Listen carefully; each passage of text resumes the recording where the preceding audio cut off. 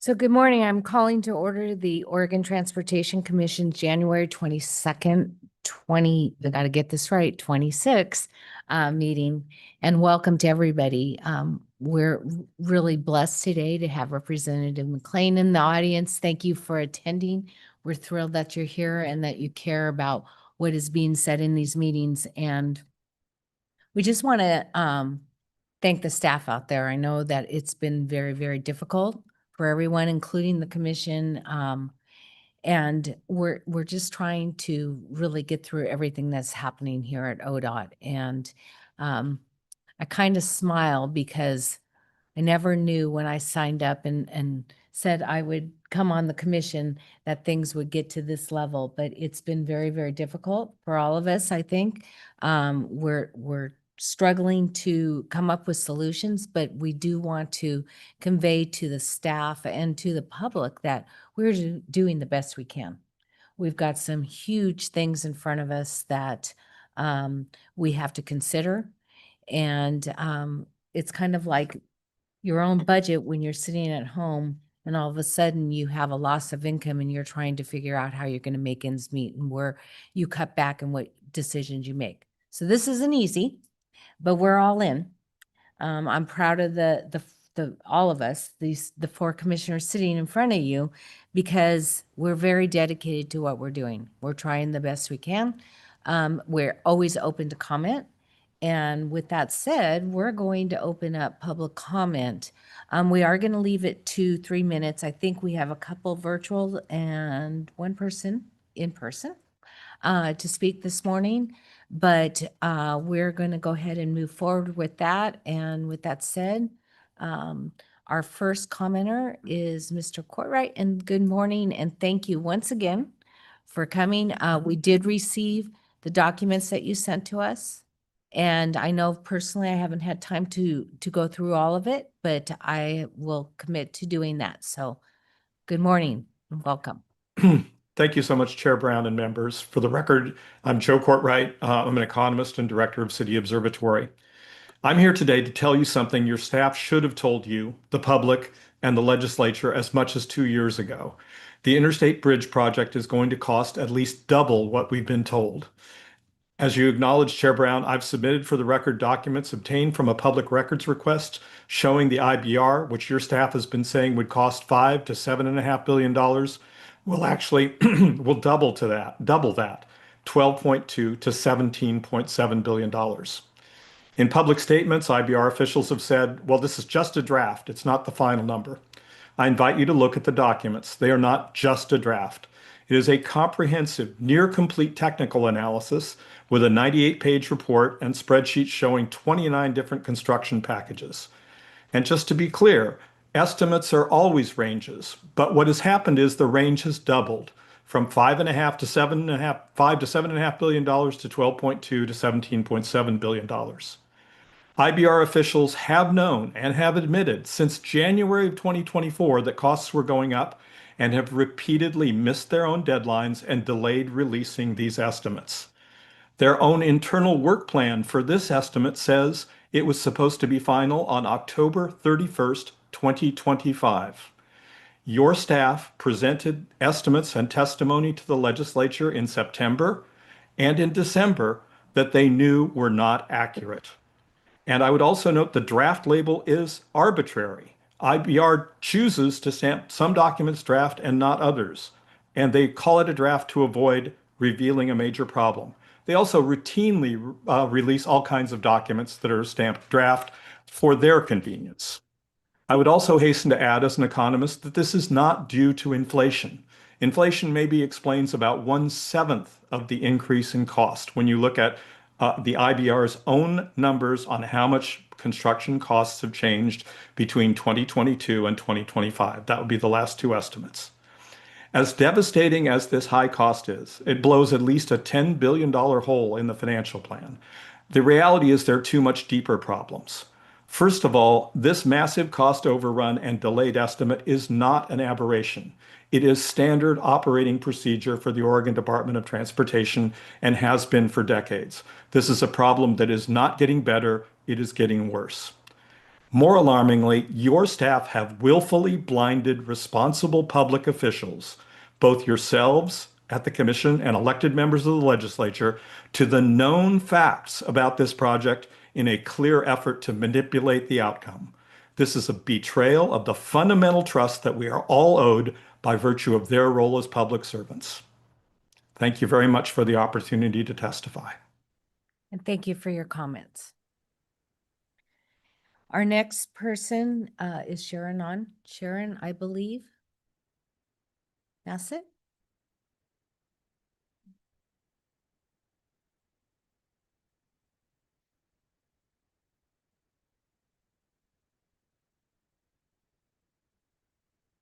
Okay. So Sharon, if you can hear us, go ahead and click the join as a panelist.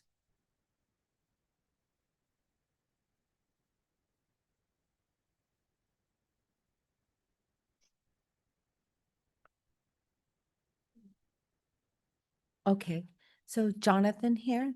Good morning, Jonathan. Sharon, we'll come back to you in just a moment.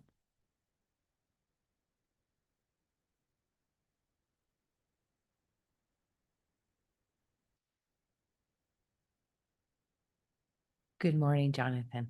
Morning.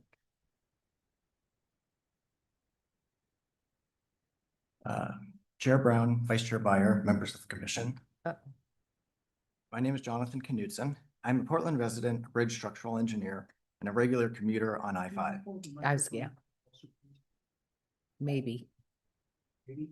Like that? Is that better? That's better. Great. Well, Oh, okay. there you go. I see. Okay. Yes, I'm a regular commuter on I-5. In the context of recent funding challenges, I want to encourage the commission to consider ways in which existing freeway assets could be optimized to help meet HB 2017 commitments. I believe this approach could offer significant cost and schedule savings. Bottlenecks like the Rose Quarter can be addressed in two main ways: improving the highway at the bottleneck and/or providing a bypass for some traffic around it. This is not a matter of choosing one or the other here. These strategies can complement each other. By using both instead of just one, we may be able to deliver results sooner and at lower cost. A bypass strategy can work when a portion of traffic can be shifted to another viable route. According to ODOT traffic data, the number of north-south through trips across downtown is on the order of 15,000 per direction, well under the capacity of a single lane. Because this is a relatively low volume traffic flow, it may be possible to route these on the I-405 bypass around the Rose Quarter and Markham Bridge bottlenecks. Currently, I-405 is not optimized for north-south travel flow. It has poor lane continuity, low priority at the north end, backups that form at approaches to the Vista Ridge Tunnel, and too many ramps. However, these are operational flaws, and at least at a high level, there appear to be straightforward, low-cost options for addressing them. I-405 could be restriped and given higher priority at the north end. Free traffic through the westbound Vista Ridge Tunnel could be prioritized by closing the redundant Clay Street ramp, directing traffic to the nearby underutilized Jefferson Street ramp that bypasses the tunnel. Auxiliary lanes could be provided in some locations within existing right-of-way, and other redundant ramps could be consolidated and better spaced. I encourage the commission to study whether low-cost improvements such as these could enable I-405 to function as a bypass for north-south through traffic. If feasible, this approach could offer several significant benefits. First, it could deliver an improved reliability north-south corridor quickly. Critically, this benefit could be delivered before the Markham Bridge is replaced. Second, by routing through north-south traffic to the bypass, congestion at the Rose Quarter could be reduced, fulfilling a core HB 2017 commitment. This could allow for a lower cost Rose Quarter project.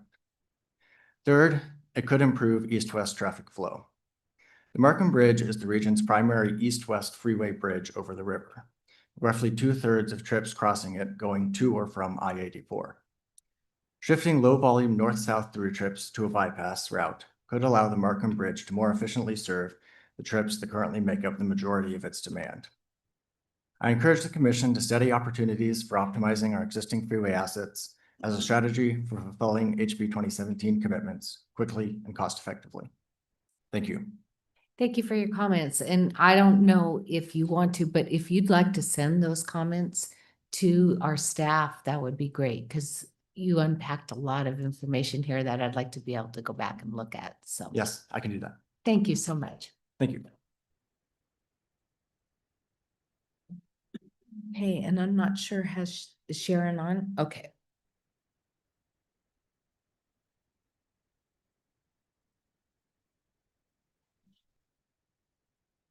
Sharon, are you there?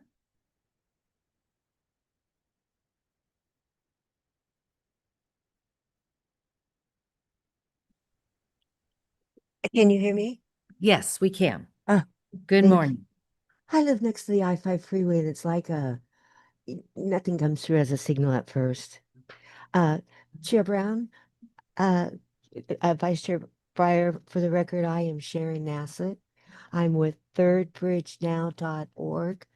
I'm requesting today, preserve and maintain has been the thing that we have done with infrastructure, whether it's federal or state.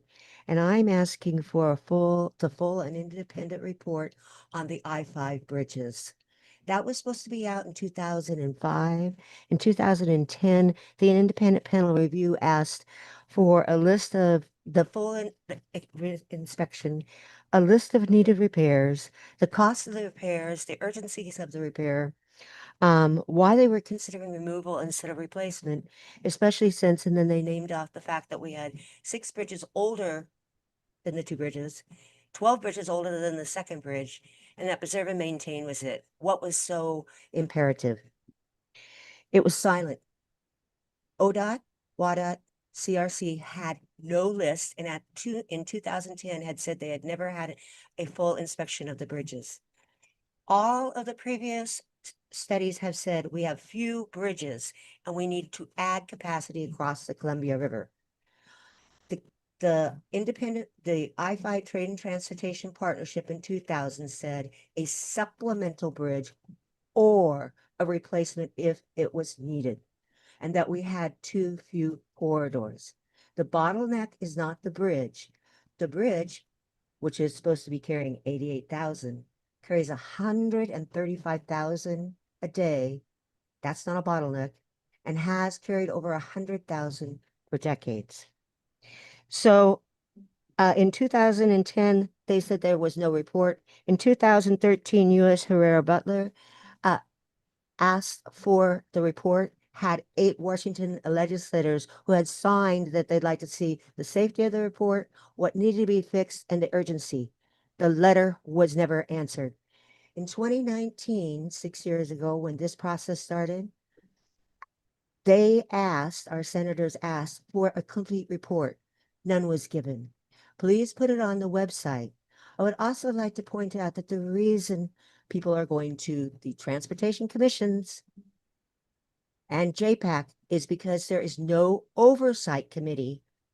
All of the committees having to do with the current bridge replacement project are steering or are advisory.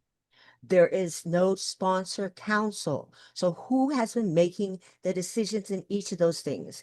Today, when they come forward, they should be able to stand up, take out a list and say, this is exactly what's wrong with it. And this is why we can't fix it.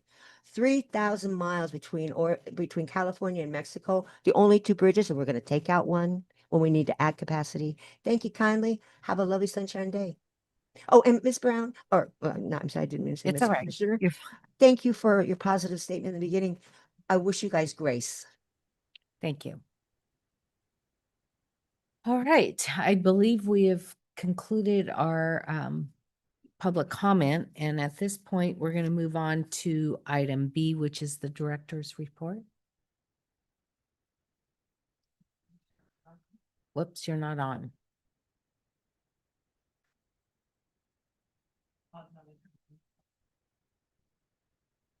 They didn't No? want you to Okay. speak. Oh, now you can. Awesome. Okay. Thank you for doing the hardest part. Good morning, Chair Brown, Vice Chair Byer, members of the commission. For the record, I'm Lisa Sumption. I am your interim director. I am on day 9 of the job. In my short time here, I've never seen a more dedicated and passionate team, despite all of the looming, the budget crisis, potential imminent layoffs, reduction in services.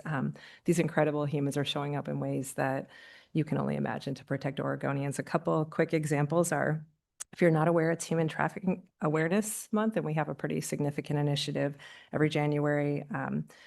We do what we can to raise awareness around this horrible crime. And we did a news release on January 5th. It's already led to 16 media stories, and many of which have also shared the media on social platforms. We have stories in My Oregon News, announcement on Trip Check, variable message signs. It's on CCD phone lines, paid PSAs, and our trained motor carrier enforcement officers are actually handing out materials at our way stations and statewide entry points. So just wanted to make sure you knew that that was another thing that the agency is doing. And then the Tova and team from the operations side gave me a very detailed list from the December storm. I know we've had a very light winter, but we've had a very rough winter already. So December, our region teams have already responded to a series of severe storms in December that led to landslides, rock falls, embankment failures, fallen trees, flooding across the North Coast, Coast Range, the Willamette Valley and the Cascades. Nobody was immune to it.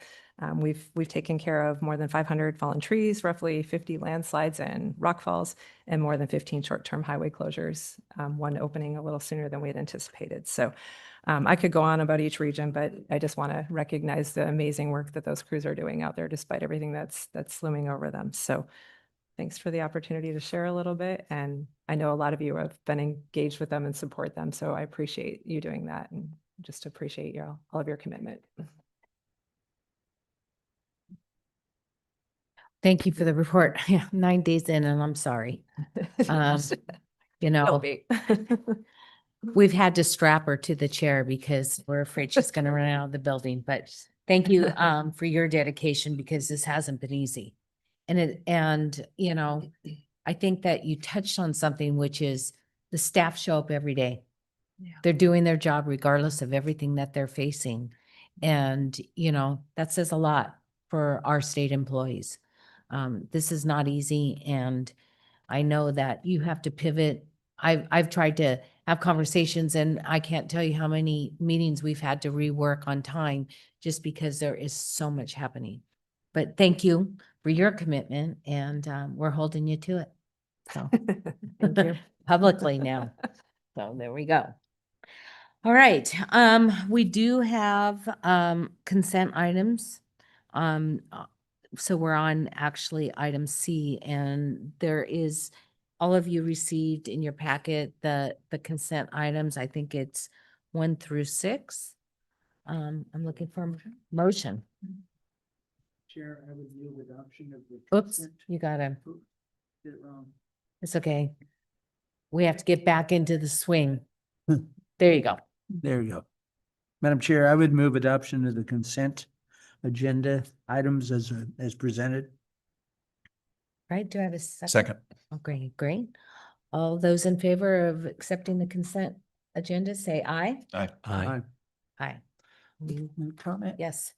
I want to compliment the staff on the debt report that's in the packet. I found I think a lot of people don't understand the structure of that and how it came about, and I hope everybody had a chance to read through it. I think at some point it would be worthwhile for the commission to kind of do a work session or go through that a little bit and understand how all of those funding packages, starting with the TIA packages in the early 2000s, were put together. I think there's a lot of sense. I hear a lot in legislative discussions about we've got all this money, and what I think people don't understand is that that list of projects from each of the package, when the legislature adopted them, they specifically adopted a revenue stream to support those that frankly was not available for the most part for operations and maintenance. It went to debt. So I thought it was a good read going through that. Great. And I think we do have the annual debt report a little bit later on Oh, today. and So we'll be talking about that. All right. missed that. It's okay. Revised agenda. At this point, we're moving right along. We're doing really well. We have committee updates, and I know for myself, I want to apologize to my acts. I got the flu at Christmas time and was down for about 3 weeks, and so I did not attend. But I would love to hear if anybody else was able to attend their ACT meetings and in their regional areas. So. I have a bunch of ACT meetings coming up in the next few weeks, but Perfect. in the last few months, I've had conflicts with the OTC meeting Yeah. and the ACT meetings. Yeah, I think that's one of the challenges is a lot of times the ACT meetings either fall on another meeting that we're having as a commissioner, but we're going to try to also look at a couple with Commissioner Chapman leaving the commission. We also have some vacancies on a couple acts, but we're being stretched pretty thin right now and taking on more and more responsibilities. So we'll see what we can do.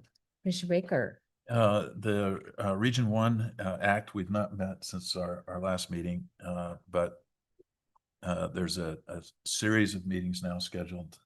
One, a special meeting of the Act on the 28th of January to really start digging into the capital investment plan. So it seems like it's bigger and complicated in the Region 1 Act. And then there's 3 follow-up sessions at our Act meetings up there scheduled to focus on that. So I'm really encouraged by that and thank the chair of the Region 1 Act, Paul Savis, for getting that organized and moving in a solid direction. I attended the NEAC meeting. It's always fun to be there in person. Unfortunately, I had to attend by video. Same issue over there. I mean, I think that they're well prepared now to have a discussion around the capital investment plan. Also, a lot of discussion about funding and where we go. The Travel Information Council, continues to operate quite well, and this is an organization that squeezes nickels, so they know how to run a tight budget, but I think they're concerned about the budget problems like every place else. So again, I think McClain has done a good job of really getting the TIC organized and functioning well and providing a high level of service. I make it a point of whenever I can and moving around to stop at the rest areas and just take a look and talk to people. And in my travels, they look good, they're clean, they're well stocked, and so. And I believe they're going to be having a meeting on the Mount Hood. Have they contacted you on that? Yes, they did. So yeah, That's coming up. Is that correct? yeah. I let them know that I was not going to be available for that one, but Okay. But I'll step in from that point forward. So Okay. I'll join that working group. They have been working on the Mount Hood rest area for many, many years. I think they're finally getting somewhere in an agreement. So I think that they had scheduled in a meeting and Mac had contacted me because I used to sit on the TIC and I said, well, I've passed it on. If but it's a rest area, Commissioner Baker. Huh? you know what? I find it interesting I do too. personally. And one of the things that I've always, when I was sitting on the TIC, was trying to really make sure that ODOT partners well with the Travel Information Council, that when we're doing a pavement lift, that we're including that, we're looking at that and trying to do economy of scale and making sure that the rest area gets paved too, in that project. And so I just think it's a good partnership, even though they are funded and they were in the transportation bill originally, there was, I think, 3 million that was set aside for them, out of the gas tax that they're not going to be receiving, which is unfortunate because they do pinch nickels and pennies. Well, they did in the rest area just north of Eugene Springfield. They actually went in and did quite a bit of improvements on that this last summer and fall. So it's, Well, and I think the freeze, they had that, the snow and ice freeze and the snow, and it took out so many trees in a lot of those rest areas that they had a huge cleanup this last summer that they had to. Yeah. deal with. You know, your point about working with ODOT is a really good one. And I think, you know, because McClain is so familiar with state agencies, working with parks, we've done some interesting rest area collaboration there. Public safety, working with state police. So it's nice to have MAC, you know, one, know the people, but two, be really outgoing and see if we can improve safety and cooperation with our other state agencies. So. Well, I know for travelers, they appreciate having a place to be able to stop. That is for sure. So. yeah. Well, Madam Chair, my two acts, they haven't met since late in the fall. They took the holidays off, but they'll be meeting, and that's the Lane and the Cascades West ones. They'll be meeting in February. Okay. The Bi-State Tolling Committee, we put off the meeting in January, waiting for completion of some studies. And I think probably a revised estimate of how much tolling we need. A lot. So that's an ongoing story. Yes, it is. And I think yesterday, Vice Chair and I both attended the first meeting for the Continuous Improvement Advisory Committee. Yeah, And that- so it's been reformed. And so we met yesterday.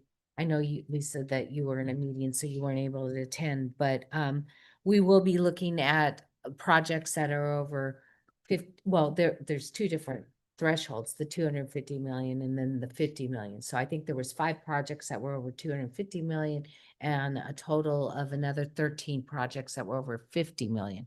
So what we have decided is that we're going to be meeting instead of just hourly, we're going to do a 2-hour meeting every other month to where we look at all the projects and then those hourly meetings, we'll be looking at those 5 major projects and working through that. And so there is one more position on there that is going to be filled that had the NEPA position that they're still working on. I think they've had a couple applicants, but it was a good meeting and we're looking forward to it. So we'll be doing that monthly, on top of everything else.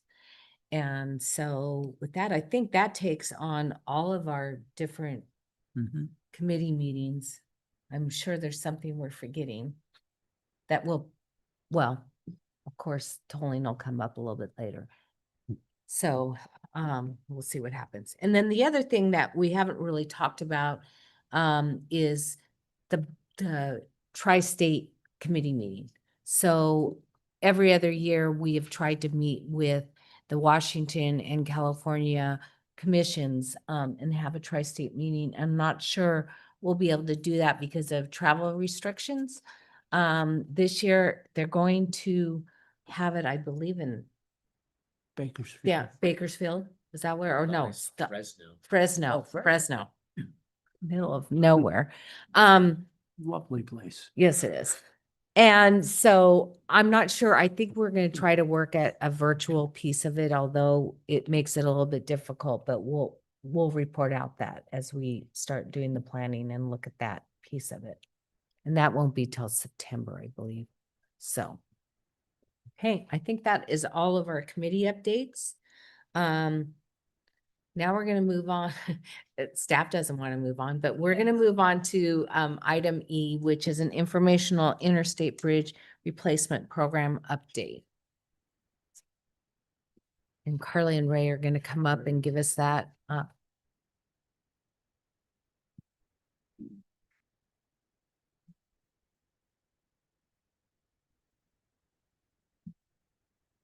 And I don't want to put you guys on the defense. I'm just going to say that right out in front of this. I know this is very difficult, this conversation that we're going to have with you.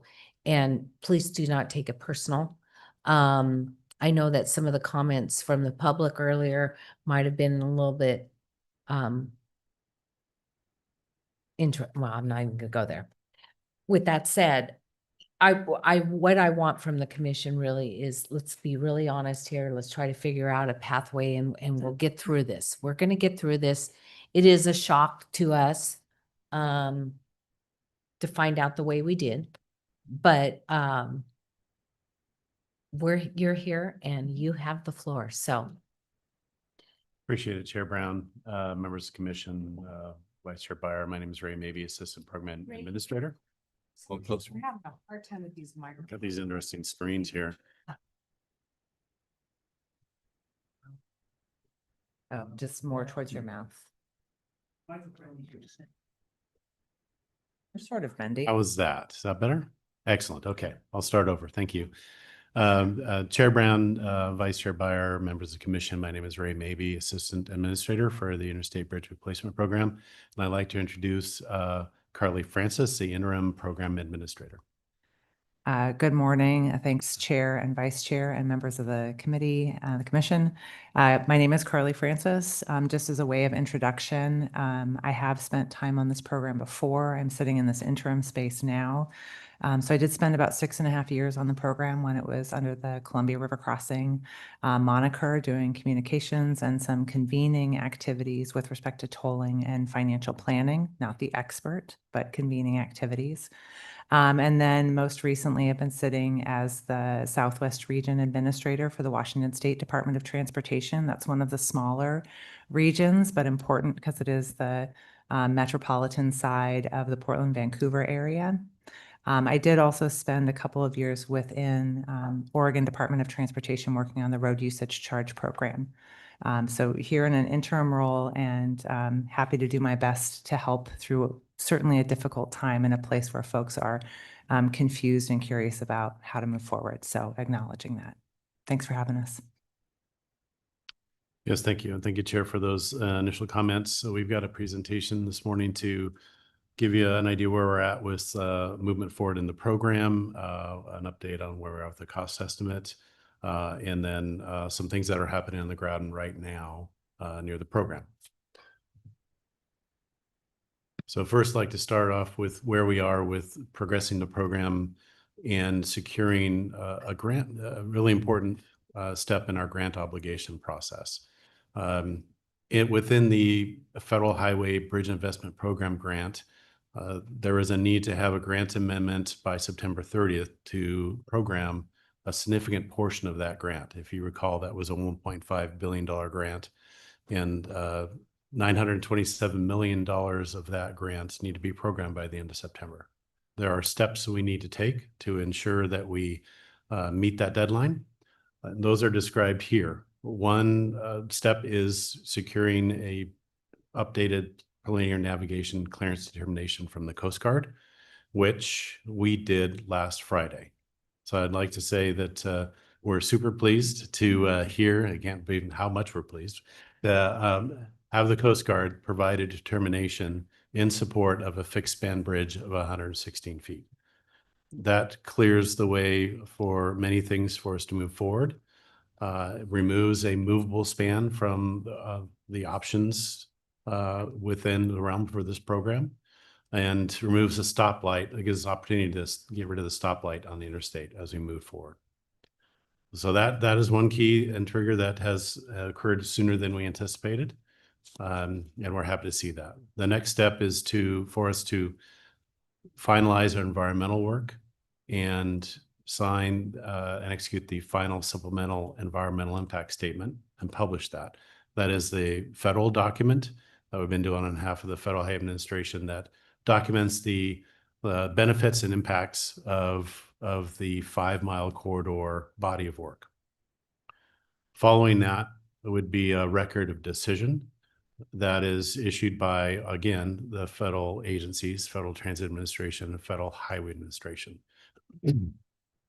That record of decision is key for the Federal Highway Administration to review a grant amendment. They cannot review the grant amendment until we have a record of decision. So that is a critical path item for us to have that grant amendment completed by the end of September. That's why we have it on the schedule. Another step in the process is the initial finance plan, which builds off the program finance plan. Another requirement leading up to that Bridge Investment Program grant amendment in September. So we're working closely with our federal partners on all these steps, working on the elements of what go into that grant amendment now with our local office, so that we are prepared and ready for a quick review, because we've co-developed the content of that amendment once we have that record of decision, which we anticipate this spring. So I think Commissioner Baker, did you have a question? I can wait. Okay, would it be best if we just wait while you go through the timeline? Yeah, let's do this. Okay, go ahead. Sure. Either way. Okay. Move on to the next slide. When we set this presentation in, we did not have the news of the Coast Guard's determination. So this slide is about getting that determination. And since we have it and we have a ability to move forward with a fixed ban, I will skip this slide. But I will talk about the next slide here in the reviews agreements. These were key steps in helping secure that determination from the Coast Guard. As we worked to lead up to that determination, we did a navigation impact report to understand the vessels, the businesses that might be impacted from a fixed span bridge. And for those that were identified as having impacts that warranted some level of mitigation, and we entered into negotiations with those impacted users, whether they be vessel owners or fabricators that move very large things. We reached agreement with 4 of those entities, and you've probably read about those in the paper as well. But those agreements were important to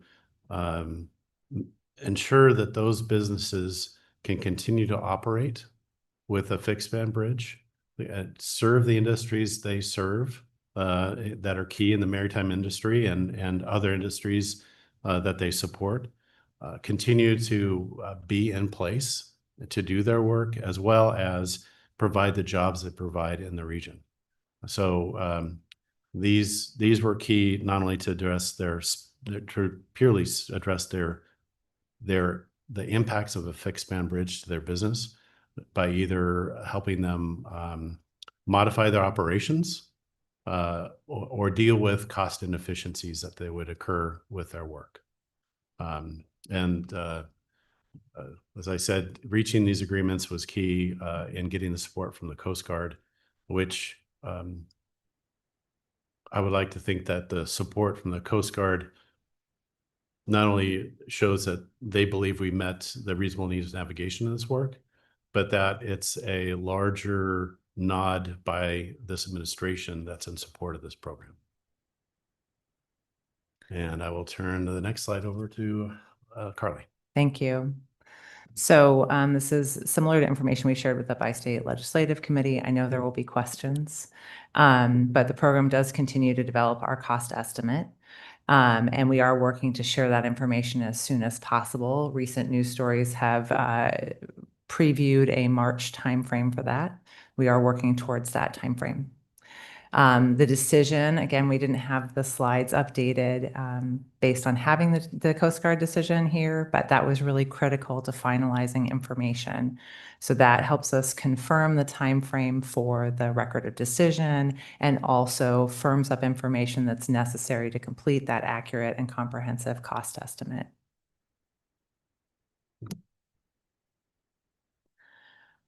What folks have been reacting to very naturally is the change in costs over time that everyone has been experiencing across the country, and this program is not immune to that. So transportation projects nationwide have been experiencing that inflation. Construction bids have been going higher. There's been changing market conditions and also changing appetite from contractors about what size of programs they are interested in bidding on and what kind and how they bid on risk in those programs. So we're trying to adapt to those things. We are watching those industry trends and how transportation projects are adapting to those issues across the country. Again, the costs are going up across the board. One mechanism that is an adjustment is considering the use of and actually planning to use the progressive design build delivery method on large packages, which allows a conversation with the contractor about what you're building so that you are in conversation with folks who have the means and methods to complete that construction instead of bidding all of that as risk through the design build method, which is often how at least the Washington State Department of Transportation has bid some of its larger projects. They saw a lot of basically cost risks getting bid in, and so some very significant over-engineer estimates bids coming in on their design build methods, and so that progressive design build tool is seen as an attempt to answer that and try to manage those risks better. And then the other piece of this is just recognizing that best path to starting construction within funding available is also a critical component of getting cost estimate information out. Obviously, with these big numbers, people wonder exactly how you step forward through the program. One note I would say is, and I think you've probably heard it from the program before, is that it's necessary to start at the river and to see, you know, how and what we build with the funds that we have, and then talk about the overall program and how we deliver it over time. So that is a focus of bringing forward information, is both that large number and then a sense of what are some options and a dialogue that we need to have with parties about whether or not there are additional funds through tolling or other things that design whittling that can be done or other activities. So really need to have that conversation with folks going forward. Next slide. Thank you. So the next steps here are completing the updated cost estimate with these key decisions. One of those, you know, most critically is the Coast Guard. And then this second bullet speaks to that construction sequencing that I'm talking about. So what are those first steps and how do we really take those appropriately and effectively within the funds that we have to build at the river, start there, and then map forward. That is also consistent with the federal environmental review process. So that process has always discussed the need for sequencing, even within the old and significantly outdated cost estimate. You know, that $7.5 billion was not in the funds that we had. So that need to program this out over time has been an expectation within the program. And we certainly, if folks are not familiar with that, need to speak about that more plainly with the public. And then the other piece is really recognizing that as we are getting to the close of the environmental process, we actually need to transition the organization into a delivery organization. And that is an organizational sort of activity to figure out what do you need to be able to manage these contracts, the types of resources you need on hand. So that is an activity that is just starting now, but is very important so that we manage those contracts and also use them to manage risk effectively. Thank you. So the next steps for us are to continue to advance towards construction. And this slide kind of recaps my first slide around the bar chart that shows getting to that record of decision and processing through the bridge promo to Scott or PNCD, and then the grant amendments ahead of us. And the next steps beyond that would be to issue procurement documents for the progressive design builder that Carly mentioned earlier. So actually, since this is a repeat, I'll go on to the next slide. Some things that you may be seeing out on the ground right now on Hayden Island is a ground improvement test program that we've begun. We've got contractors mobilized to do some design study work. So this isn't actually a construction phase. This is still a study phase in the program. Hayden Island is founded on the same liquefiable soils that our deep foundations will be going down into. And so we are looking at ways to strengthen that soil. There are different techniques that have different results. Each one of them is fairly expensive, and we want to make sure that we address and pick the right one to get the best results.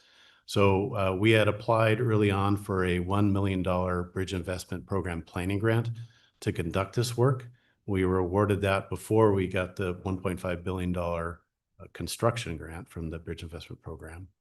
And that's along with the state match, allowing us to study 3 different types of soil strengthening techniques and produce a report that helps us understand what those are, how they perform, and help us eliminate one of our large pieces of risk on this program is this foundational soil strengthening technique to make sure it's effective and can be constructible by our progressive design builder.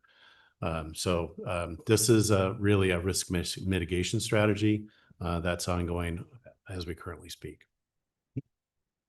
Another thing we're doing is to better understand the subsurface conditions. The way we do that is by coring through the soil down to the compressed soils that are in some cases over 200 feet deep. That's the depth of liquefiable soils in this area, especially on the Oregon side of the river. We typically want to have cores, multiple cores, right where our piers are going to be located, so we understand the challenges that maybe occurred when we conduct and install drilled shafts. If you recall on the Abernathy project, they installed quite large drilled shafts. There'll be similar processes for the Interstate Bridge Replacement Program, and understanding in great detail those risks and providing that to a progressive design builder also helps us mitigate risk and set the right design criteria for that depth of foundation. And so that is also ongoing as we speak. And on the horizon for us moving forward, again, we've secured that determination from the Coast Guard, is to continue that and finalize that environmental work, that NEPA work with the final supplemental, and then progress to that record of decision, which really signals the end of our planning phase and allowing us to move into that final design, right-of-way acquisition, utility relocation, and construction phase that I think we all have been waiting for. As we look to the rest of the year, we'll be looking at that grant obligation deadline and that amendment. We're laser focused on that, and then starting that process to bring a construction contractor on. We're looking at the possibility to release a request for qualifications in advance of that record decision to maintain velocity, and then subsequently an RFP potentially later this year, request for proposals for a progressive design builder. We do know that we've got at least 2 teams forming, potentially a third. This is better than what we were hearing for your design build approach that we had previously been working on, where we only had 1 company looking to propose, and we need competition on this job. And so this progressive approach is where a lot of the large contractors are moving towards, especially for these large multi-year jobs like we will have. So it's an exciting process for us. And I think with that, we're not going to do the DMV presentation. we're not doing You don't want to do doing that that. one? No. Okay. That's a good one. There are better people for that. Yes. Okay. Move on to the questions I'm sure you all have. Right. We do have questions. Yep. And I think that for us, again, I don't want you to take this personal. We're hearing from people in the public. We want to find out as much information. And one of the things that people that know them when they're dealing with me is like, honesty is the best policy for me, because it weighs on everything decision that I make. And so I need really honest answers so that I can make good decisions, as do legislators, as does everybody. So I'm gonna open the floor. I know Commissioner Baker, you have your light on because you're ready. Oh, I am So, ready. Go Uh, ahead. So Chair, I've got a comment and then Sure. some questions. So may I just go ahead? You may. Okay. My opening comment is this bridge is important. It's important to the economic vitality and the safety of our region. I am a supporter of the bridge. Have been since I came on the commission. So don't doubt that this bridge is not important, and I want to see the bridge completed. But maybe just Carly, since you may be a little new to the Oregon Commission, and to just add on to Chair Brown's comments, we're public officials. We're nominated by the governor. We're approved by the Senate. When we ask questions, we expect direct answers, and we take our duties very, very seriously. So I'd like to go back, Ray, to a conversation that you and I had last fall. We talked about the economic hurdles that are a requirement. I questioned the data that went into the economic hurdles that you presented. My big concern at that time was the cost number that was going into it and whether the cost number was current. I believe what you said was that the costs were developed with the best information that we had at the time. But just to be clear, were those costs based on the 2022 estimate, or were those based on the information that we now know is available August 15th? Yeah, Chair Brown, Commissioner Baker, well, first of all, thank you for focus on recognizing the needs of replacing this bridge. And thank you for that question.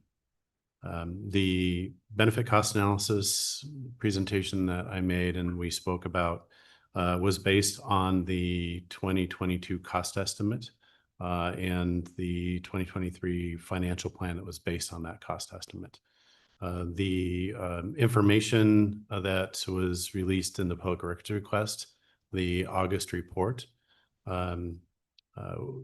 didn't represent a final CVIP estimate.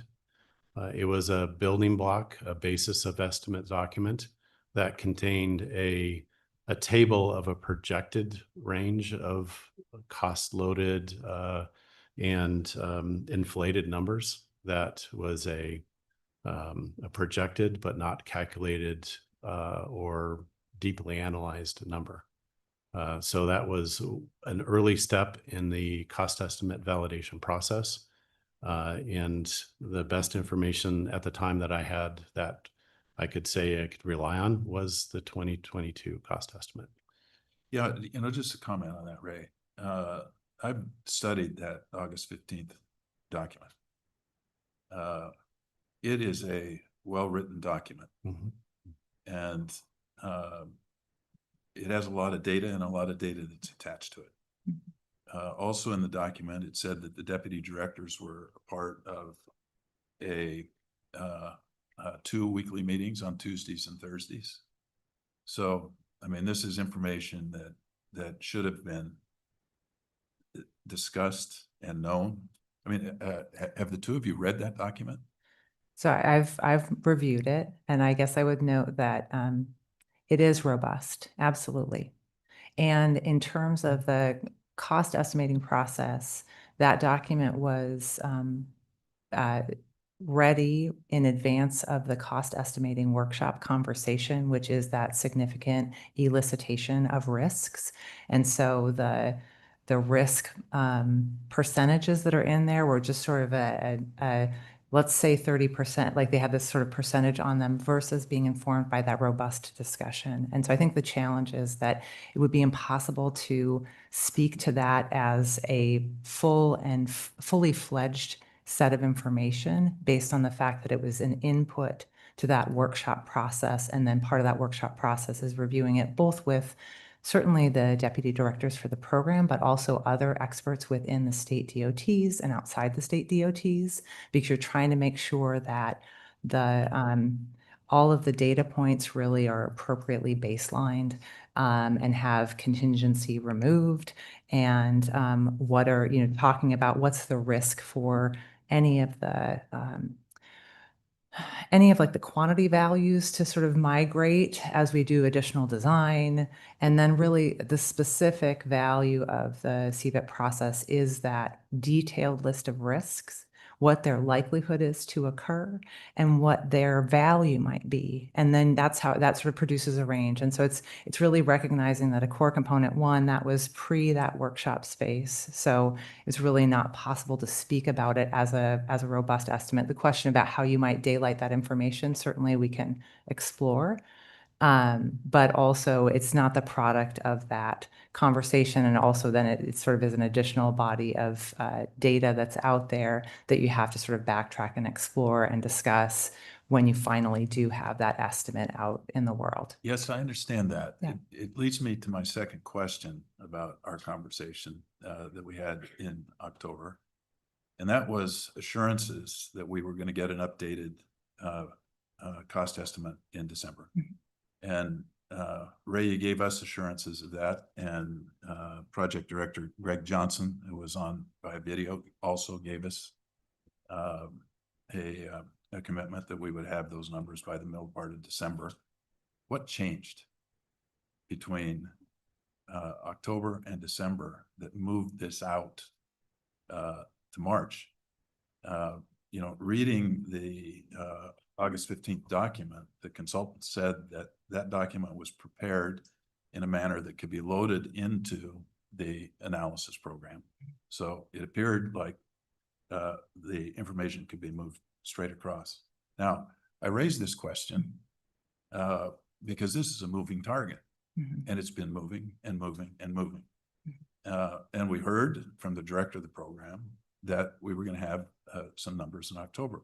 And actually, I had proposed in our discussion up here that we wait on the increase of the STIP, the $2 billion request until we had new information, because it was just around the corner.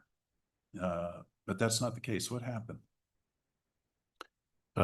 Chair Brown, Commissioner Baker, I think one thing that happened was information from the Coast Guard in a congressional hearing that they would be giving us a determination for what type of bridge they would be willing to permit. The date was given as mid-January. That was much sooner than any of us anticipated. And knowing that that was coming around the corner, it made sense to make sure we're aligning an estimate with that key knowledge in hand, so we provide an estimate of what we actually can permit. And so that was one thing that changed. Sorry, didn't mean to interrupt. Yes. Hold your feet to the fire a little bit on this, because in August 15th, there were two documents that were created. One that was for each option, one that was the fixed span, and one that was the movable span. So it's not like we were waiting on that decision to create the information. It was all there. The second thing I would add is in that document is a list of the experts that were called in to participate in the development of the August 15th number. You can tell I'm a little frustrated about this because, what got presented to us was a set of economic calculations based on $6 billion, I imagine, and with not perfect information, but solid information that number was going to double. So, without even an asterisk by them. So what do we do with these economic calculations? Do we take it in stages? And every time we come back and ask for more money, do we come up with new ones? Because I think what you've got now is economic valuations that are based on a $6 billion price tag, not where we have a pretty good understanding that it's going to be at least double that, maybe considerably more.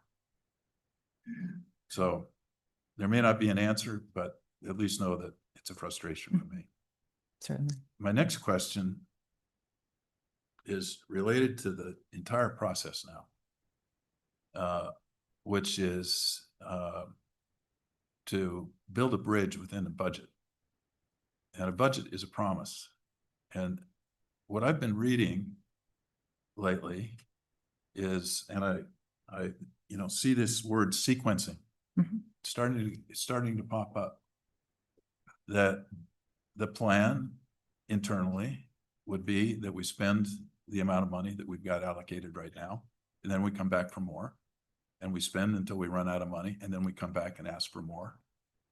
And, I understand it's a process that has worked in the state of Washington. We have been guilty of it here from time to time, but, the direction of the legislature and certainly the feeling of this commission, I believe, is that that's not the appropriate way to do it. We should scope it. We should come up with a budget. We should put everything out there, because at 13.6 billion, where we are right now, what do you think that's going to do to our ability to handle projects around the state if that bridge is draining that tank? So I'd like to know, I'd really like to know what the plan is. As the interim director, you've got a commitment for an amount of money. You've now got numbers that are double that. Where do we go from here? How do we get our arms around it? Because, the narrative now is so negative that you guys could put the bridge in jeopardy simply because you're not willing to have these conversations until the numbers are perfect. So I'd like to hear what the plan is. Do we stop at 6? Does it have to go to 13? What happens if we get the 6 spent? Can we stop?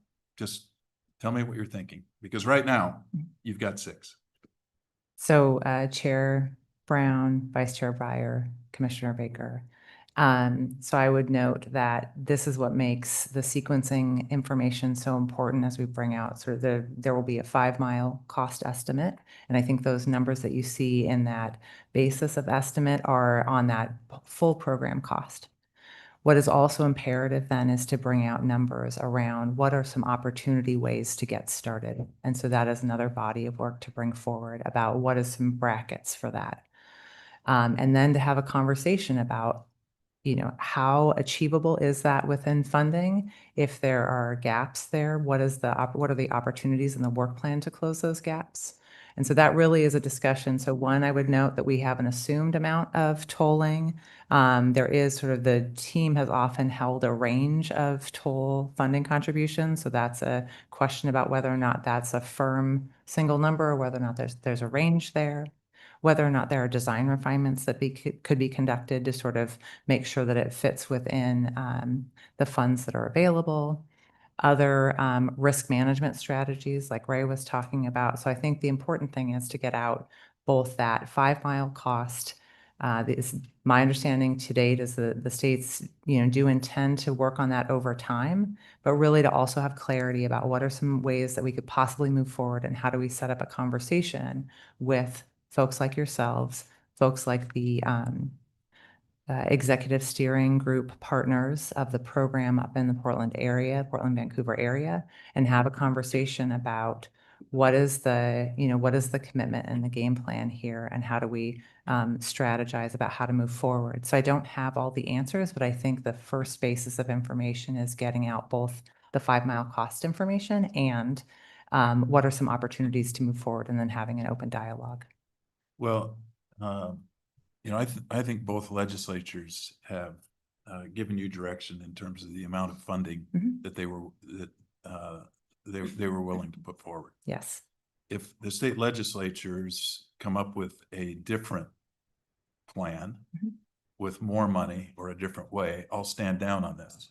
But until such time, Sure. I'm going to respect the position that the legislatures have taken with regard to the funding. Because I don't think the IBR has the authority to take this project from where it's funded and double it. Yeah, it's incumbent upon us to get information out, which obviously has been a breach of trust with folks, so recognizing that. But it's to get information out and then to have a dialogue about what are the opportunities to move the program forward. So that's my commitment. I know I am new here, and I know that may not have a lot of traction with folks that, we've just met today. But that's what I think is most important, is to get out information so we can have a public dialogue around what are the opportunities to move the program forward within the funds that we have. Okay.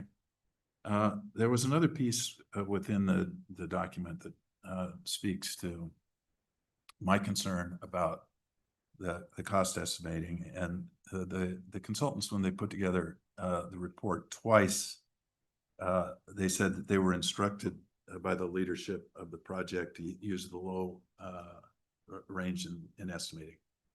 There's actually a table in there that you've probably seen where they reduced the price of steel in their estimate by 23% as one example. Can you speak to why they were given that direction to use the low end? Because, you know, the comment that they made was that that was not standard practice. So I can't speak to exactly why, but I would note that that is actually why the workshop process is so critical, to validate and discuss what is, for example, what is the price of steel and is that accurate? You do try to, for the base estimate, you do try to make sure that you've removed contingencies. Some of the information around, for example, the price of steel is coming from other bid documents that you've seen come in, and those will all be kind of priced differently by way of volume, by way of risk, or other things. And so that unit price may be different. So I think that's what's most critical, is recognizing that you need to go through that process with a body of folks to validate those things. So I don't know why the decision was made, but also I would note that's why the workshop process is so critical. When is the workshop process underway? Yeah, the workshop process. So the workshop process is both the initial activity and then other questions that get raised, and that dialogue that happens among parties once the workshop process is complete. So the workshop sort of proper was run in August, and then there have been follow-on conversations and dialogue around input questions like, how do you manage construction in this space, and what is the scale of staffing you need for that? We've had some organizational shifts in where the program is situated within the Washington State Department of Transportation that is bringing in expertise from the urban mobility and mega programs office. They have experience with these large programs and have been bringing insight in. And so we've been folding that in as we are reviewing things and finalizing things out of the workshop. So that's been really the dialogue, is there's been this sort of progressive dialogue around what are those inputs and whether or not we are all aligned within the state DOTs and the program around how to include those figures. Just to follow up on one comment you made about how do we get started? Mhm. I don't want you to get started until we've got some answers. Absolutely. Because this is where we get into trouble. We Absolutely. get started, and are we starting on a $6 billion project, or are we starting on a $14 billion project? Yeah. So now that's just my view, and I don't speak for the commission, but this one commissioner, Yeah. that's where my head is at. And again, I think communication on this, you may have, put this project in jeopardy, because there's so much negative comment about it now, because the prices have done, the cost estimates have done what they've done. And as commissioners, we're not getting our information from you. We're getting it from the Oregon Journalism Project. We're getting it from the Seattle Times. We're getting it from the City Observatory, and it shouldn't be that way. So the other thing I'll say, and sorry, I wasn't as graceful as you'd hoped I'd be, but I think every public official that is paying attention to this project should get their hands on that August 15th document and read it, because it is a full menu, well, maybe not a full menu, but a pretty complete menu of how this project's being scoped. I learned a lot. Absolutely. Some of the things really surprised me, honestly, that were in there. So we all should look at it. We all should pay attention to it. I know you're uncomfortable having it be released. I can tell you're uncomfortable even having a conversation about it, but we should be talking about it because it's the best document we have at the moment. Now, is there anything that you can see that will stand in the way of March? We are working to make it an absolute reality, and I haven't wanted to announce a time frame until we knew that we could stick it. So that is the best I can offer you. And I know that the language that you've heard before from the program doesn't maybe create a lot of faith around that, but that is what we were working towards. I know we are finalizing things now and trying to make sure that they are sort of reviewed and checked with the appropriate folks to make sure that we can make that a reality. Okay, thanks. Ray, I know you worked hard to get that Coast Guard decision made in a timely way, so congratulations and thank you for that. Thank you. Carly, thanks for grabbing the third rail and jumping on this project. I appreciate you being here. So Thanks, Commissioner Baker. I would also just extrapolate a little bit about the value of bi-state bridges. So as the Southwest Region Administrator, 6 of the 7 shared bridges between Oregon and Washington were in my district. They are really a testament to the partnership between the states. They are critical to every community that they serve. And the concept of that partnership and the value of those, I know it's critical on I-5. I know it's critical in other places. And so it's not lost on me how important this is. I appreciate that recognition. And there's a lot to hold on to here that's new kind of detail, but it's really great to be part of something that is looking to really restore and continue that commitment between the states and how we partner together to keep people moving, to allow people to get home. I am one of those regular commuters. I live on one side and I work on the other. So I know how embedded it is in people's lives, and it's very close to me also as how important those bridges are. it is between really states. important. Yeah, thanks. Sorry to take so much time. Sure. It's all right. You needed to be able to ask your questions. I'm going to go to Vice Chair and then I'll go to Commissioner Chang. Thank you, Madam Chair. This is a tough one. As I think both of you know, I've been a champion of this project for all the way back to 2012. And I think it's an important project, but I'm concerned about the numbers jumping that far, that fast. And as I look through the documents, one of the things that struck me is we've been describing this as a bridge project, and it's far greater than that. And one of the questions that I think you're going to have to answer, not necessarily today, is within the constraints of the ROD, if it's eventually approved, how much can we downsize that and break it into a number of different projects? I will tell you that if those numbers are correct, we can't build this project. There's no way you're going to get the money to do it at this point. And those will be decisions, frankly, that this commission and the Washington Commission are not going to make. They're going to be made by the legislature. And I think that's going to add some timing. I think you're going to hit some delays on that just because of the timing of the legislature and when they meet, if nothing else, the 2 legislatures. So that's one. I'm just curious. Do you think this? I kind of think the project, as it's described right now, is to a large degree, nice to have.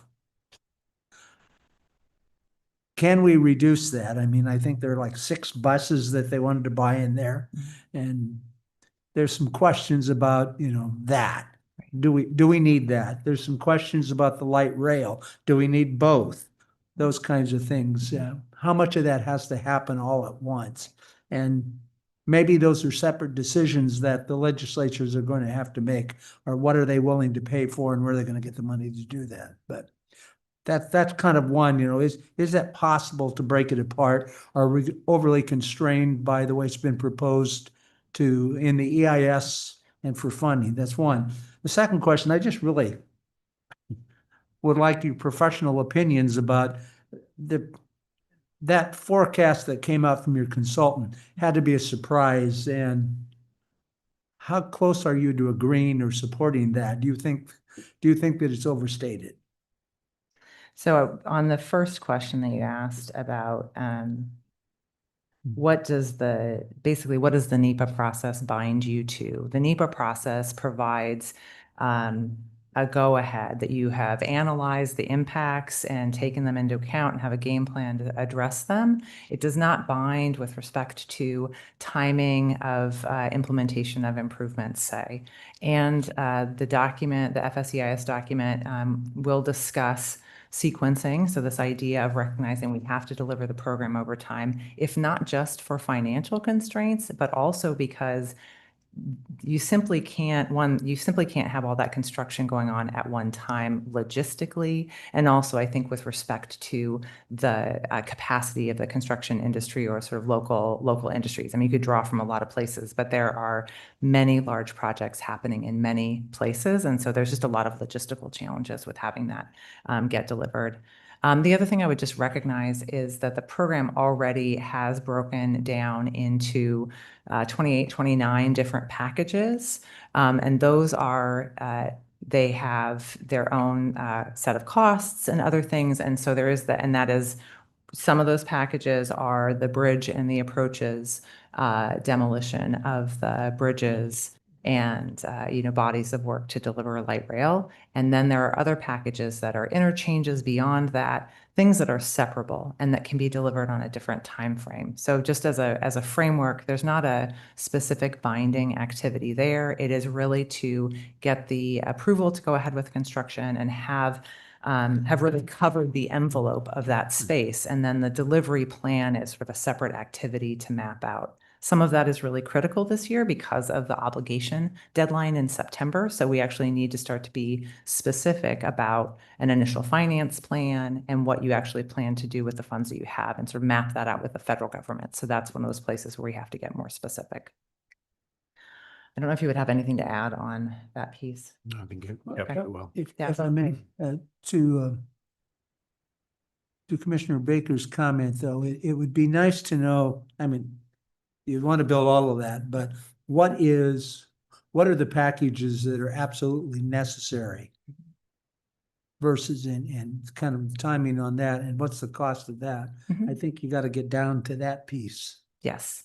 And so I don't have those pieces of information I don't today, imagine but I you think, would, yeah. right, but when I'm speaking about both coming out with the 5 mile cost information and also opportunities for what are the first steps, that is trying to address that question so that you need to have something that has independent utility, right? You're not building a bridge that doesn't connect. So a bridge that connects, which is both bridge and approaches, the idea of demolition of the bridges that are in the river such that your navigation channel is cleared up so that the Coast Guard, continues to be satisfied. Steps to advance light rail. That's sort of that feels like it's the core of the program and where you would start. And then you continue the process from there. So it's starting at the river. That's always been where we need to start, because it's like untying the knot, and you have to start at the river to sort of build that additional space with auxiliary lanes and the connections of solid shoulders so that you can then tie other things in, and you set that new kind of expectation for that corridor as a whole by way of finalizing what's over the river.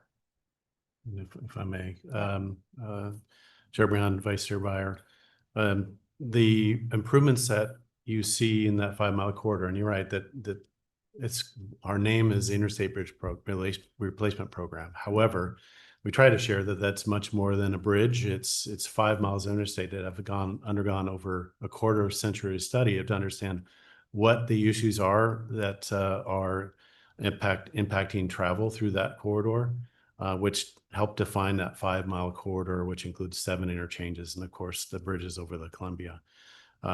And in that process, in the environmental process, identified 6 problem or need statements that we have to address each one of those.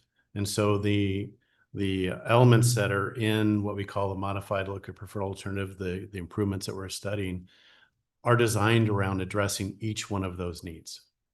And within the NEPA process, we can't pick and choose which ones we want to satisfy. We have to address all those needs as we do that work. And then as Administrator Carly Francis that just mentioned, sorry, going back in time here. Those have to be sequenced out for construction, for constructability, but also that we maintain the function of the interstate. That is one of the significant impacts to staging and the number of contracts that we have, is to maintain 3 lanes of traffic in each direction so we keep commerce moving. That comes with a cost. And The other cost is making sure that we have packages that are sized appropriately for biddability, but also our local contractors. I don't think we're not hearing a desire to have construction packages sized that only draw on the worldwide companies, but actually provide opportunities for local contractors. Again, having packages that have independent utility and can be built in pieces and over time is what we've already anticipated within the construction sequencing of those 29 packages. The order and spacing and time is obviously up for discussion. You didn't answer the question. Oh, or right. You yes, asked about whether or not it was overstated. So we don't have numbers right now. I think what we have been trying to be very clear about is what's your gut level? the costs. The costs are definitely going to go up, and we've seen costs go up significantly across the country. And so it is certainly an indicator of what you will see here. I won't say more specifically than that. We're still finalizing things, but it is clearly for the 5 Mile program, it is an indicator of where things will go. You know, it's a tough one. I just don't see a $12 to $16 billion project being possible. Chair Brown and Vice Chair Byer, I think that is why it's so incumbent on us about mapping out what are some first steps and how do they fit, how do they relate to the funds that we have, because we need to answer that question. It's important. Thank you. And start the dialogue. Commissioner Chang. Thank you. Yeah. Hello. The potential cost of the entire bundle of packages is really daunting. I share concerns expressed by my fellow commissioners. I am also hopeful that with the funds secured to date, we can figure out a sequencing of packages with independent utility that get us to a point where I guess not just independent utility of packages, but kind of at the meta level, a subset of packages of the 29 that gets us to a different place, a different set of conditions, and really makes dramatic improvements in transportation opportunities and service in the region served. I have some practical questions about that, about kind of sequencing and time constraints that we have. But one of the questions I have is other NEPA analysis that I'm familiar with has an expiration date. You complete the NEPA, then you have 10 years, and for many of the types of projects that I've observed, you have 10 years to implement, maybe less, before people start to question whether your analysis is still sound anymore. I'd like to hear a little bit about what our constraints are, whether we have expiration dates for the record of decision that is, in the works right now. And if so, kind of what are some of the pieces that we're most worried about not being able to get to within the expiration date of this NEPA document? Similarly, with the Federal Highway Administration Bridge Inventory Program funding that needs to be obligated by September. What are the constraints around that? What are there any constraints around that on what we can obligate those funds to, or is it really anything within the 29 packages is fair game, or are we constrained on which packages those funds could potentially be applied to? Chair Brown, Commissioner Chang, maybe I could take a stab at the last question first. The Bridge Investment Program grant uh, is a bridge grant, and it's focused on the main span and approaches connecting them. So that those funds are going to be focused per the grant process. We had to put in how we're going to allocate those funds, and that was helped to secure the funds themselves, is that we dedicated them to the bridge and approaches. So that can be spent on, let's say, Victory Boulevard work much farther south than the bridge itself. So that's that answer. I think the other issue you raised is our NEPA process, and that a record decision does have a shelf life, and it does. I'm not a NEPA expert. I think it's less than 10 years and likely close to half of that, but we can get that answer. But I do know the process once you reach that timeline is a reevaluation. And that's basically what we've done for IBR, is picking up that previous record decision and conducting a reevaluation with our federal partners to understand what is the right level of work to address the changes that have happened since that record decision was valid. And in the case of Interstate Bridge Replacement Program, it could have been a complete new EIS.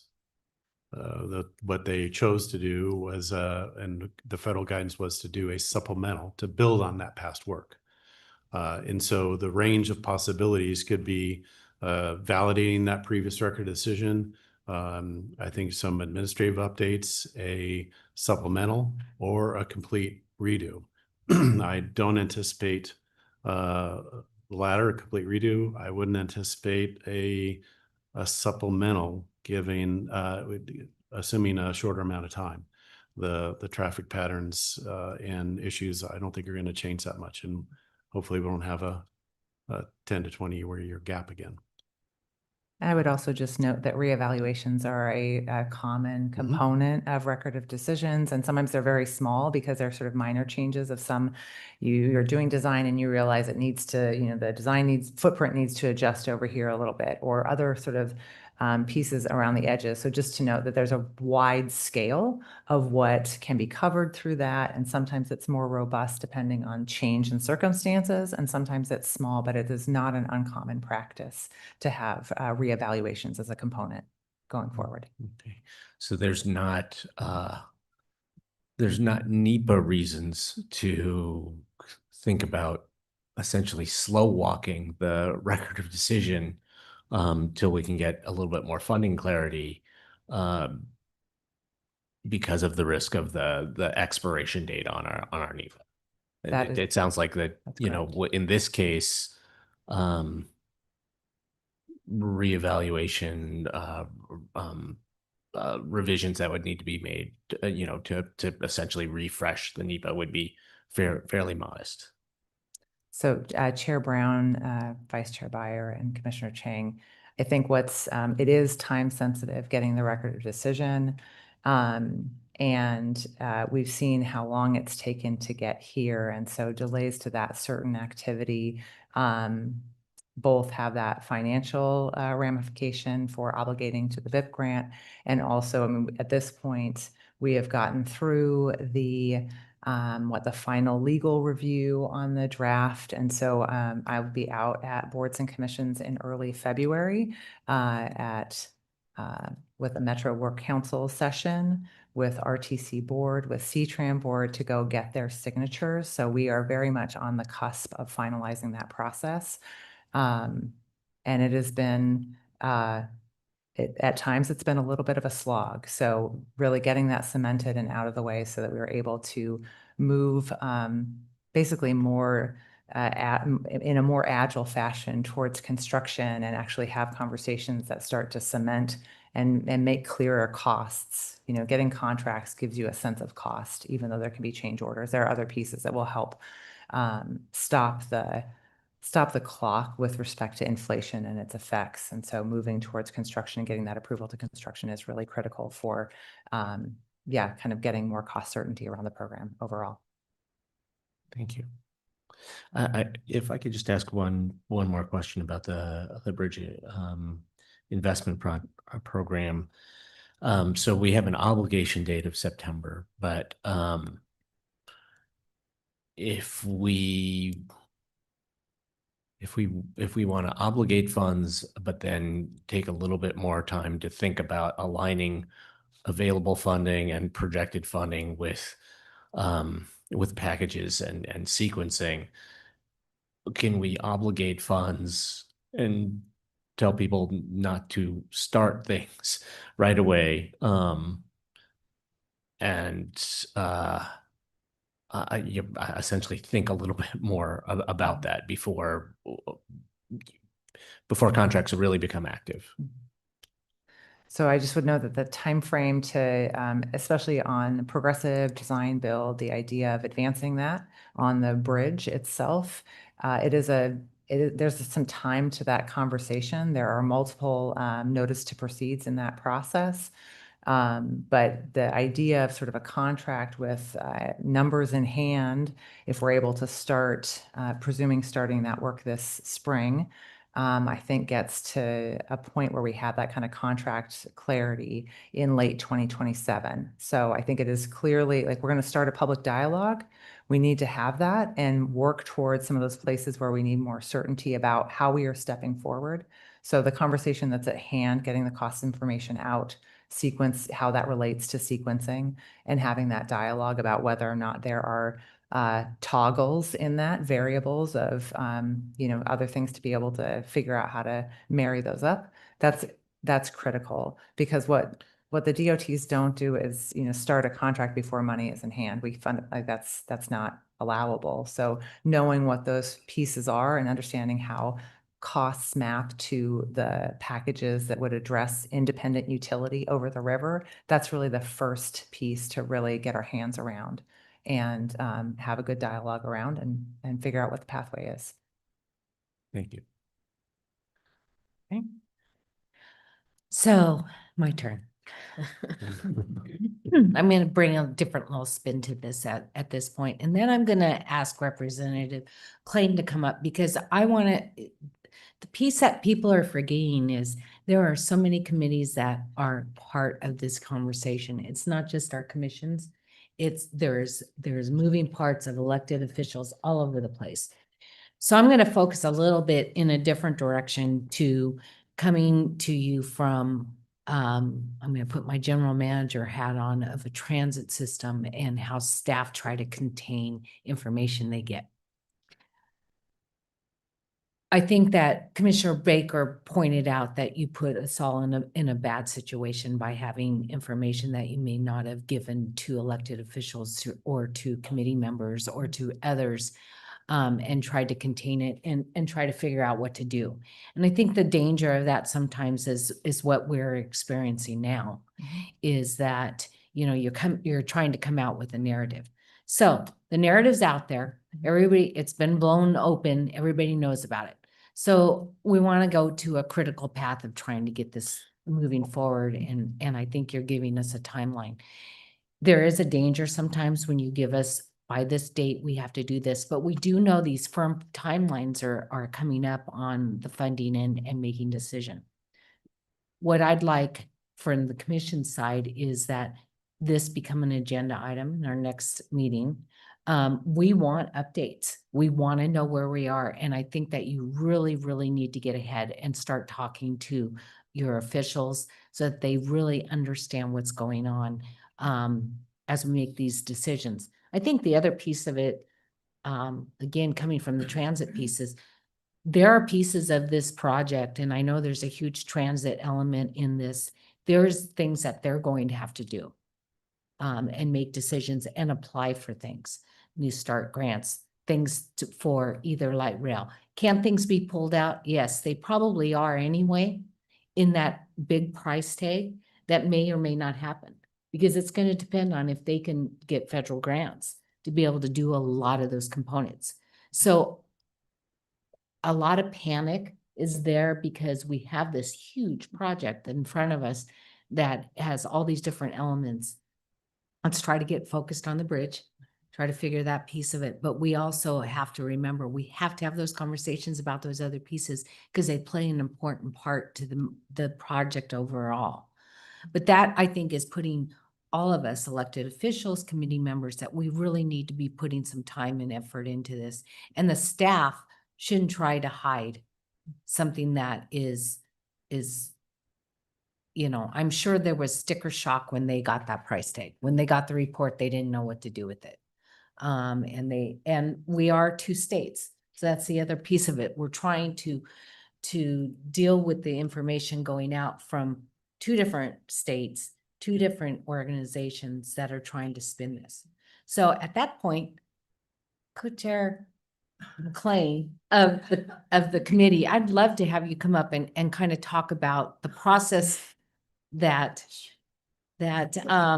you experienced, and I'm sure that you have some words of wisdom too for the staff going forward. Well, and I don't know about your mic, but we'll see how this works. Is it on? Okay. This is the first time I've seen so is that better? Well, first of all, I want to thank the IBR staff for being here today and continuing on with the work that they've been doing.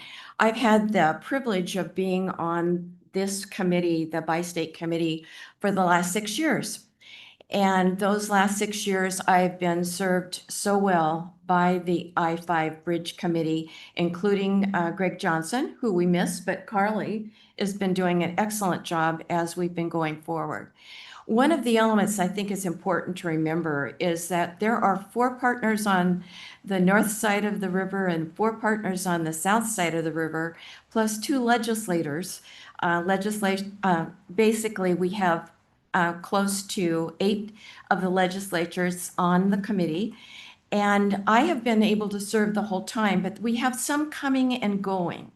And one of the other elements that the team has been so good about has been catching up folks. We had some people at the last meeting that was their first meeting. And so they had missed 6 years of the process and the information. We also had a situation where if you're going to build anything big, you know it's not one and done.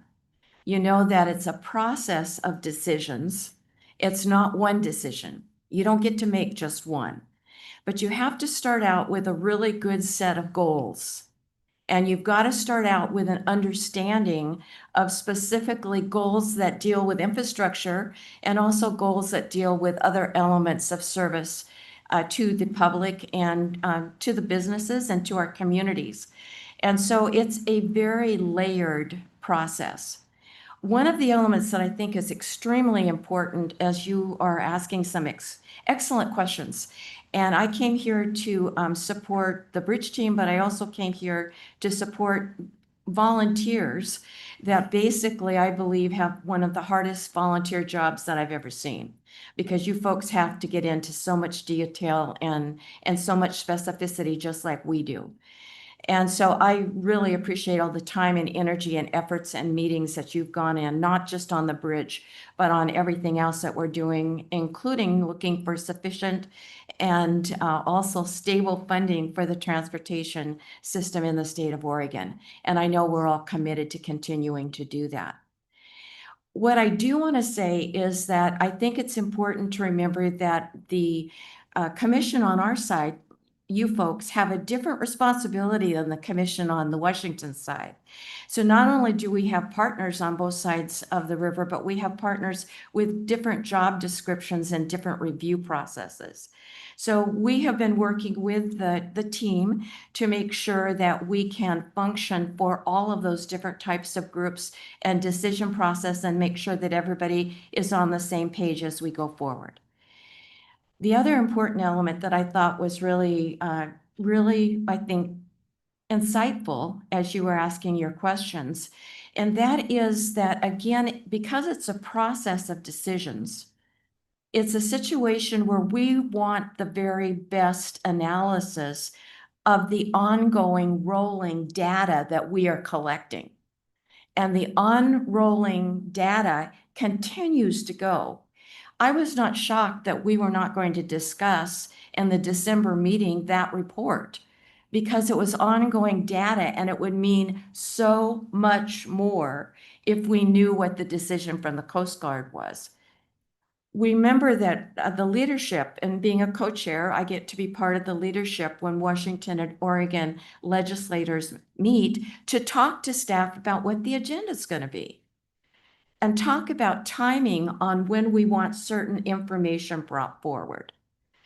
The other element that I heard as part of the answers that were given today that I think is extraordinarily important, and that is that basically we've been looking at a project that was going to be a series of events, packages, costs, and going forward with laying out, what the bridge would look like. The first one was we weren't going to tear down a bridge and then try to build.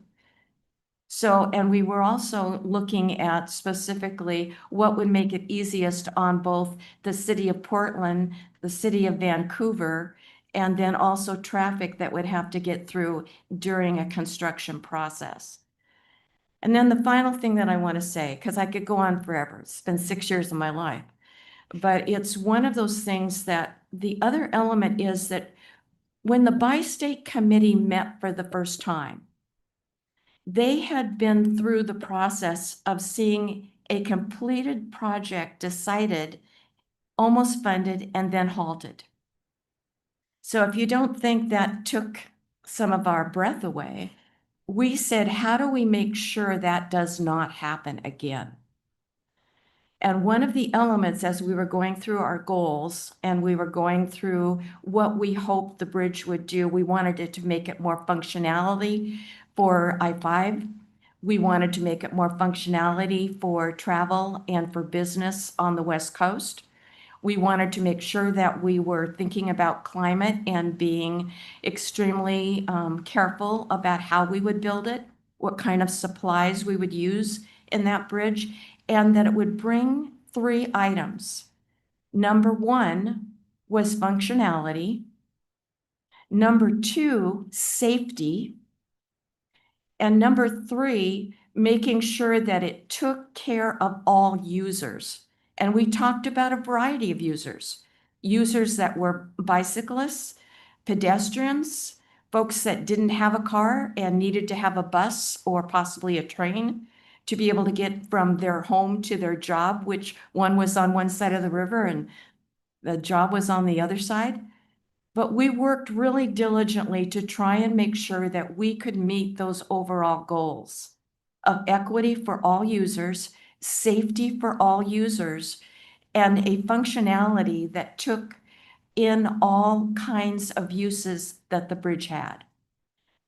Now, as an elected official for 11 years at the state level and 16 at the metro level, so I've gotten to be involved in both of these bridge conversations over the last few decades. And that is that we also wanted to make sure that it was responsible funding. Responsible funding. That we also looked at that funding in a way that made it possible to understand that we don't fund a big project like this in one biennia. We have to be careful to make sure that we understand all the possibilities and all the limitations on what it means for bonding, what it means for tolling or for a user fee, or what it means for actually taking money from each of the legislators. I always said that wrong. Legislator, that's me, and the actual legislature on both sides of the river can do a good job of being very careful about the budget that they bring forward every 2 years. So as I sit here, it's never one meeting, it's never one decision. It is never going to be one biennia. It is going to be that we truly do have the dedication and the goal to have to be able to be resilient, to be able to be safe, and to be able to make sure that the West Coast and all of the states that are part of that are able to function at the highest quality, whether it's in an emergency or whether it's everyday business or everyday travel. But I made a commitment to stay on this committee. I made a commitment to run again, to stay on this committee, to help with something that I think is fundamental to the success of our state and the West Coast. So that's my persuasive oratorical speech for the day, but I will tell you that, everybody in this room, ODOT staff, bridge staff, volunteers sitting in front of me, and the elected officials that I am a member of, we all care about doing the best job for our communities. And we're all on the same team. I loved your questions. I would have given everybody an A+ for effort and the substance of your questions, we have to answer. The substance of your questions are necessary for the success of this bridge. And it's not just a bridge, it's a system. So thank you for letting me be part of your dialogue today. Well, thank you for being brave enough to come on up. We appreciate it. I mean, this is a hard subject and we appreciate your comments. I know I do. Commissioner Baker. Well, I had heard that Representative McClain was a tough grader, so getting A+, I hope my grandchildren will tune into this because I'll be quite thrilled. Thank you. Commissioner Chang. Rep. McClain, I just want to thank you for the pep talk.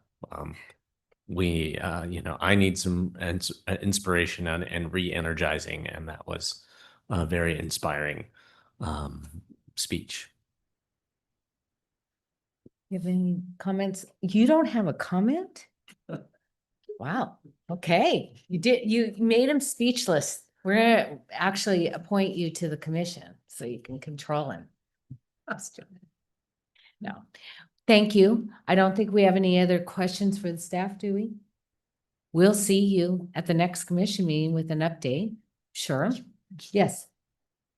It's been a hard meeting, I suspect, for you, but I want to say that I really appreciate the work that, Ray, you've been doing a long time. Carly, you've been there on and off for a long time, and all of the staff. I know you've worked really hard, and I don't question your professionalism one bit. I think it's a really hard project.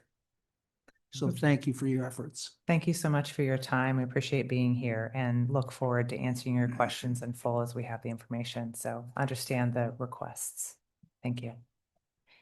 Right. Well, we have completed everything up to our lunch break. We are 15 minutes early. Are we okay to go to lunch?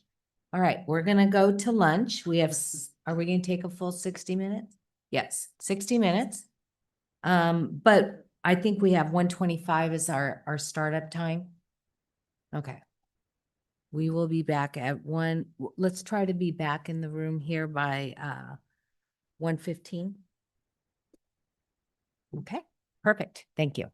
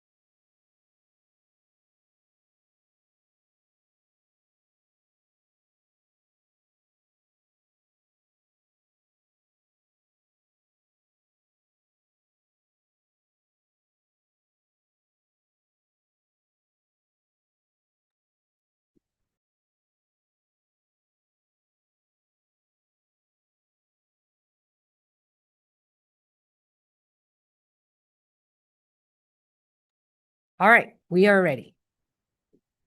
So welcome back. Are we recording? We are. Okay. All right. It's now 1:22. We're 3 minutes early.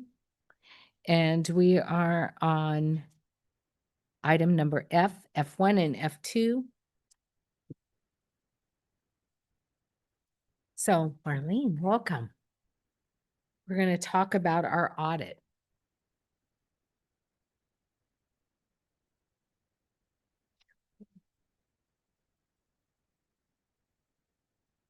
Do I need, I might. Yeah, you might have to move. It's kind of weird looking. I know, I'm sorry, It's okay. but just move it close to your face. Hopefully this is okay. Not yet. Not yet. You get to move it like right in front of you. It's like you're doing a little podcast. Okay. Better? Can you hear? We're good. Okay, we're good? Yes. Fabulous. Alrighty, we'll go ahead and get started. So Chair Brown, Vice Chair Byer, members of the commission, for the record, my name is Marlene Hartinger, Chief Auditor for the department, and I'm here today to share about our planned work for the coming year. In your materials, you should have a copy of the audit plan for 2026. Thank you. It is a shortened plan from prior years, you will notice. Typically, we put together a biennial audit plan, and at this moment, however, our audit resources are uncertain. We have had 2 retirements, and with that, that's about a 30% reduction of our audit resources, and until these positions are filled, hopefully at some point. So this is a sizable decrease in resources for us, and it comes at a time when there's much to audit. This year's audit plan lays out work in 3 areas. We have wrapping up of audits that are underway. We have completing follow-up audits, and we have taking on new work as available resources allow. And for our committed work, what's on our plan, we have 4 audits that are nearing completion. Those are audits of environmental compliance, construction cost increases, delegation orders, and IT security. And then we have 2 audits where the ball will be rolling pretty soon. Those are audits of ODOT's public records requests and DMV driver suspensions. And then we have 2 ongoing audits that are project related, and we anticipate walking those audits over the life of the project. And those are for the Newburgh-Dundee project and for the Interstate Bridge Replacement project. And last but not least, we have 3 follow-up audits, and these were audits that were brought to the commission relatively recently. These are audits of the budget and capital planning, prompt payment, and the partial payment process. In terms of our new work, we have included a list to draw from, again, as resources allow us to do so. Topics on those emerge from our risk assessment process, where we received input from ODOT management and staff, from agency partners, and also from the Transportation Commission. We were very appreciative of the feedback and of the time. So for the new potential new topics, there's a range of critical priorities. These include multimodal funding, Rose Quarter expenditures, continuity of key operations, agency funding needs, and we also included an audit of DMV medium and light duty truck registrations as an extension of looking at DMV processes. So this is what we have to put forth for this year's work, recognizing that we will have challenges with resourcing. We hope to have more certainty about our staffing towards the end of the year, and at that time, we will build another plan for 2027, so we can get back to that biennial look. So the 2026 plan is submitted to you today for adoption, and I appreciate your support and happy to answer any questions you may have.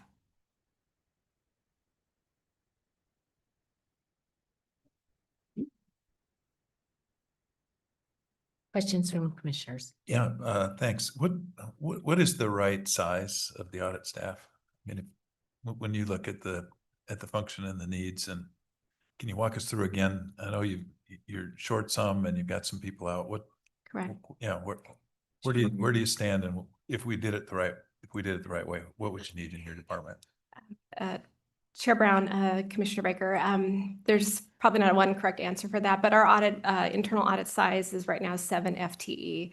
And I will note that is a 2 FTE increase from pre-House Bill 2017. So at that time, we had a staff of 5 auditors. House Bill 2017 added 2 more to our staff to increase the oversight and accountability of the department. And so the staff size of 7 has worked well for us. And so holding steady at that would be desirable. Thank you. And this is probably for the director. I mean, as we're looking at everything, my concern is whenever we have a vacancy, what's going to happen? And so this situation, are we going to be able to fulfill this plan if we can't put people in those vacancies?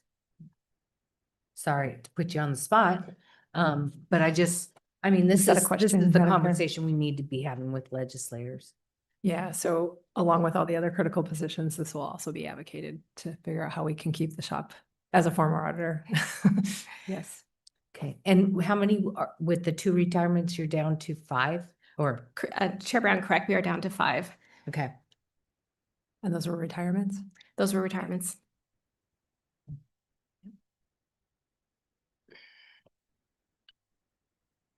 Other questions, Commissioner Chang? I'd like to just get a better understanding or a view of the ways that the OTC receives or reviews the work, the products of the audit office. I feel like I've seen some things on the consent agenda maybe, and I'm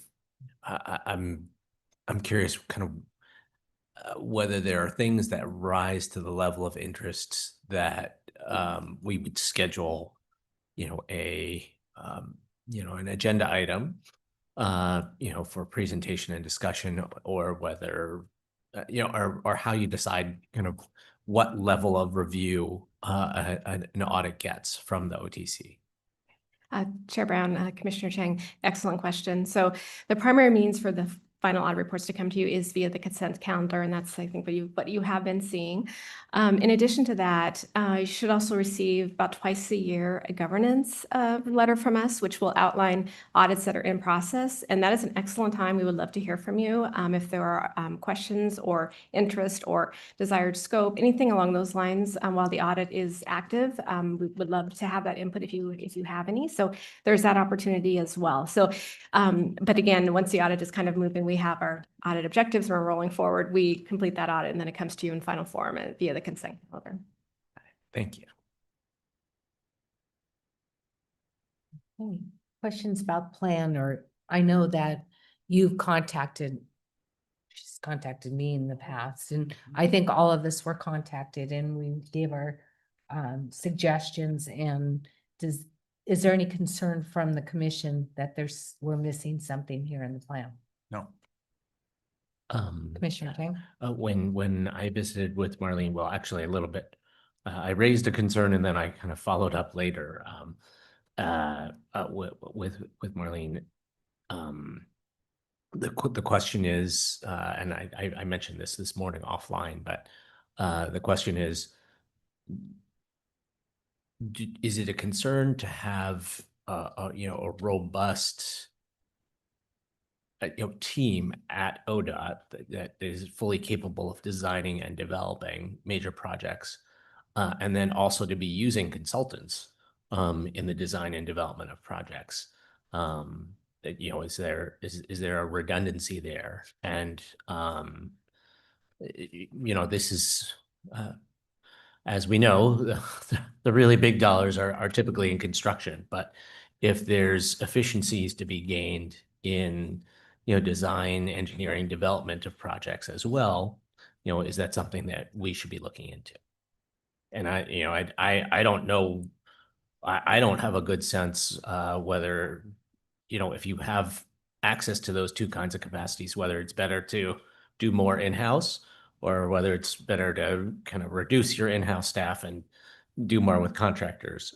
But, if that is a choice that is available to us and would make sense to make a choice on, then something that would be worth us considering. Are you following what? Okay. And this is something that Commissioner Chang had brought to my attention. I've heard it at our regional level before too, is, you know, you may have staff that are ODOT staff, and then you're also having consultants. And again, is it a redundancy? So we're looking at everything and trying to unpack what we're doing, trying to make decisions on, you know, how to save money for the agency. Those are things that, although we don't necessarily as commissioners get that far in the weeds, we're kind of being forced to, at this point, to talk about these subjects that in the past, you know, are hard. Yes, Director. And this, you know, I mentioned this, you know, because it's something I raised with our auditor. You know, is this an audit? Is this an auditor investigable topic, or is there, you know, are there other venues to explore these kinds of topics? But questions I thought were worth raising and exploring. Am I good? Okay. Marlene, maybe you could describe a little bit about your annual risk assessment and how you actually derive the actual suggestions for audit and how you manage and measure your risk. Sure. Chair Brown, Director, I guess it's a multi-step process, not a one size fits all, correct, for our risk assessment. So a big piece of it is to obtain input from folks in the department, outside the department, the commission.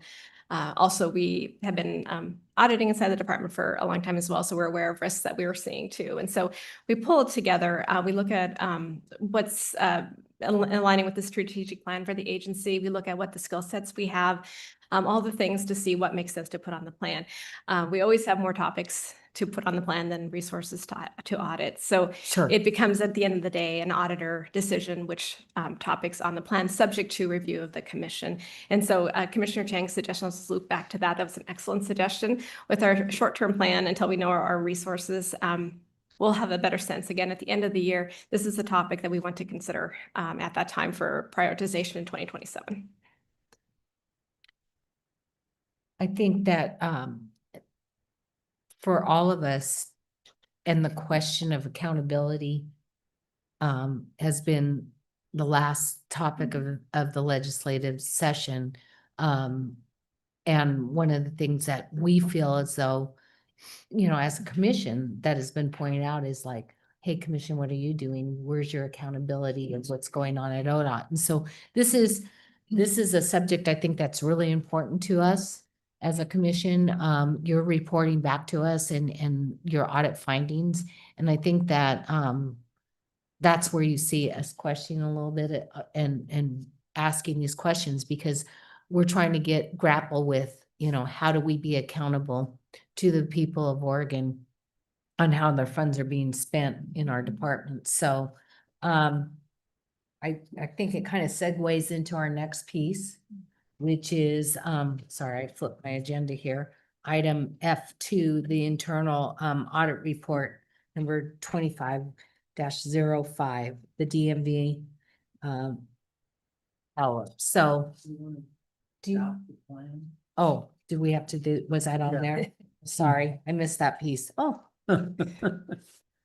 let's see, when do we audit plan, internal audit plan? Yeah, it's the first item, B item. Okay, I'm sorry, I didn't see that on there. Okay, I would move. so I'm looking for a motion. Yes. I would move that we adopt the 2026 internal audit plan as presented. Second. Okay, so discussion. I think we've kind of discussed changes or things that we might be looking at in the future, but with that said, if everybody's okay, we'll move forward with a vote. All those in favor of adopting this plan, say aye. Aye. Aye. You have your plan. Thank you. Now you can go forward and do good work. Sorry. Thank you. Now, shouldn't have ate so much sandwich, I guess. Not paying attention. Now we'll move on to the Okay, DM. wonderful. I'll need a few All others right. to join me for this next one.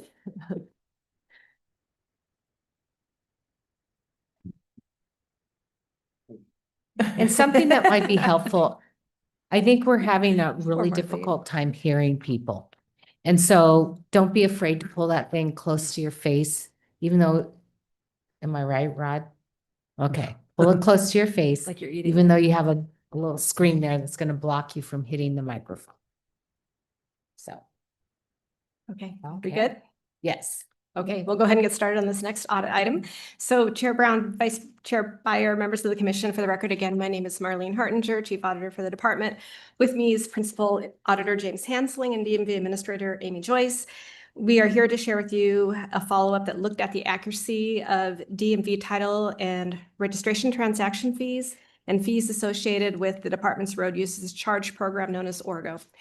The original audit in 2022 found that a high error rates were occurring, which impacted the agency fees that were charged to DMV customers and ORGO participants.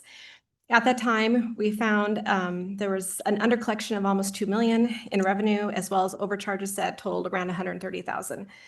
The audit made several recommendations to address the payment errors, which included strengthening quality control and ensuring that MPG ratings are assigned properly.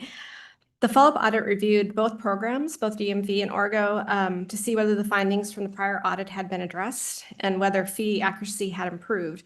From the time the original audit was completed to the start of our follow-up work, we had ongoing checkbacks with the program for status updates.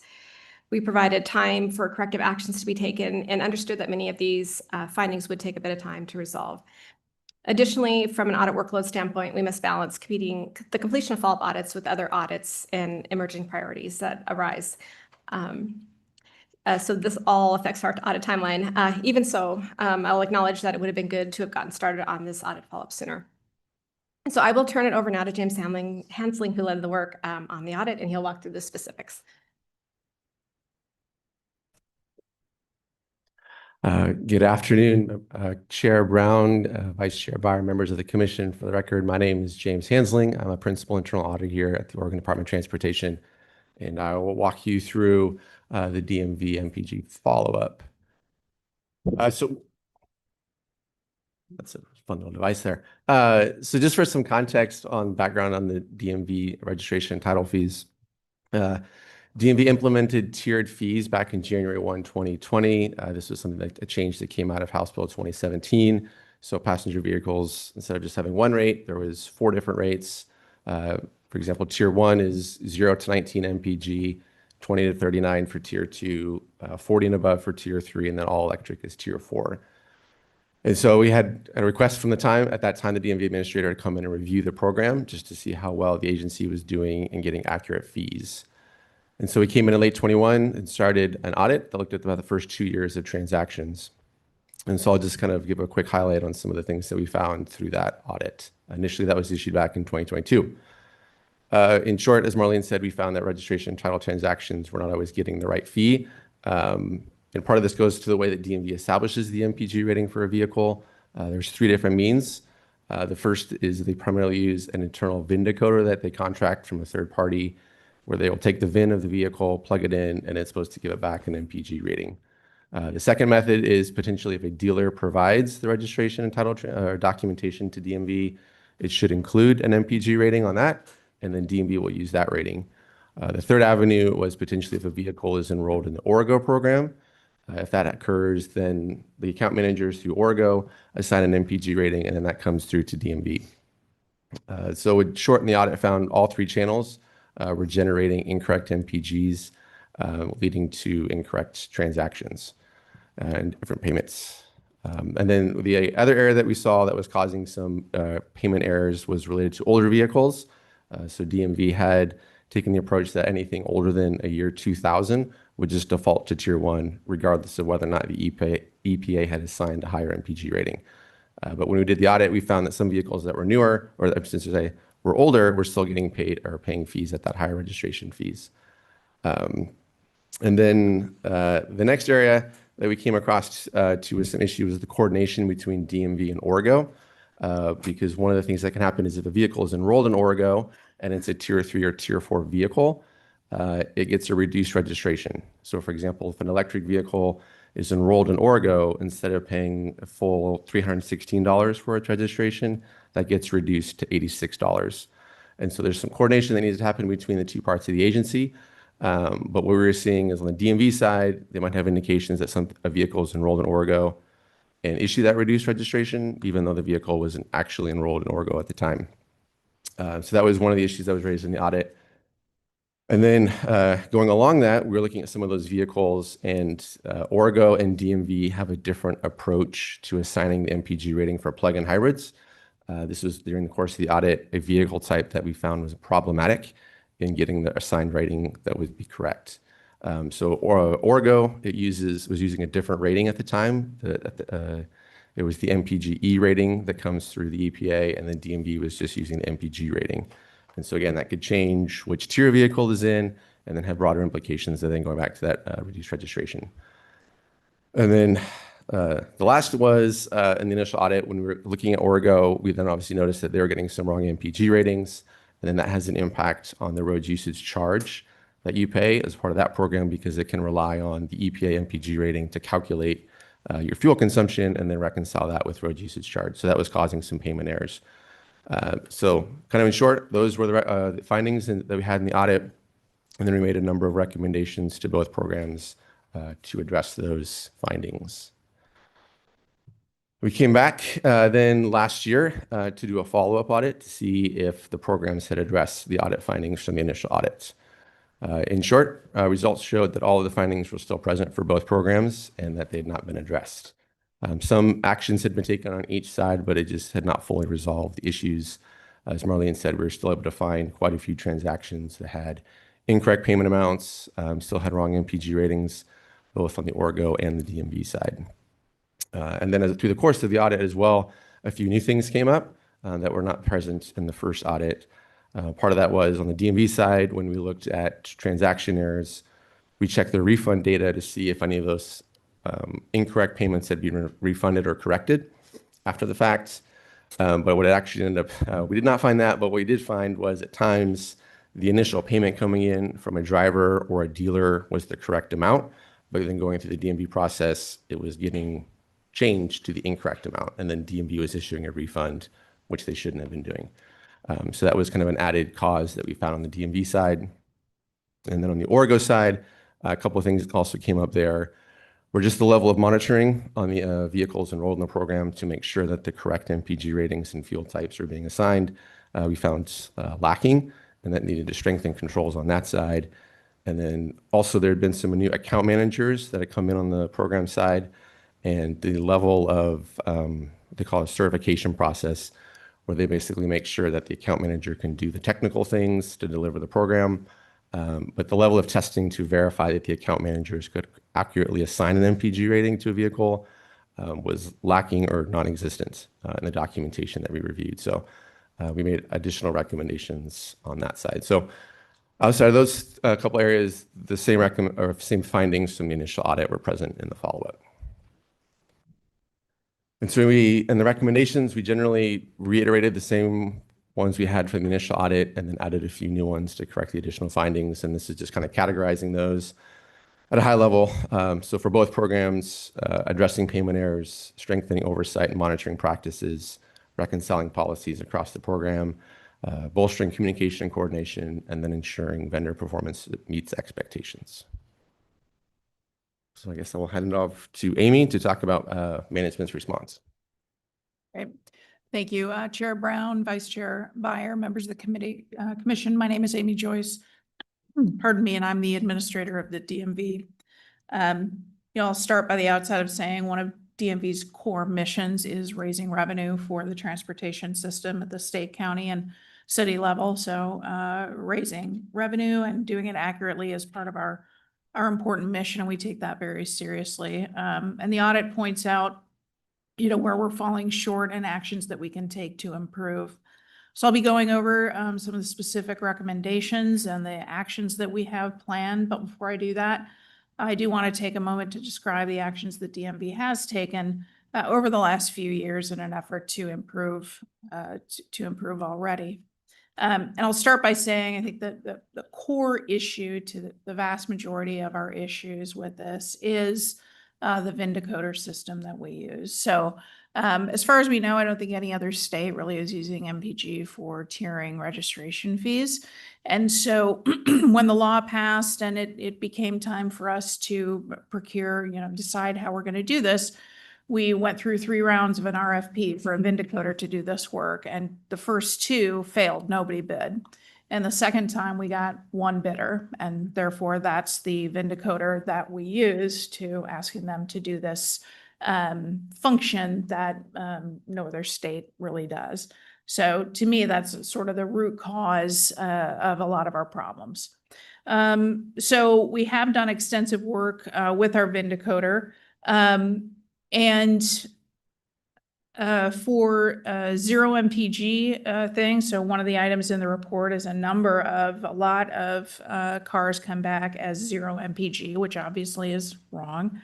The vindicator is returning that it essentially cannot determine the MPG. So it comes back as 0, and therefore they get put into the lowest tier. So we gathered data on all the zero MPGs, provided that to the VIN vendor for corrections. They did do some work. We've made a number of demands for improvements to their data dictionary so we can understand what they're doing, and they made some changes. We actually looked at pursuing a different vindicator vendor, but we found similar issues with the one other vendor that exists, maybe different kinds of errors, but still numerous errors from the other vindicator. So we looked at doing that. We researched using EPA data directly, and that didn't really pan out at the time when we analyzed it in the past a couple of years ago. We don't collect a number of data points that are critical to determining the MPG of a vehicle, different trim packages, different engine sizes. So we didn't pursue that. And then most notably, and something we have had success with, is when once a vehicle is in the system, when we rerun that VIN, typically for registration renewal, we rerun it through the VIN decoder in the anticipation that many times the decoder will have caught up and now apply an MPG value. So we do get thousands of corrections via that method. So that has shown some success. So finally, we're working on a detailed project plan to address each of the findings. We'll have that drafted by the end of the month and provide it to Deputy Director Brower, and then we'll be reporting quarterly on our progress. So now to some of the specific recommendations from our partners in audit. So number 1, under addressing payment errors, determine the owners who overpaid or underpaid, and set a point at which we decide it's a large enough gap that we should do that refund. So the way I've been thinking about this to date is that underpayments where we would need to go back and collect from customers. Perhaps we do that going forward rather than on a look back basis, but we will certainly reanalyze that. And then for those who have overpaid, I'm certainly starting with the largest potential overpayments and starting there for the refund, so the lowest hanging fruit. Second, an area where we, again, have made some really vast improvements of the zero MPG vehicles. We went through a process in 2025 using our system and a lot of manual work. We corrected about 90% of the zero MPG records. So that work continues on an ongoing basis. So we'll be doing that. And then again, errors we get from dealers, as James noted, vehicle dealers are one place where we get this data from. And the way we've set it up is whatever a dealer tells us, we accept that. We expect that they're going to know better than anybody what that MPG is. And yet the audit found that about 20% of the time the dealer data is wrong. So we're going to revisit that policy and determine how we can get better data from dealers as well. Strengthening oversight. Developing a quality control process. So DMV has hired 2 data integrity specialists. Those are internal DMV staff who we've moved into brand new positions who are going to be working on a number of data integrity issues at DMV, and the MPG work will be part of their project plan. And then I think these other 2 are for Origo, but I do want to mention particularly important in sort of the medium to long-term plan, going forward. So again, the root cause of much of this issue is this third-party vindicator that is not very successful at the work it's supposed to do. And therefore, already in progress is development of an in-house system. So between Origo, DMV, and ODOT, IS Resources, developing an in-house tool that goes straight to federal data to gather MPG data, and then using business rules. So for example, a brand new vehicle might not even have an MPG rating yet, but we can use business rules or the various trim packages I mentioned. We can use different business rules to come to a consensus through this tool on what to assign that. So I think that's really the ultimate answer to a lot of these issues. There will be a single source of truth for both Origo and DMV. And we're looking at getting that. It's already in development and looking at getting that going in 2027.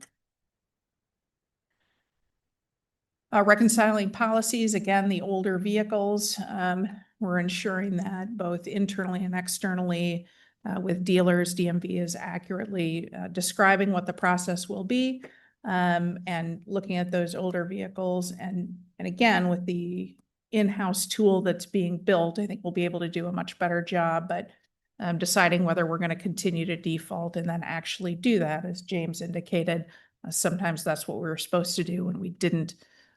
So ensuring that we're following the policy that we have and then looking at changing that policy potentially. And then bolstering communication and coordination between the two programs. The OMRP, which is the mileage road usage plan mandatory, it's going to embed real-time verification between DMV and Origo. Right now, an individual indicates to us that they are enrolled in Origo by showing us a piece of paper. Literally, that's how we make that determination. That's not effective. It's not always accurate. And so if we get that real-time interface so that we know exactly when somebody is enrolled or disenrolls, that's going to improve accuracy as well. And then we need to get better at when an individual, again, if they exit the Origo program or they transfer a vehicle that's in the program, how we deal with that, because right now we're not doing it real well. Ensuring vendor performance meets expectations. Again, coming back to the Vindicator, we need to get better on that and then transition to the in-house tool. And for speaking on behalf of Origo, right, working with their account managers to ensure accuracy there. So that's a rough overview of what we plan to do. I'll summarize by saying this. DMV and Origo have done a number of things to try to correct some of these errors. We know that there are a number of errors that continue. And so we need to continue making progress. We're developing that detailed plan. And the medium to long term is this new tool that will really correct a lot of these issues, but working too on the short to medium term to make different changes to try to get closer before we get to that new tool. So I'm happy to take your questions. So Vice Chair? Thank you, Madam Chair. Amy, this really kind of addresses a concern I've had for a long time with we're trying to provide maximum flexibility for people and getting all this in. And I have, and I even strongly more question whether we can have that many outside vendors and have consistency. And is this one, I mean, I think we're counting on this process being our major funding source going forward. So I think we need to get it right. I appreciate the hard work you're doing on it, but it just seems like we have too many cooks in the kitchen. Thank you, Vice Chair. Mr. Baker? Had this furrowed brow all day. Sorry. I'm trying to lighten up. Okay. All right, I'll do my best. This audit report kind of made the hair stand up on the back of my neck. And part of it was timing. I mean, a detailed plan should have been put together in 2022 when we had this audit finding, and here we are now in 2026 talking about it. So we always learn things from audits. If we don't learn things from audits, we've got the wrong auditors. But I think we learned something from the audit, but there's some takeaways for the way we reacted or didn't react to this audit. So that's the second piece for me is it is going to be a substantial piece of our revenue. We've got a lot to do. So I lost some confidence reading this in terms of our timeliness and how long it took to get some solutions. So we got to get this buttoned down, obviously. One, we got to get this particular problem buttoned down, but also it seems like when problems arise, we got to have a way to triage them and get them done, which you're an expert at, I know. But I'm just curious why.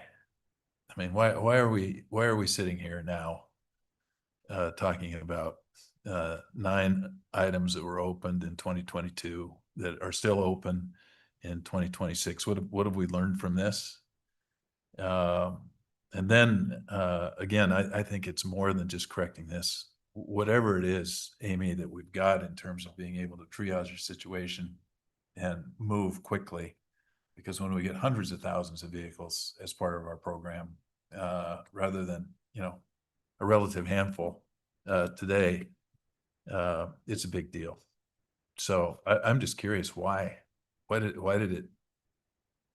it take so long to get after it, and then lessons learned and going forward, how do we, one, avoid getting a negative audit finding, but two, once we get one, how do we move forward and get it corrected quickly?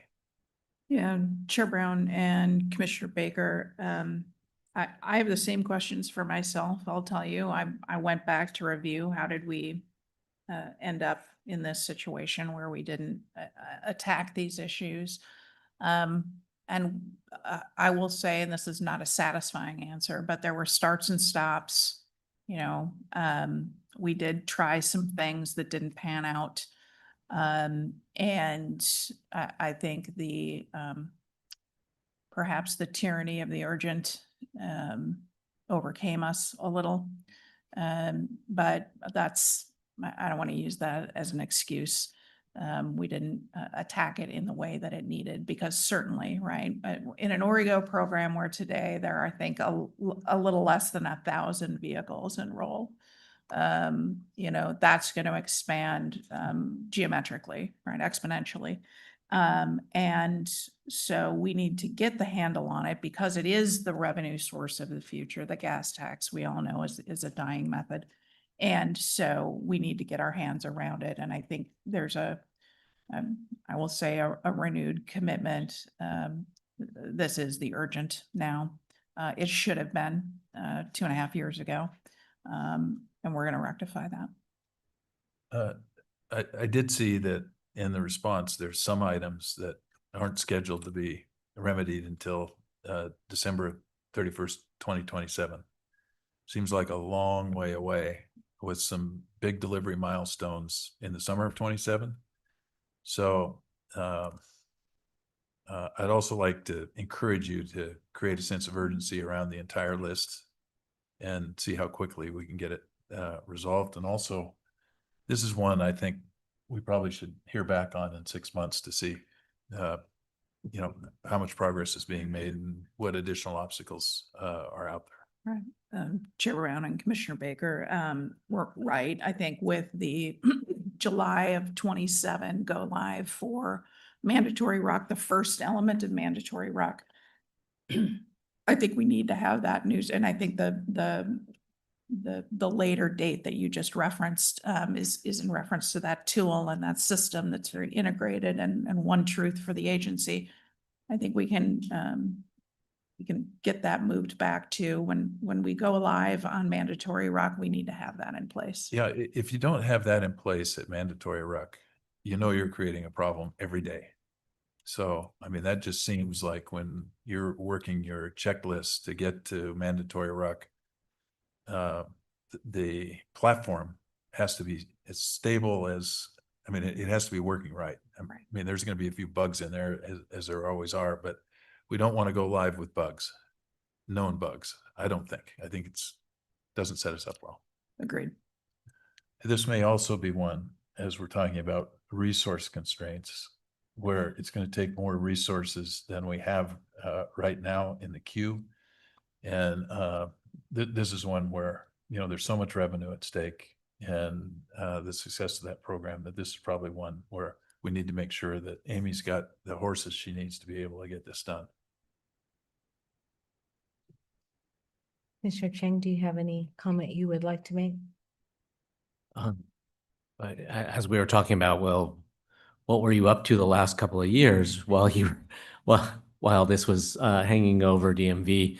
It did occur to me that we had another significant thing going on at DMV with motor voter over the last couple of years, and my impression is that upon discovery, that was dealt with pretty swiftly, and it seems effectively.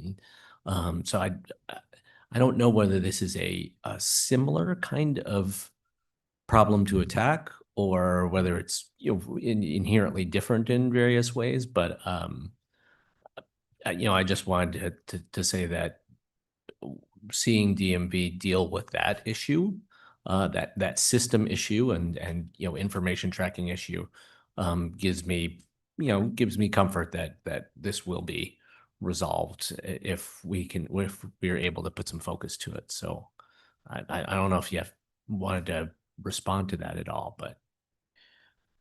Chair Brown and Commissioner Chang, yeah, in some ways similar, a data issue that has system causes, that has manual causes. I guess I would put the voter registration at the time, say the voter registration issue was more important.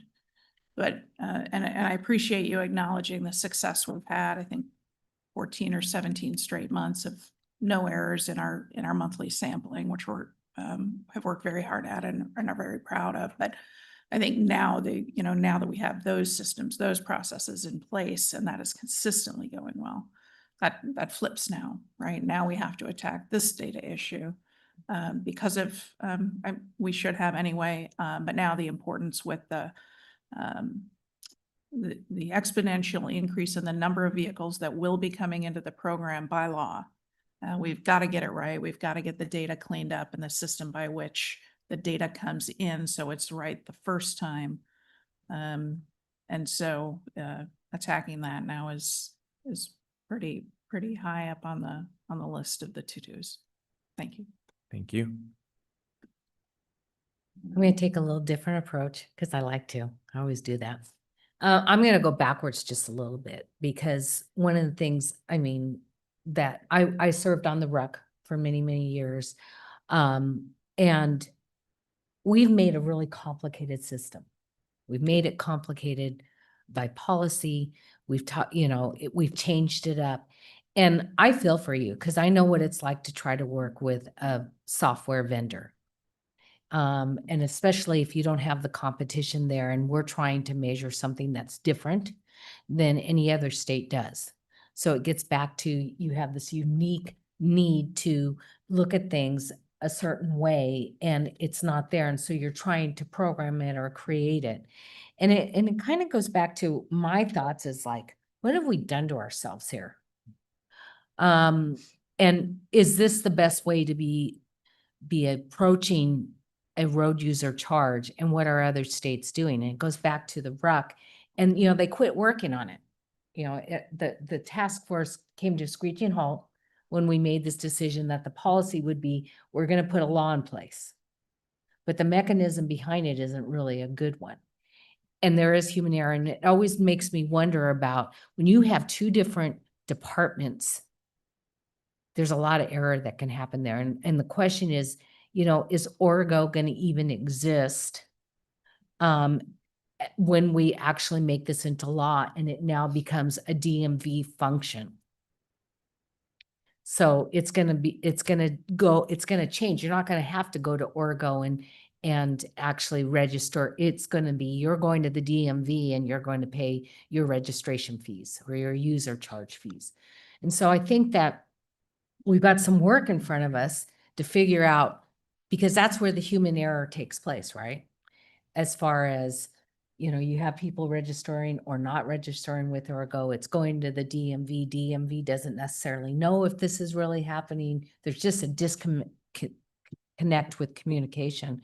And so looking at that, I think that you need to really look at what it is. And if the legislature is pushing us to a road user charge and a policy that this is the way we're going to register vehicles, then we have to have a good mechanism or it's not going to work. And maybe it's time to bring that rep group back together and have that conversation with them. Like, what do you guys want to do? Is there too many tiers? Are we taking too much into consideration? What can make this simplified? Because it should be able to be simplified. It shouldn't be so complicated that you're having to look at a federal regulatory on MPG. You're looking at a state, you're looking at a dealer, you're looking at what the person is reporting to you. That's crazy. We're not going to be successful. And as far as going back and trying to collect $2 million that we lost out, good luck. If you want to upset taxpayers, there it is. That's a great way to say, oh, well, we messed up and now you owe us. It's not going to happen. So refunding, well, you know, you can refund, but are we going to refund the truckers? I mean, got to be careful here. What we're doing. Go ahead, Vice Chair. You raise a really good point on the registration because part of our efforts have been to automate more of that and send more of the work out to the people who sell the vehicles.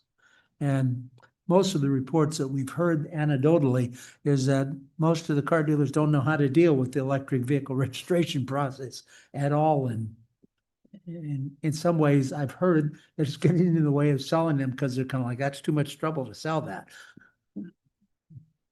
So, I mean, it's a complicated matter, you know. At one hand, we're asking Amy to automate more and more things and kind of outsource it. And then we have problems. It's a, you know, bad data in, bad data out kind of a thing. And we have a deadline.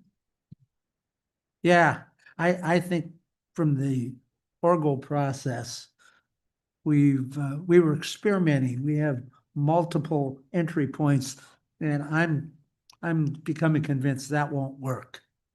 If we're going to do that, we have to streamline this more. Well, it's going to have to stay in DMV. And a lot of people are not going to be happy about that. I love DMV.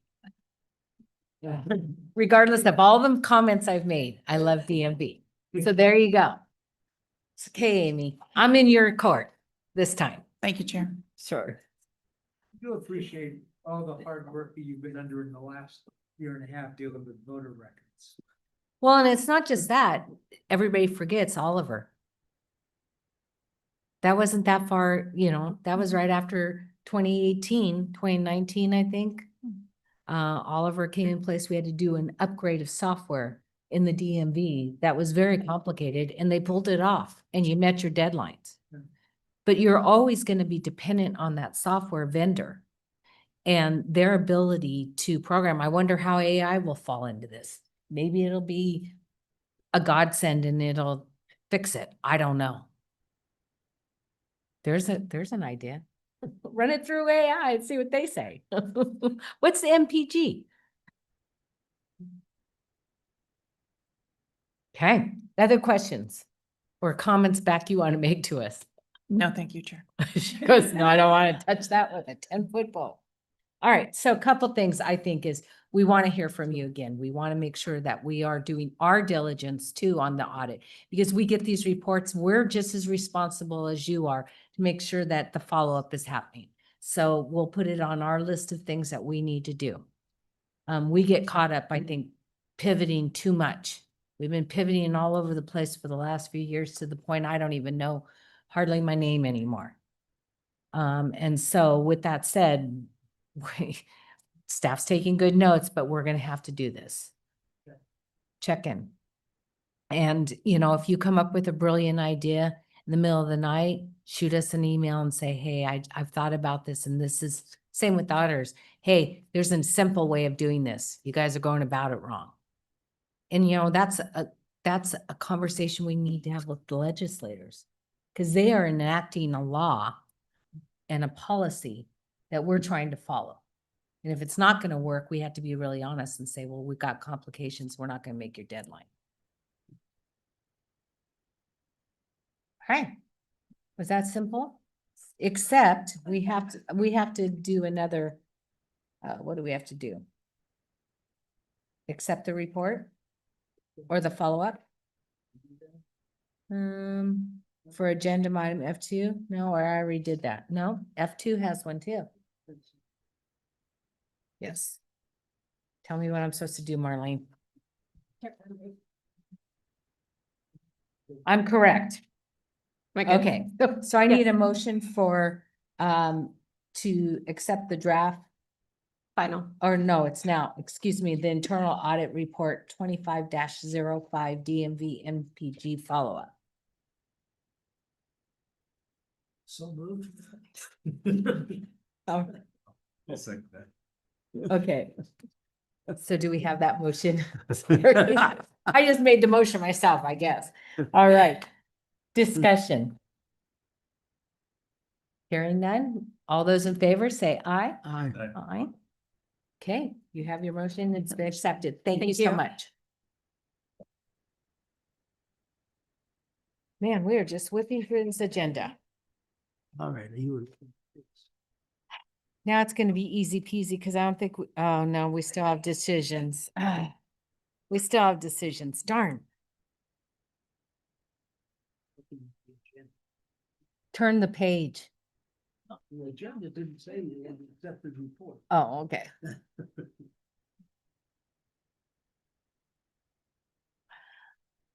Good afternoon. Good afternoon, Commission, Chair Brown. Suzanne Carlson, Public Transportation Division Administrator. I have two agenda items here. First, we'll be talking about the statewide Transportation Improvement Fund rulemaking. And I Hey, have- wait a minute. You're not live. Am I, Your mic's not on. it's not on? Is it? I don't see it. Sounds Oh, on. sorry. I didn't see the, Okay. then pull it closer. Okay, There we go. Okay. new equipment. Here to talk, I have two agenda items. I'm going to talk about statewide Transportation Improvement Fund rulemaking, and I'm joined by Ben Goldberg, who's been running this process over the past year to assist. Where's the clicker? Okay. So we'll go over background, the process we went through, and then walk you through the rule changes at a high level, and then have time for discussion. So just quick background. I know you're all familiar with the Statewide Transportation Improvement Fund. This is the payroll tax for transit that's distributed 90% with a formula, 5% to a discretionary program, 4% to an intercommunity competitive grant program, and then 1% to a technical resource center with some restrictions for light rail and capital expenses, and cannot supplant local funds. I've talked to you, well, also I'll mention that we talked about this in October, so I gave you a briefing on what the rules look like, and we're here today for the final approval of the rules. And so I won't go over this slide again, but just to note briefly, this is essentially the guidance and how you set your expectations and standards for entities that are participating in this program. They go through a pretty robust STIF plan, formula plan development process, and then you approve those plans. So this is guidance to all parties involved, how the program works. This also came out of our ODOT strategic review. If you remember back to 2024, when we had some external consultants advising us on our program areas. And we did the STIF program as part of that, and they did identify some areas. This program's been in place since 2019, so it's really time for catch up and clean up. And they identified a lot of the areas that we had addressed as well. STIF plans, reporting, goals, and dispute resolution, as well as some data and tools. And this was a pretty comprehensive process, a quick but comprehensive, talking with staff and external partners, as well as some surveys and listening sessions. And then I'll also note that we had transit providers involved, Going to the next slide, we had transit providers involved really throughout. So, casually we talk to providers all the time, but we also have more structured process to engage and get input.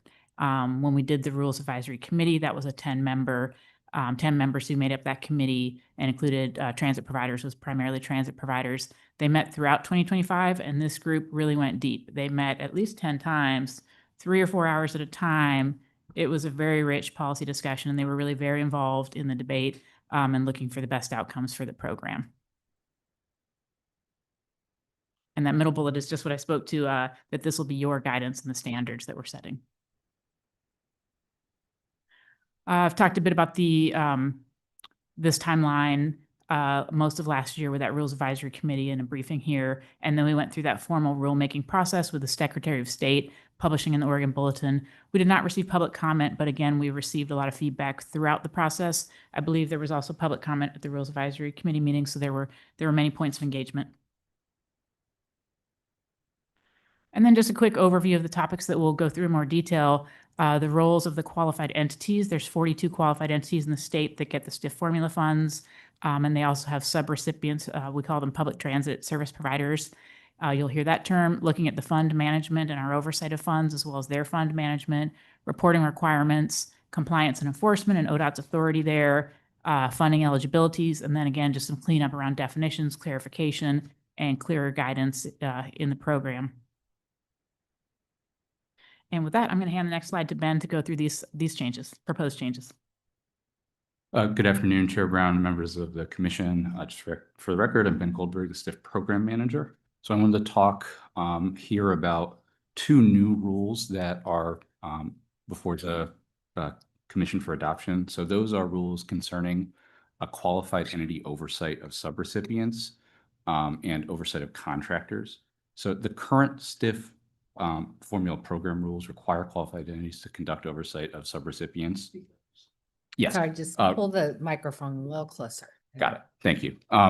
So the current program rules for the STIF formula program require qualified entities to conduct oversight of subrecipients, but do not provide much direction on how that oversight should proceed.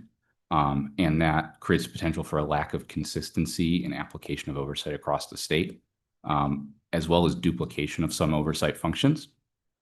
These rule changes are intended to create a streamlined process to avoid that duplication while ensuring that uniform standards are in place across the state so that sufficient oversight is occurring.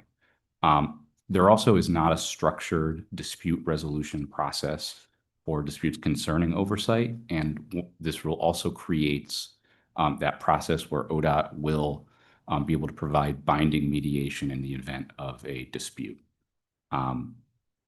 The second rule to highlight is the contractor rule. So currently all entities that receive pass-through STIF formula funding are treated as subrecipients, regardless of the extent of the role they play within the program or the services they deliver.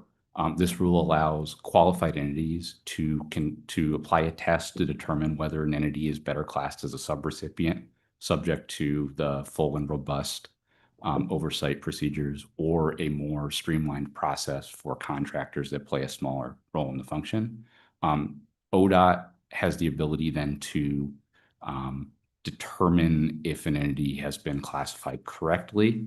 And if there is a misclassification, then ODOT can require the full oversight procedures to be applied and also take other corrective actions as needed.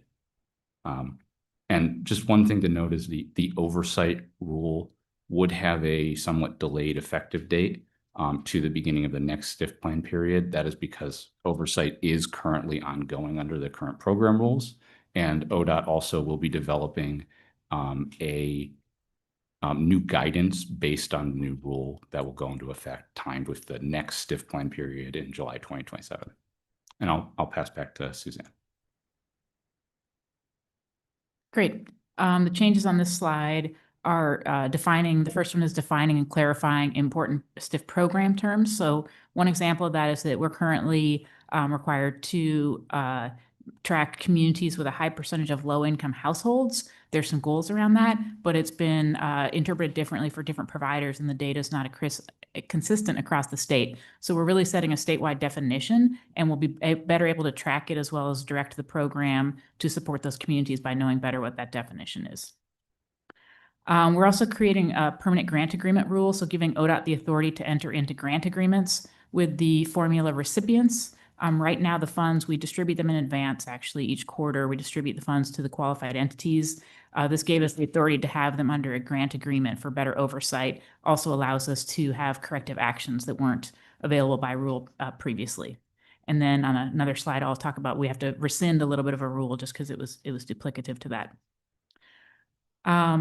And the last bullet here, this is currently in place that we have a term called a STIF plan maximum, but we wanted to codify that in rules and again, set the standard around what we were talking about with that term and how ODOT manages funds. When a provider hits the maximum amount that you all have approved in their plan, they can't spend funds that are outside of that plan. So ODOT has to determine how we handle the funds that when they've hit that plan maximum and can't receive additional funds.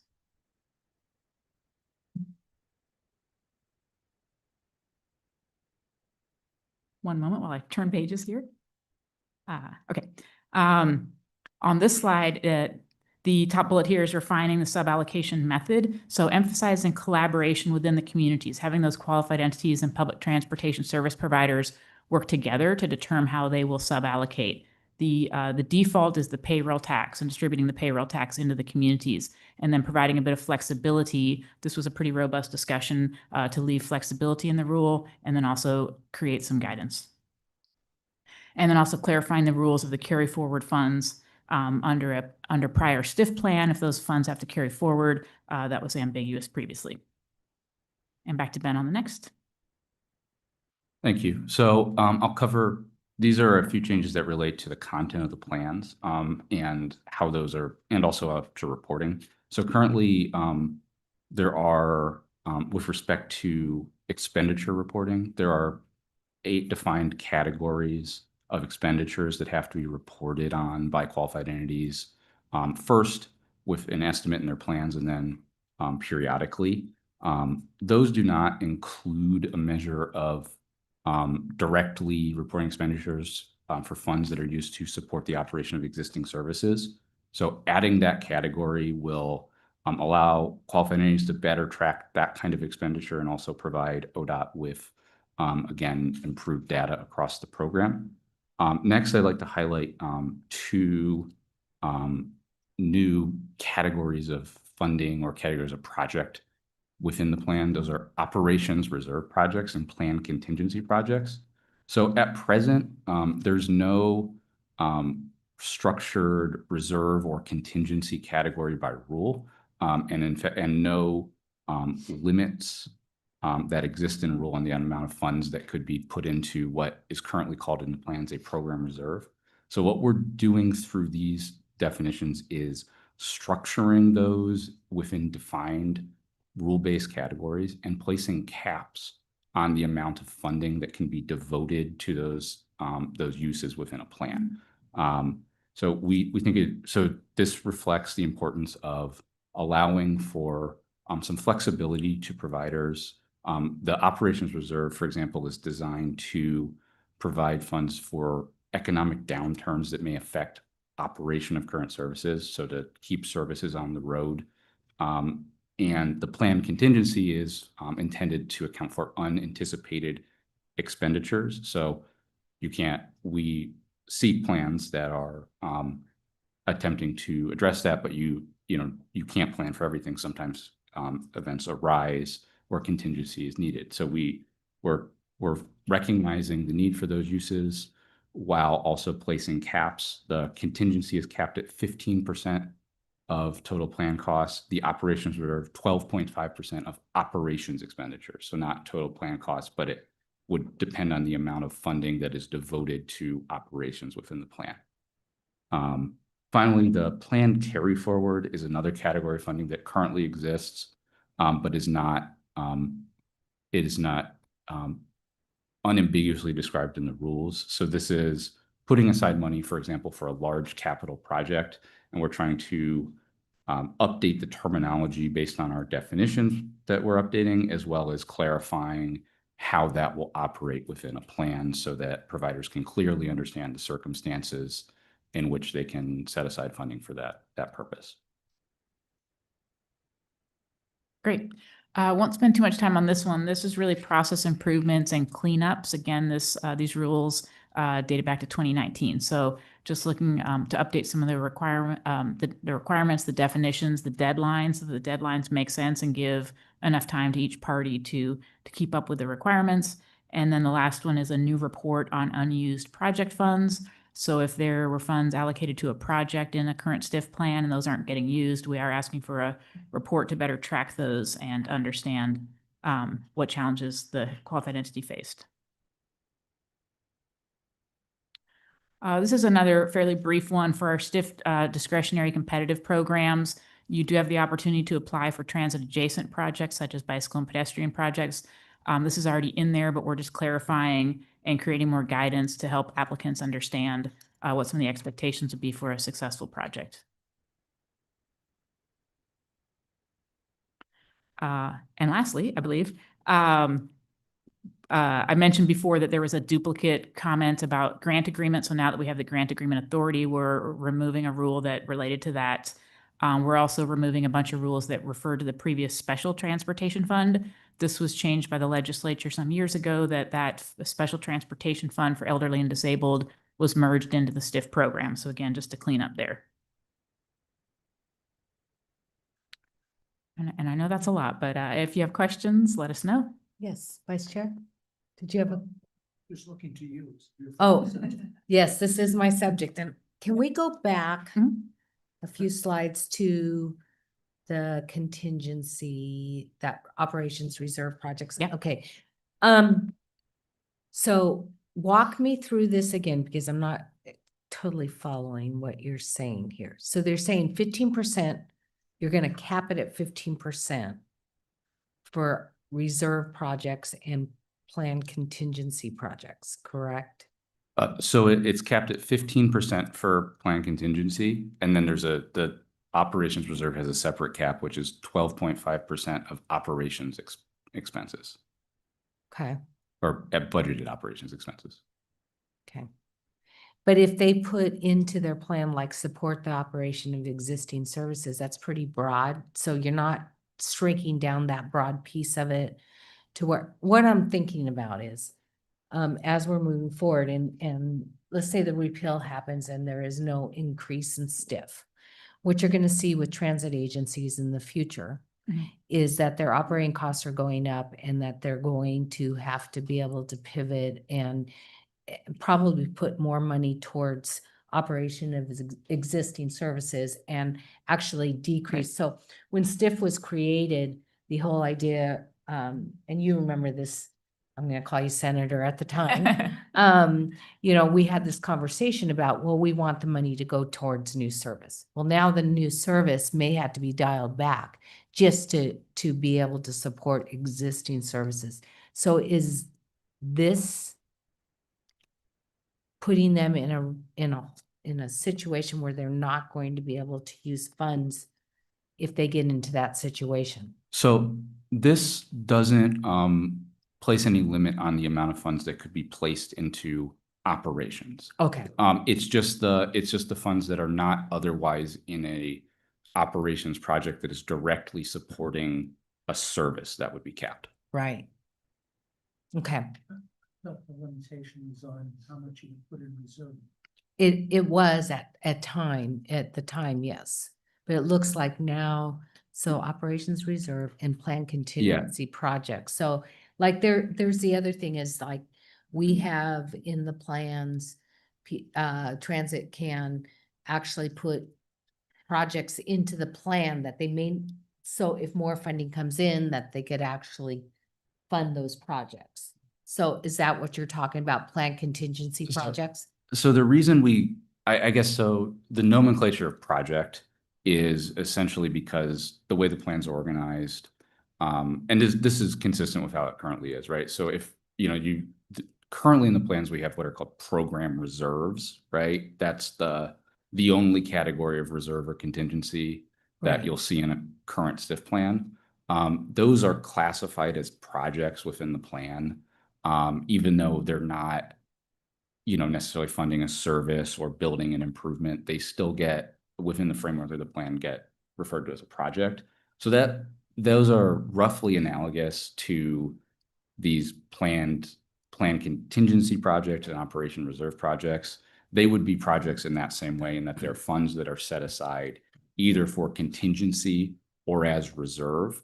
So it would be a pot of money that's put aside for contingency. It's okay, our costs have gone up, we need to allocate our contingency fund.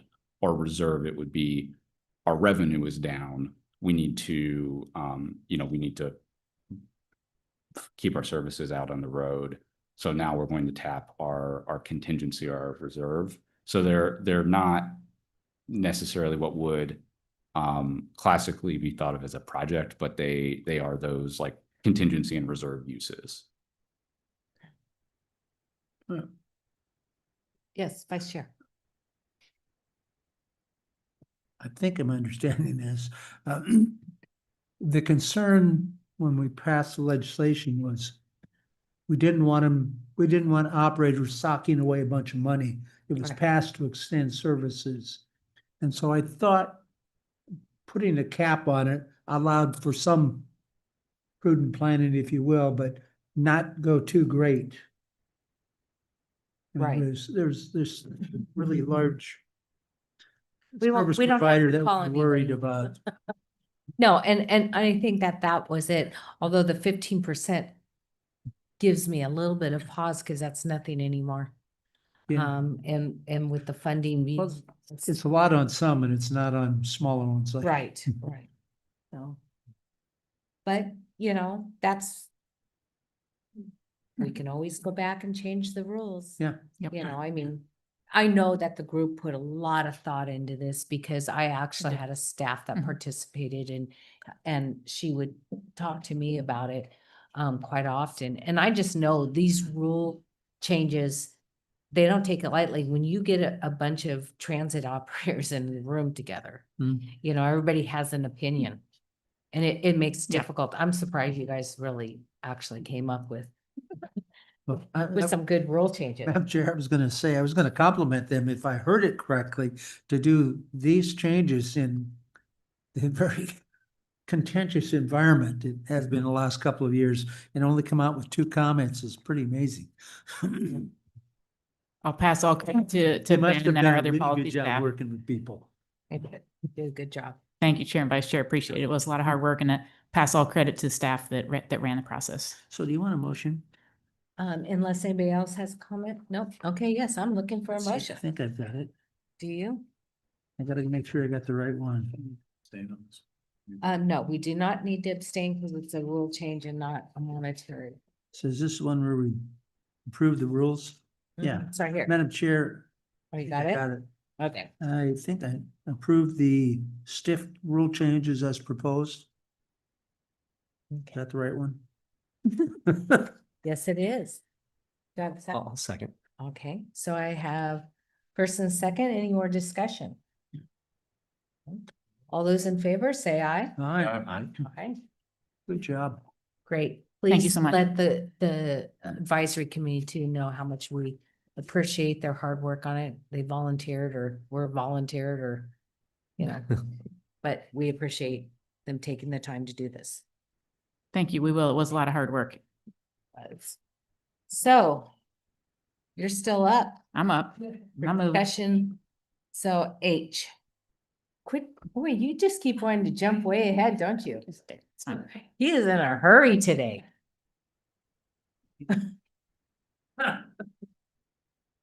No, we have to do H. We're going to talk about Oregon Community Paths, correct? Yep. There it is. Great. Suzanne. go. Still Suzanne Carlson, Public Transportation Division Administrator, and I do have a phone a friend behind me. So if you have more programmatic questions, we've got some program staff here as well. You'll recall we came in front of you July, I believe, in advance of a few of these projects. But I'll go over the program again and then catch you up to where we are today. So again, the Oregon Community Paths program is for multi-use paths, off-road paths for walking and biking, safe walking and biking. We have get on my talking points here. So these are funded by, we've got state funds and federal funds. So there's a multimodal active transportation fund. There's also transportation alternatives funds, which are federal, and those are dedicated by you all. And this round of 61 million was strictly federal funds. So for 2025, 26, these are just federal funds. We kind of accumulate them up a little bit and then alternate state and federal funding rounds.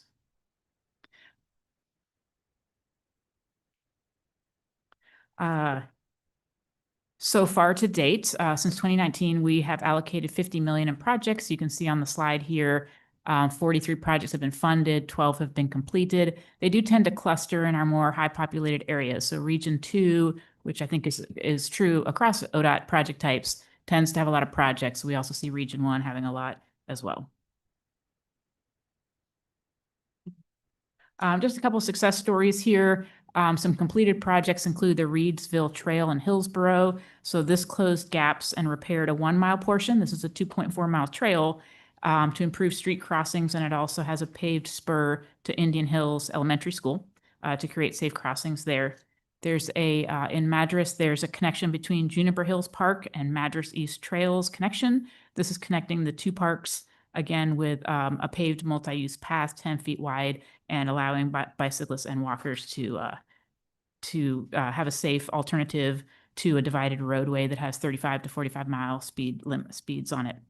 In Gold Beach, we did a new paved path and signage along Highway 101. This goes along the beach side near the municipal airport, and it's a great scenic alternative so the walkers and bikers can get off Highway 101 in that area and be along the beach.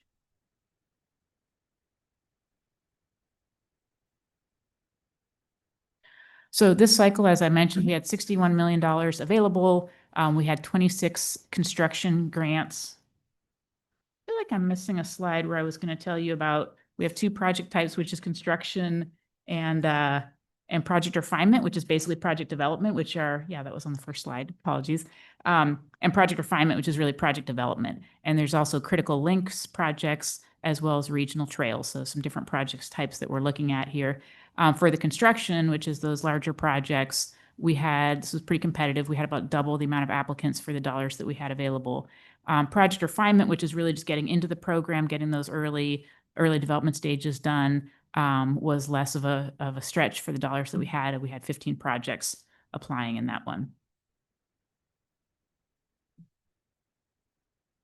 Can you go back one? Yep. I just want to see by region. Let me put my glasses on. So that's by region? The Yeah. percentage. So who got 2%? Oh, Region 5. Okay. Region 5. I was going to mention on another slide, but we are planning to do for the next round more outreach into regions 3 and 5. Maybe fewer locations that might be appropriate, or we maybe just need to do more outreach and get more connected to communities and make them aware of the program. Yeah, my question was going to be about the geographic distribution and whether we have kind of objectives, you know, in terms of geographic distribution, or it's just kind of do outreach and see what comes in. Thank you for the question, Commissioner Chang.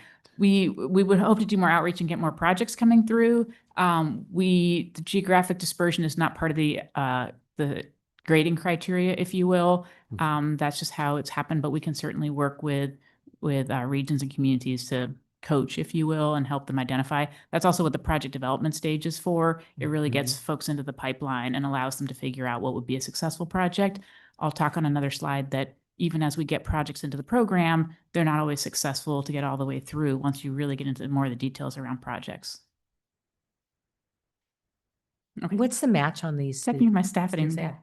that- you know? 10.27 federal match for Okay. this round. For that round. Okay. Thank you.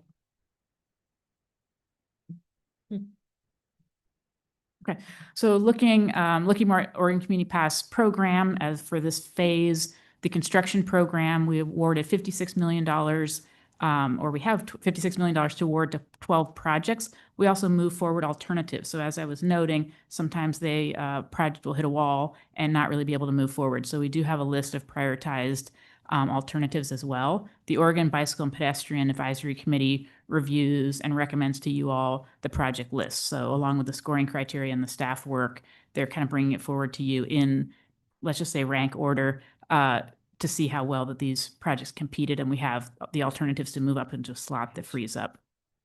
For project refinement, we had $6 million for 12 projects, and then those 3 alternatives that can slot in as well. These are primarily right now cities, counties, and parks department. We also had a transit agency, tribal government with projects in this as well, and a nonprofit, which I think we'll talk about in a moment.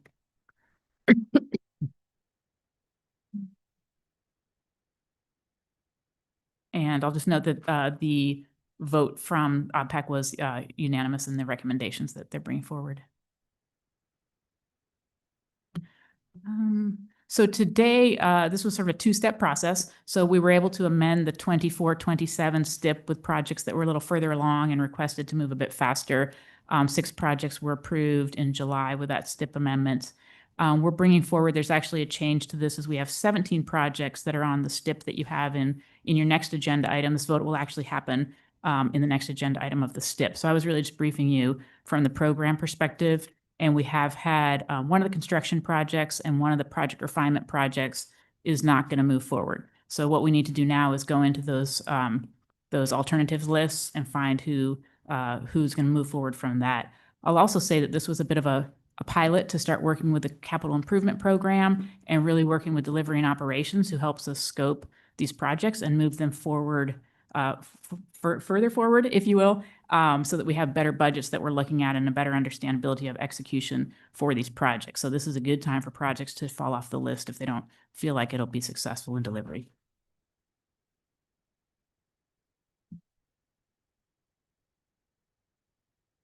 The ones that we're looking at the alternatives for, they'll come back to you in October. So there's a slight maybe change to that last bullet, which is we'll have projects ready for kickoff, but we're also substituting in. And if something else changes and we need to swap in other projects, we may have some changes as well, but those will come back to you as part of the STIP approvals. And with that, do you have questions? Questions? Yeah, I've got a couple. On these projects, who's responsible for the ongoing maintenance once the project's completed? That is a great question. I will turn to my staff for that. I believe that transfers to the local municipality, but let me check. Yes, correct. Okay. And then the funding is dispersed at what point? So most of these, thank you for the question, Commissioner Baker. Most of these are delivered by ODOT. So we have the certified agency process. So a lot of the applicants, especially if they're tribal, nonprofit, transit agency, they're not going to be authorized to deliver federal funds, this round being all federal. So in a lot of cases, ODOT is delivering for these. I believe your question was, when do we distribute the funds? The funds, yes. So for the most part, it's staying in-house with ODOT. For an external party, it would be on a reimbursement basis. Okay. Just a comment. It's really fun to see some of these projects that were so advocated for on the joint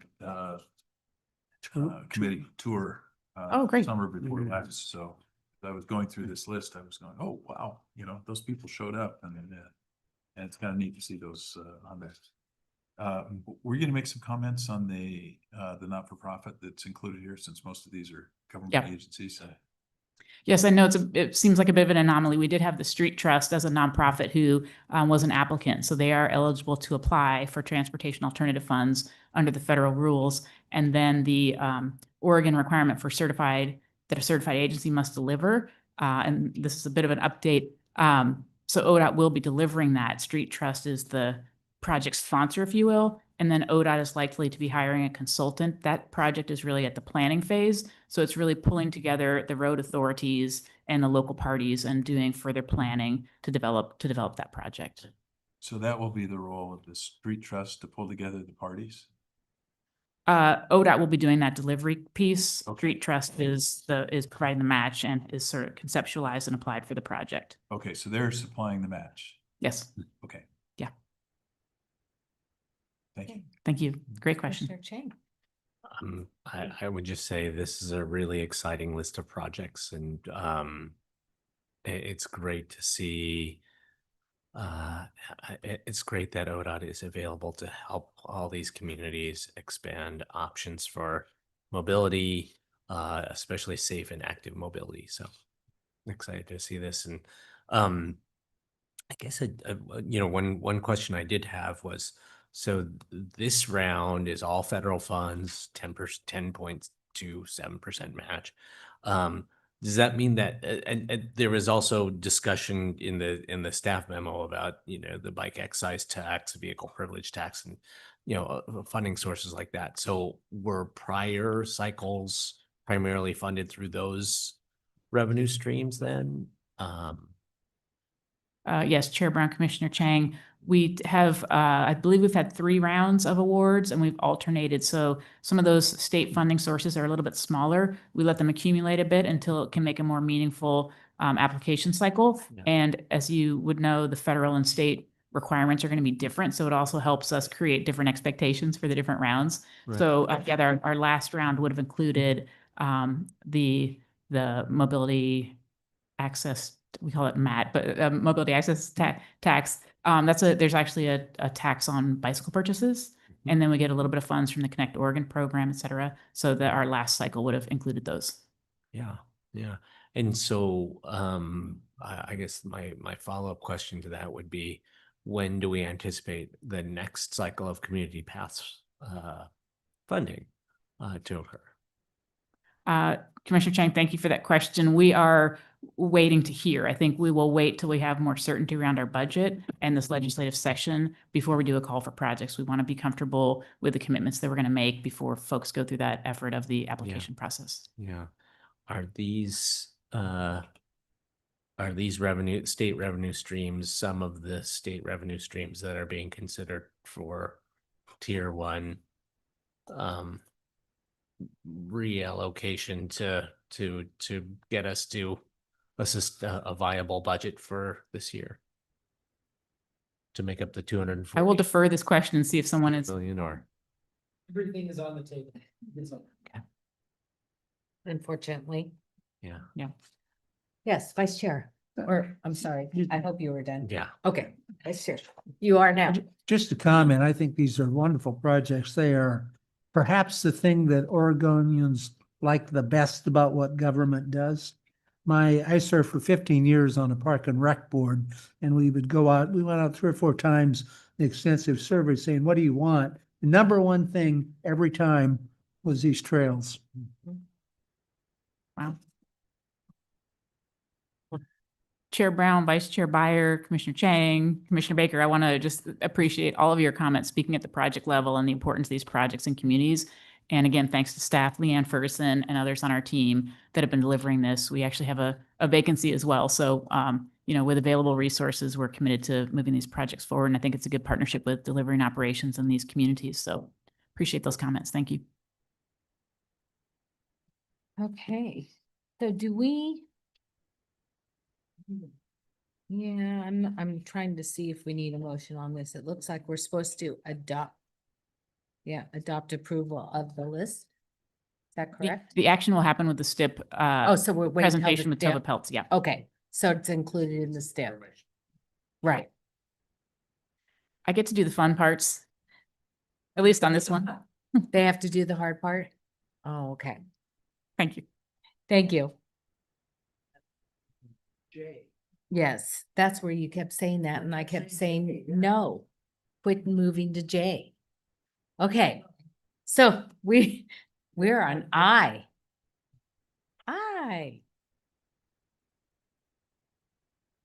Divided on where to sit.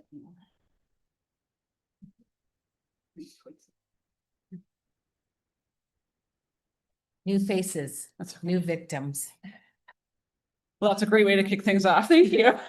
And with that, for the record, my name is Amanda Peets. I'm the administrator for the Policy, Data, and Analysis Division, joined by Tova Peltz, Interim Division Administrator for Delivery and Operations Division. May I have the clicker, please? You may. Excellent. So we're going to talk to you, give you an update on where we are with the capital investment plan. We've talked about that several times in front of the commission. We've made some good progress, and you'll hear kind of where we are today and what to expect in the coming year. So just as a reminder, on the left-hand side, what is the capital investment plan? And the right-hand side is why do we do it? So the capital investment plan is going to be a 10-year look at how we're going to invest the dollars that flow to and through ODOT. It really is focused on kind of our state system, not the local system, but the state system. As we look at that on those kind of squares that are shown there, the primary focus is going to be on the planned investments. So we're going to look at and estimate how much money do we think we'll have over that 10-year period roughly. That'll show a range because we don't have certainty on what that will look like either from the state side or the federal side. From that, we'll identify projects will be the majority of the portfolio, and that's what's really important about the capital investment plan are those projects. That way we can kind of manage those investments moving forward. We'll also show, though, kind of programmatic investments. So you just heard about public transportation and our Community Pass program. It's important to show how that money is kind of flowing to and through ODOT to those things, but not the individual projects that transit agencies, for example, are undertaking. And then having some quick response funding that in a 10-year period, things will come up. There'll be new safety issues that arise. We'll see a new emergency management issues with flooding, extreme weather, and some other issues. That's important to have a little bit of flexibility as we do that. Also in that, we need to start developing projects. We'll have ideas, concepts, things that have been in the works for a while. We need to understand more about those to get closer to actually moving those forward in the future. And that's why those investments of interest are important. And then showing that within the context of the total need. Because we know, and as you've discussed today, even as you kicked off the meeting today, you're making a ton of tough decisions because we have less funding, we're able to do less. And so showing that in the context of what the total need is means that we'll only get so far in advancing safety and advancing some of those key outcomes that you all care about. So showing that context is important. So that's kind of what that capital investment plan is. In doing all of that, it really, again, shows the comprehensive portfolio of the money. And then it shows how that money advances different outcomes. So in other words, the old adage, show me your budget, I'll tell you your priorities. You all help to set the priorities, and we're going to match our budget to those priorities so that those investments follow. So really being accountable in that way. Showing with better transparency how things flow through the process. So if somebody brings up an idea, say from an area commission on transportation, how did we evaluate if that makes the list or not? If it does make the list, when does it go into programming for money so that you can trace things through? There's a lot more transparency on that front. And then as Tova will talk about here in a minute, there'll be more accurate cost estimates because we'll have more stage gates between this kind of plan and development process and the STIP. So the STIP still exists, still an important document. We're creating separation here and the time to really develop things and when ready, putting the dollars to those things. And that really helps with the kind of portfolio management side. So that's the why of what we're doing and the what. We've had these discussions for a while now. We've been talking about the capital investment plan from early concept to now in earnest, really starting it in 2026 with the anticipation of being done at the end of this year, going out for public review with a solid draft by the fall. So one might say, well, what is going on? Not a lot has happened. There's a lot that we've been doing as part of this and that you've even been involved in. We started with really looking at what models in other states work really well. So really, how are other states doing this kind of work? How are they planning, thinking ahead? What are really the state-of-the-art practices? And from those, we learned from their lessons. Some of these entities have been doing the work for around 10 years. So we get the benefit of some of their mistakes and trying not to repeat those ourselves. So learning from the other states is really important as we go forward. We identified kind of the process steps that we need to undertake to do this work. How do we go about it? Who needs to be engaged? How do we set up the mechanisms to be successful as an organization? You all helped us with the outcomes, and I'll talk about those in a moment, that will prioritize the investments that we make. And then we've been out talking to our area commission on transportation partners about those.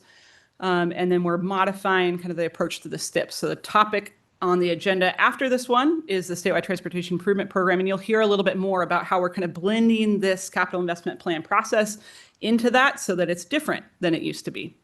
There's a number of things underway that we'll also talk about briefly in this presentation. One are some of the tools that we're building in concert with this so that we're getting to better cost estimates, which is part of the outcomes that you'll see is this effort.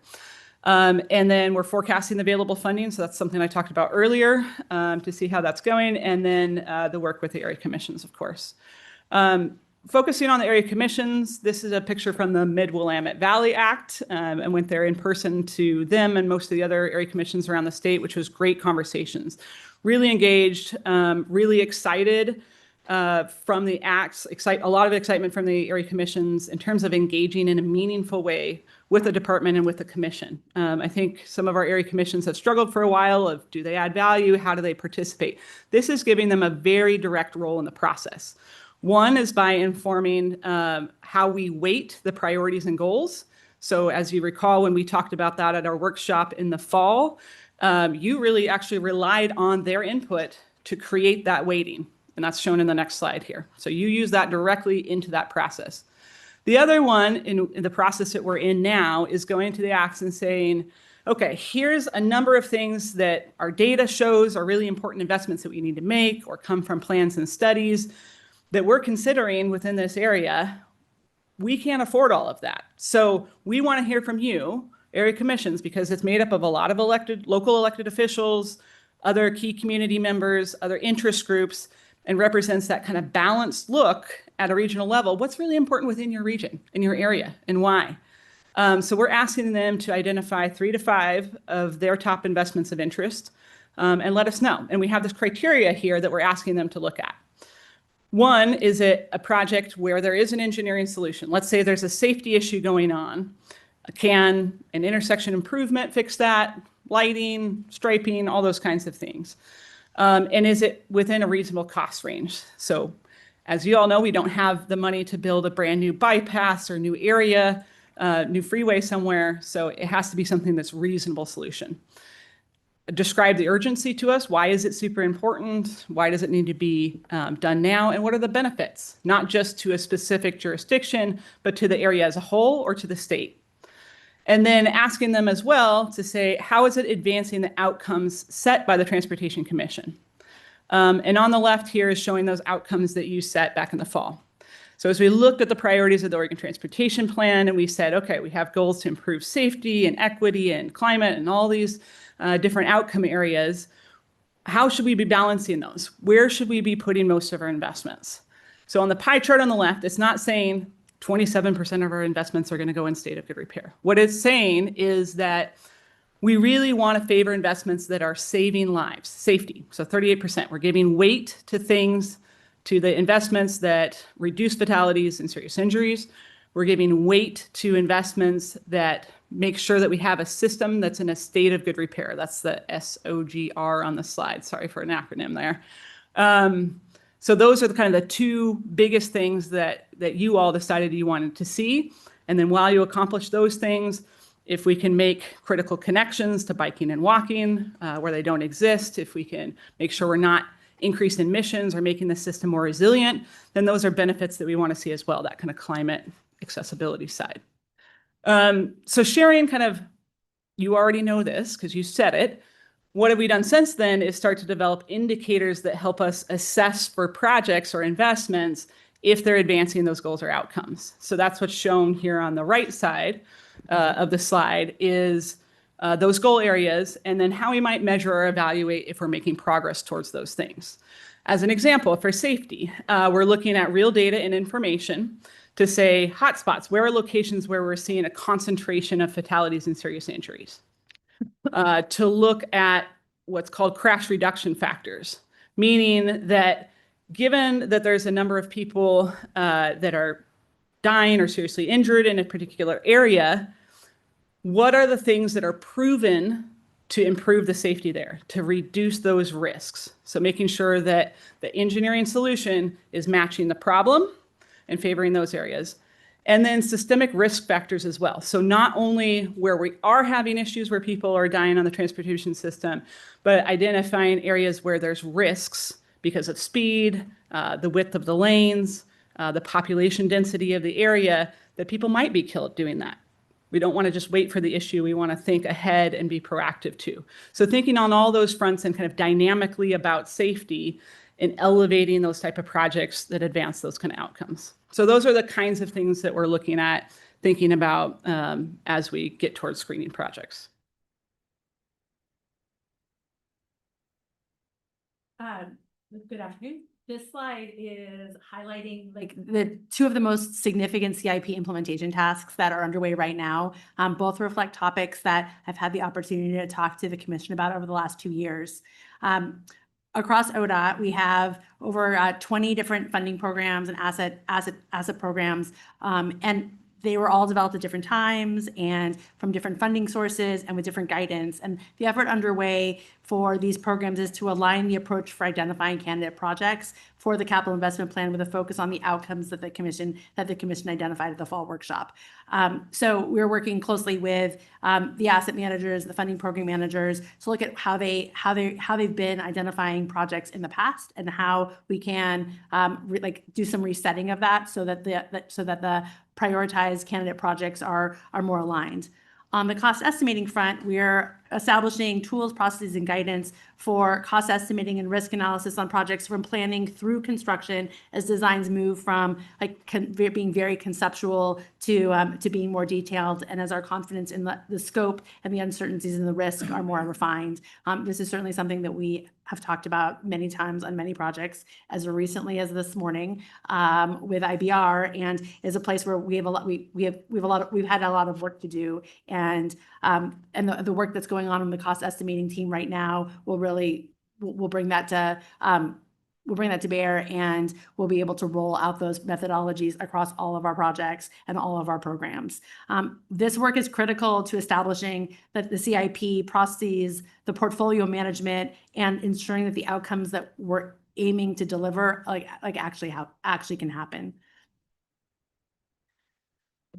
By the end of this year, we'll have set that first 10 years of our capital investment plan, 2027 through 2037. And there are really two parallel paths of work happening right now to reach that milestone.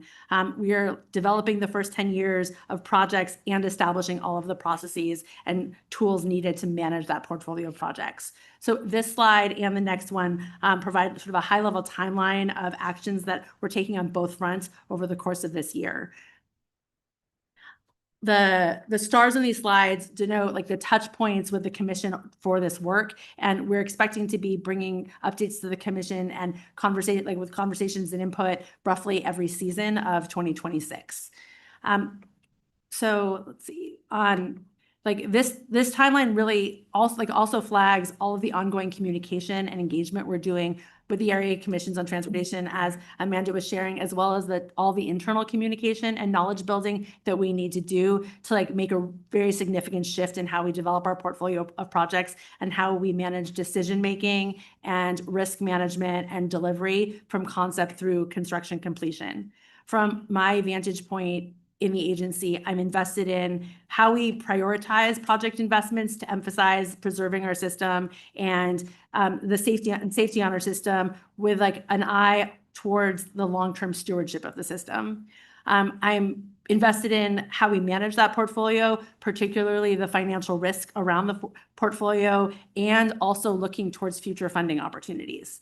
I'm also invested in how we build the process, the expectations, and the guidance for our internal teams who are going to be responsible for leading and delivering those projects, and for our asset managers who are managing the conditions of the system, and the maintenance and operation team members that are managing the function of the system on the ground every day. And what we're trying to do with the process work and the communication work this year is bring all of those folks along, because just turning on a new program, new processes without bringing all those folks along will not be successful.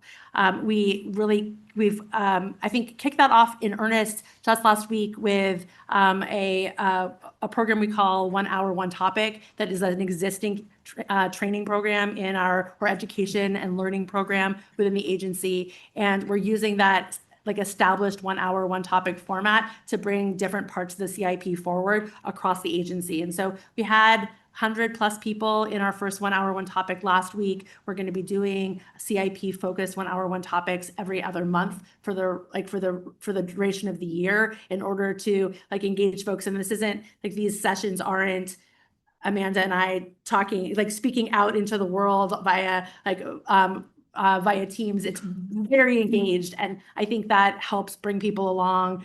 We had polling and Q&A through comments, and folks just raising hands and asking questions throughout.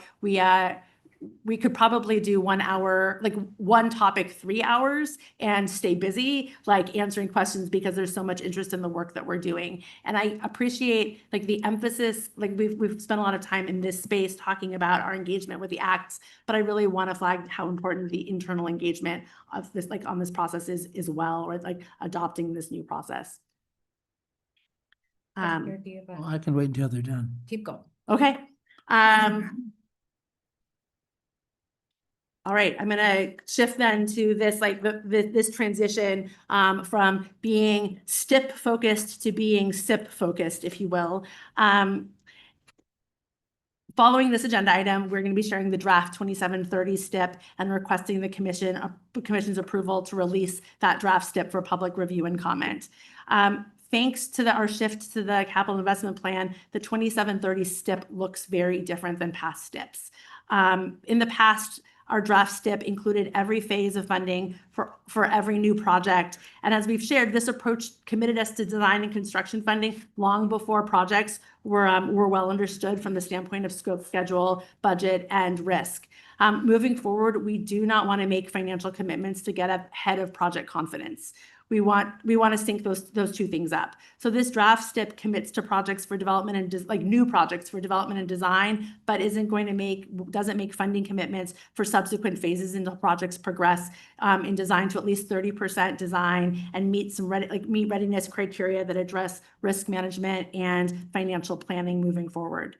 So through annual STIP updates, we'll add subsequent funding phases, and we'll also add additional projects. And we'll have the opportunity to share those with you and with the larger community. So I think that, like, as I said, then like next item, we're going to like dig more into the 2730 STIP. This is going to be a big change for us, and we've been looking at the world in this 4-year cycle and thinking about our projects in a 4-year cycle. And I think we understand, and we talk about regularly on many big projects, not on, and IBR being like the most like extreme example, but truly like projects, like smaller projects as well, take more than 4 years to develop, take sometimes like, several or more STIP cycles to develop. And we need to we need the space to we need the space to like develop the projects, like wrap our arms around the risks, and then make informed funding decisions about like what our delivery strategy is going to be. And I think this shift will get us there. Okay. Yeah, so I mean, maybe just a couple things to emphasize out of what we shared. So we are in a very active process point of CIP development. By middle of the year, we plan to have all the concepts ready and starting to screen those through to see what elevates to the top, so that again, by the fall, that we have a pretty good sense of what that looks like. We can share that information out, kind of iterate that list so that we're finalizing things towards the end of the year. And I'll just emphasize what Tova was just saying. This is a game changer for how we're putting dollars to projects, that we are gaining much more certainty to the point that we add those dollars to projects that get at some of the agenda items that I think were challenging today and have been challenging in the past. So I think that's a huge improvement. And we're starting to integrate that in the current STIP cycle, and we'll see that even more pay off as we continue through the capital investment plan process.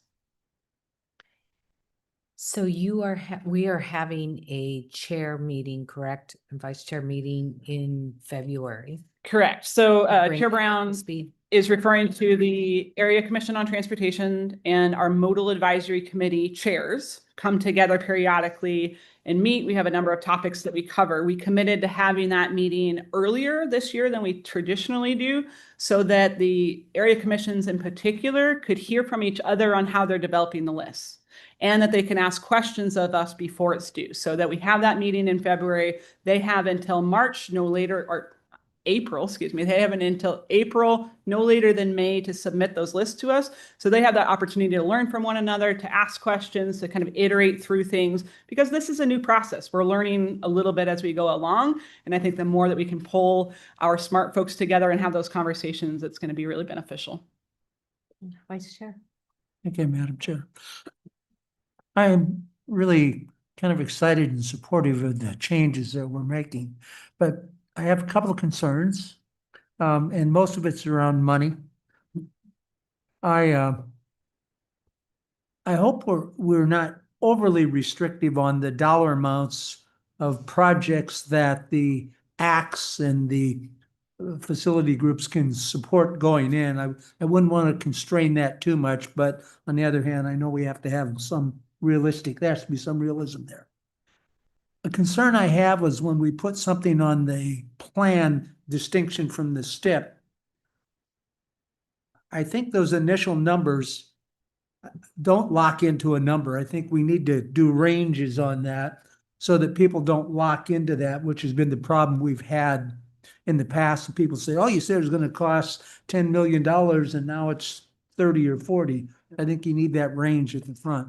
Not sure how you do that, Tova, but that's up to you. I think you're speaking her language. Then on the other end, a little concerned about the way you talked about how things get on the STIP. I think once something, because we're selling this, that we're going to be pretty solid when we get to something going on the STIP. I think we can't do just an iteration. It could be a range there too, but I think once you commit, once we put it on the list, the public's going to think we committed to do that project. And except under extraordinary circumstances, I don't think we want to be in a process where we go a phase or two into a project and then said, whoops, it's way too much, we're going to quit. I'm kind of of the belief that once you start a project, you finish a project. I agree with you, Vice Chair, and I appreciate what you've said. I think that what we're trying to do with new projects moving forward is when they're programmed in the STIP, we're programming only design, like we're starting with either planning phase, depending on what the work is, or PE, like design phase. And we're not going to make commitments for subsequent funding, like construction funding, until until design has been more developed and we can wrap our arms around what we think construction costs will look like. And that might mean that we're not going to fit that project into the 4-year cycle as we've done in the past. It might mean that we are making a commitment to delivering that project, but it's going to be like the construction, we need more time to develop the design, and the construction won't happen until like year 5 or like year 6, depending on the project. Or perhaps it's something that we can lock down confidence-wise and design-wise faster, and we can add construction sooner. Yeah. Maybe one thing I would add, Vice Chair, if that's okay, is that I think as we, in the capital investment plan, we'll have clear criteria for off-ramps. So once it's in the capital investment plan, that's kind of signaling our intent that that's a project that we want to move forward with. As we develop it, however, there may be other things that come up and we're just like, oh, that's not a viable project, whether that's community support or cost or other geotechnical or other issues. We'll have criteria that show those off-ramps. And I think to your point, we view once things are in the STIP as a pretty firm commitment to moving forward. So it'd be probably limited circumstances that we don't move future phases forward. It's a matter of when, though. Because we have limited funding available, when can we fund all those commitments moving forward? We're trying to figure out what that backlog is. Right. And not every project that's in the CIP is immediately in the STIP. And so I think that there are projects that are going to need to advance in the CIP before they've hit a readiness, like a moment of readiness to be programmed in the STIP in the first place. Yeah,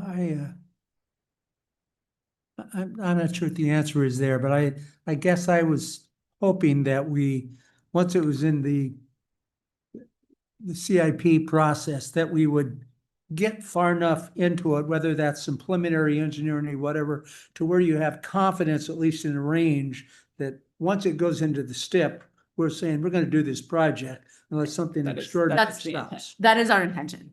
Yep. To do exactly what you're Okay, it asking. didn't sound like that. Okay, that is our intention. I apologize that I miss. We don't have to apologize. It didn't sound. Yeah, so, and that was what I was trying to clarify, that in the capital investment plan, as we're developing and understanding the project, that's where we'd potentially find off-ramps if there's certain criteria that are met and it's just not looking like a viable project. Well, before then, we're programming the actual dollars to it in the STIP. So once we have the confidence, then that is that commitment moving forward. Okay. I do want to revisit one of your earlier points in question, which is being restrictive to the area commissions as they put together their projects, because there might be needs that they need to express are pretty significant. Maybe we don't have the funding today, but to signal that there is a cost, there is a significant need, I think is an important part of this process. So we intentionally left the criteria vague for reasonableness. Mhm. We didn't put a dollar amount to it. We just wanted them to consider that, to think about kind of what might be possible moving forward as a consideration, but we definitely didn't restrict the dollar amounts for those projects they put forward. In that process, I mean, I'm sort of envisioning the acts and the other two will suggest there are 3 to 5 projects, and then it's gonna come to the commission. And between the time of recommendation and the time you bring it to the commission, you're gonna do some staff work on it that will have the basis of the recommendation and has some numbers around it. Maybe, or I think maybe. what we will have, 'Cause so. we're gonna have to make a decision about in the final what goes in and what doesn't come in. Right. So Vice Chair, I think part of the process would be the area commissions submit to the commission and to the agency their lists. Those lists would be things that then we screen through the criteria that I was showing earlier to see how they come out in general. And that would be something that we'd share back with the commission as we're debating kind of what would likely go into the capital investment plan.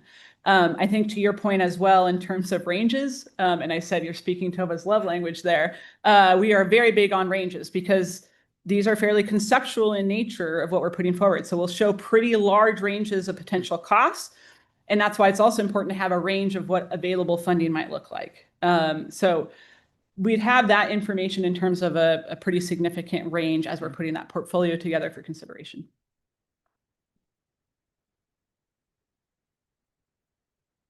Commissioner Baker, Thank are you, you Chair. gonna, I'm gonna be on my best behavior. okay, Nice. good. Did you see, she gave me the eye. I saw I that. did. I know. Just burned him, sorry. I really like what you're talking about, so, and having led a lot of change in my days, just a couple of thoughts. One is you don't want to leave anybody behind. So I really like the program that you've got going with regard to your 1 hour, one topic, because we've got to make sure that internally and externally we don't leave anybody behind, because this is a big change. The other thing that I'd suggest you put into your 1 year planning is an evaluation, so that periodically we go through an evaluation. There's probably some things that we left out that we want to add, and there's might be some things that we've done where it just didn't work out. So give yourselves the opportunity to let this thing evolve, and it'll probably take you 5 years to have most of the bugs worked out. But Yeah. lots of conversation, lots of evaluation, lots of humbly looking back on the attempt and seeing did we achieve what we were trying to achieve. Yeah, Commissioner Baker, I think that's absolutely a fair point. And as I mentioned earlier, we talked to a number of other states, some that have been doing this a short amount of time, some longer. Some of the ones that have been doing it for a long period of time are saying it took us 5, maybe even 10 years to get this dialed in a true way. So I think we recognize it's not going to be perfect out of the gate. I think that evaluation is absolutely imperative as we go through and we tweak and adjust. And we have a public conversation with you all about that evaluation too. Like, here's what we found that maybe were weaknesses. Here's our suggestions. We'd love to hear from you as well, and others as we go through this process, because that's going to make it all better as we move on. I'll also note that I think we're recognizing there's a continuum of how we develop this. We'll need data and information systems that are going to back this, where we can track then the concept all the way through where it goes to funding to where it's finally completed. We don't have systems today that can do all of that tracking, and we need to have that transparency and accountability within this portfolio that we're talking about. So that's going to take some time to develop. So there's other pieces of this that we'll start out and we'll do the best we can to try to integrate it in and then build those systems around it that can really have a supportive structure long term.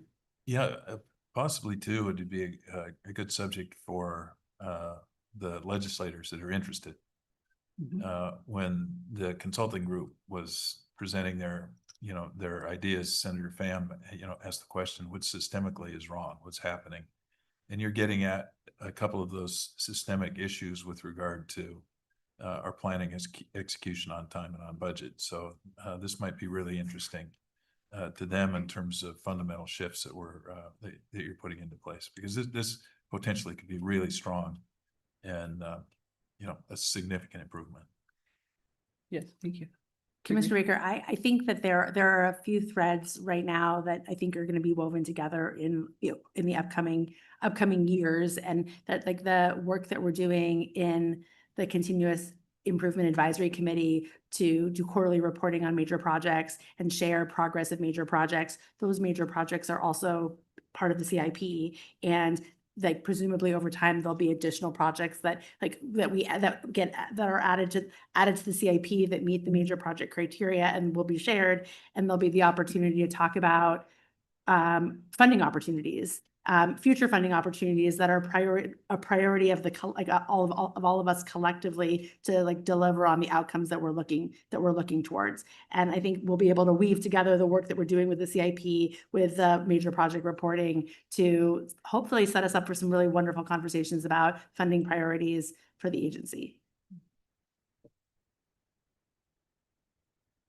Commissioner Chang, do you have anything? I mean, it sounds like it makes sense as an approach. It'll be really interesting to see, really big projects that need to be phased over many years, kind of how it plays out with those being, held and then move, those later phases being held, being moved forward and kind of brought into the near term.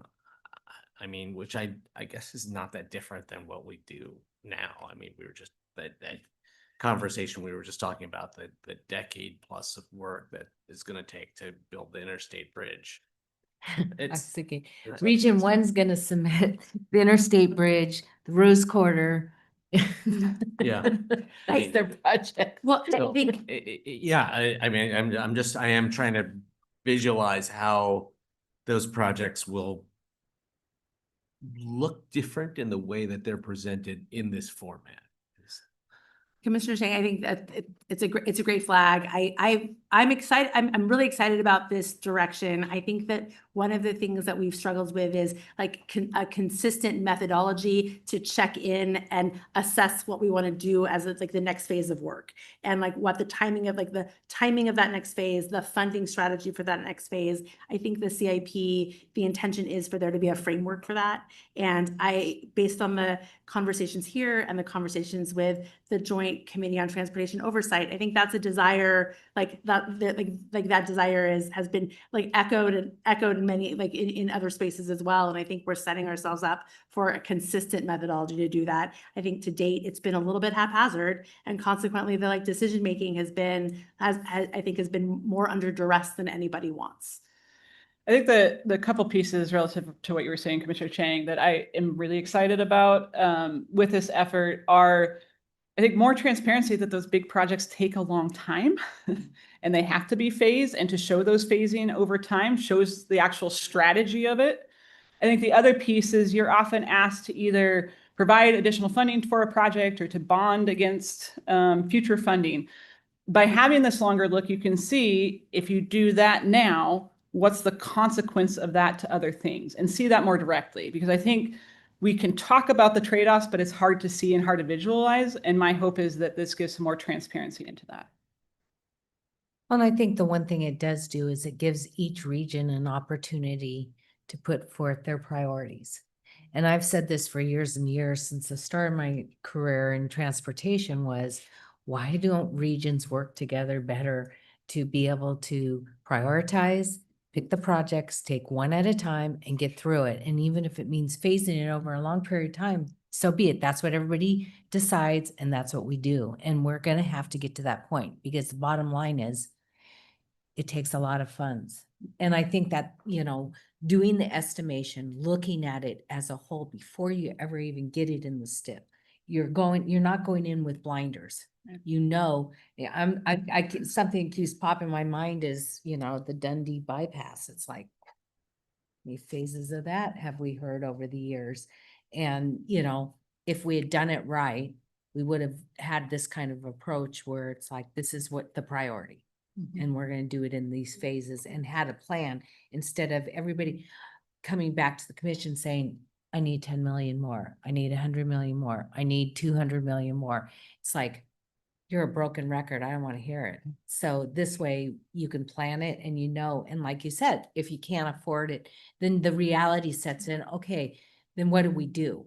Legislature, we need billions of dollars to do this. What are we gonna do? Right. Oregonians. So I'm looking forward to it. Us too. Thank you. So we'll see. Right. We're up again after a break, maybe? Yeah, we're at a break. We're late. Way to go. Do the next one. We'll do You the got us behind here. No, you know what? This is really important. And I think that the conversations we've been having today are needed. So time is not a big deal, but we will take a break because I know everybody could probably use a few minutes. At least a restroom break, please. Okay. Don't look at me like that. Get back. 4 minutes. Can we do it in 4 minutes? 5 minutes? 5 minutes. 5 minutes.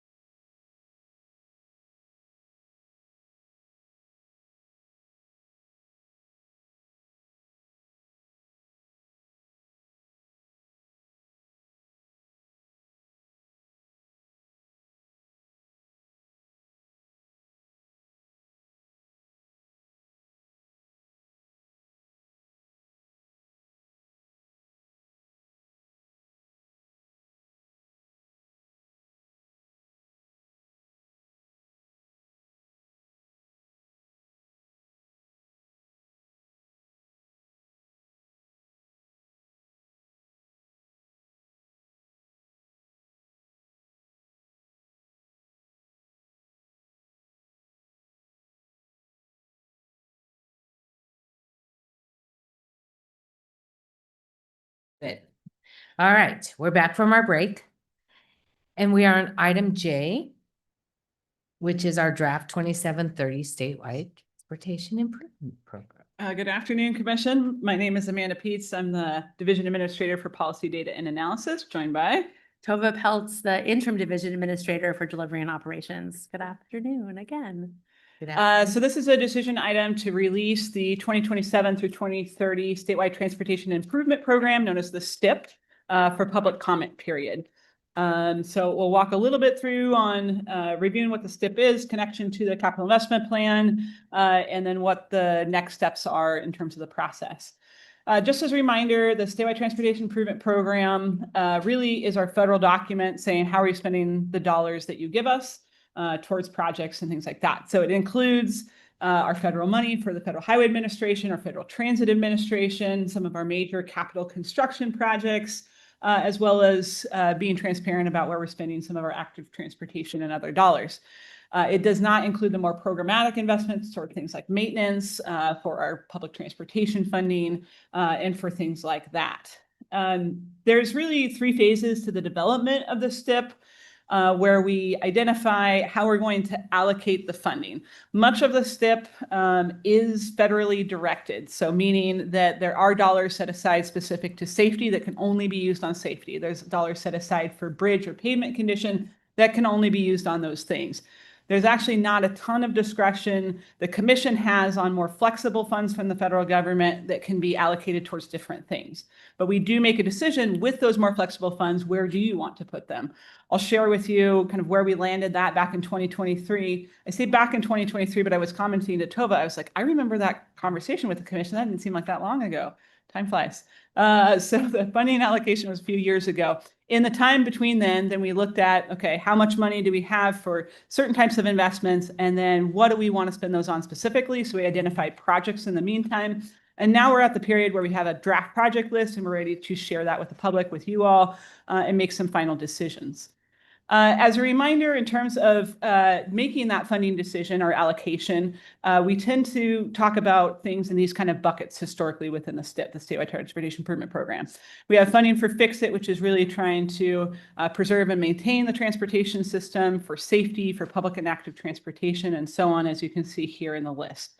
As we just talked in the previous agenda item about the capital investment plan, this is flipping that in a way. So what we did previously with the STIP is we said, let's put this much dollars towards these things. In the capital investment plan, you're saying, here's the things that we really want to advance: safety, state of good repair, those kind of things, and find the mix of investments that get us there. So it's not putting a set dollar amount to those things. It's more about let's advance those things. So it's not siloing buckets of money as much, which is a big difference you'll see. But for the 2730 STIP, we did allocate it to those categories. So it was kind of bucketed into Fix It, ADA, safety, and so on. What you can see in the graphic or table at the top there is what historic allocations have been for each STIP cycle. So STIP cycle is 4 years. They overlap in the last year, as you can see up there. The total dollar amounts within those areas you can see are larger for the 21-24 and 24-27 STIP than they are for the current STIP. Part of that is because the federal reauthorization expires, so the amount in that is not necessarily known, so it's a little bit lower. You'll see, as you probably remember from that decision, those of you that were here on the Commission, there's a substantial investment into ADA, Americans with Disabilities Act, for our compliance and meeting our legal requirements there. So that was a significant increase in the more discretionary funding that the Commission had and directing it towards those uses, which meant we were pulling down funding from Fix It, from some of these other categories to the bare minimum federally required amounts. So what that's showing is then, like Fix It, we have to put a minimum of around that amount towards that category. But it's a huge reduction from past cycles. It's a 40% reduction. While we doubled funding for ADA, that's curb ramps, there's 30% less funding for public and active transportation. So making those critical connections and other things. Chair Brand, you well know some of the changes we made to the transit funding that had some pretty significant consequences to the people that were delivering those services and relying on those services. So it was a very challenging decision because there's not enough funding to go around. We had to direct a lot of that towards a certain area. With the unallocated funds that you had more discretion for, we wound up directing those towards the Great Streets program, which Tova will talk about in a little bit. Because, Before you sure. go on to the next slide, could you just, I think I have some sense of it, but it would be nice to have a nice, clear, crisp definition boundary between what we're talking about with fix-it and basic maintenance and operations. Sure. And Tova can add on to this probably better than I can, but I'll say the fix-it category is really what we consider more of our preservation type investments, as we made a distinction there. So it's paving, it's bridges, it's the asset side of things. So the bridges, the drainages, and the pavements. Whereas the maintenance activities are more the people side of it. So the people plowing the roads, keeping it clear of snow, cleaning out the drainages, but not necessarily building and constructing some of those areas. So that's generally the distinction. Tova, do you want to elaborate? So like patching a crack. Pavement patching work happens under maintenance and operations, whereas a paving project typically happens under our Fix-It program. However, there's historically been money for like low volume road paving, and some smaller scale paving projects that are delivered that has historically been delivered by maintenance, but currently like the funding for that has been largely diminished. Thank you. Follow Yes, up on that? Vice Chair. Yeah, how do the activities under the set aside for bridges and culverts and that compare to the fix-it? Are they similar? I think I need some clarification on the Yes. question. So Vice Chair, I think just for clarification, all the activities that you're talking about are under the Fix-It program itself. So the 2017 money is covered under the STIP as well? I see what you're saying. The House Bill 2017 money does fall under the Fix-It category for bridge programs. The House Bill 2017 bridge seismic program, it falls under is allocated under essentially under Fix-It. Okay, so that's part of the STIP then. It is part of the STIP. Those are state dollars though towards projects. So we show them in the STIP for transparency, but in terms of what the STIP document is for is mostly our federal accounting of federal dollars. So we show that for a transparency basis versus. Well, that does raise a question. And if the legislature chooses to change that set aside and moves it to maintenance, what will that do to the STIP?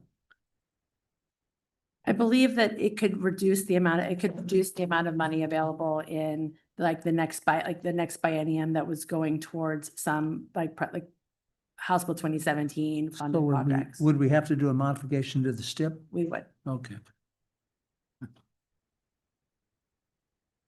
Okay, thank you. Yes. So as Amanda just shared, the 27-30 funding cycle is considerably smaller than past cycles. And as an outcome, there will be fewer projects, which means less investment taking care of our system and quite a bit of deferred preservation work across our infrastructure. So that one outcome is there will only be paving interstates in this 27-30 timeframe, for example. So there won't be projects and funding to put on non-interstate systems. So only paving interstates means paving on I-5 and I-94, 205, 405. However, in this case, I think there are two paving projects included in the 27-30 STIP exclusively because of how small scale that funding is. How little is available.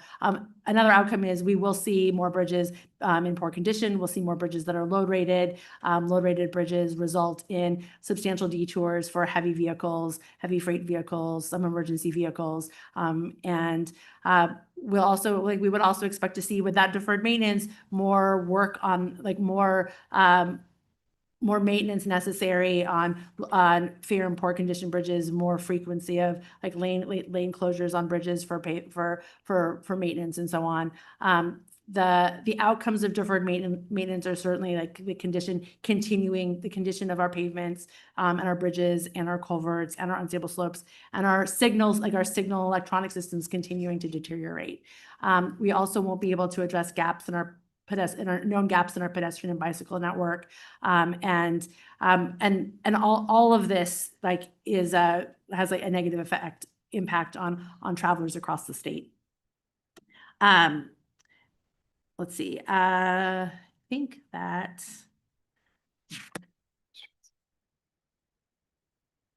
going to Great Streets. As Amanda was saying, there was $70 million in unallocated discretionary funds that the commission directed towards leveraging opportunities with other programs to add more safety, equity, and climate outcomes to other program projects. Great Streets funding will be added to 6 projects in the 27-30 funding cycle, and 3 of those are included in the 2027, like the 2027 federal funding cycles, federal fiscal year. So are part of this like draft STIP. And we'll be adding like those other projects in subsequent years.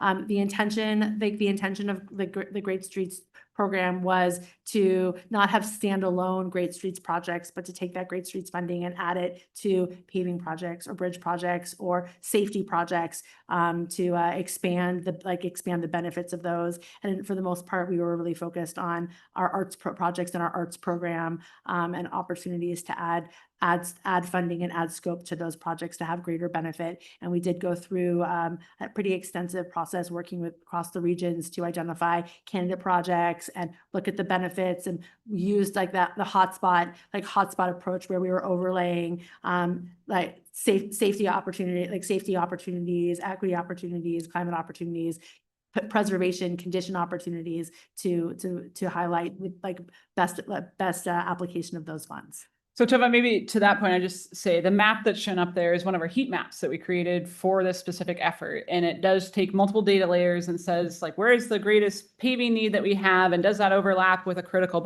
bicycle pedestrian connection and so on? So you're looking at multiple different things at the same time, seeing where you can get the best bang for your buck, more or less, and really address a major issue. So this heat map process we're actually using and sharing with our area commissions on transportation as they think about projects and investments for the capital investment plan as well, to see kind of what strategic opportunities may exist.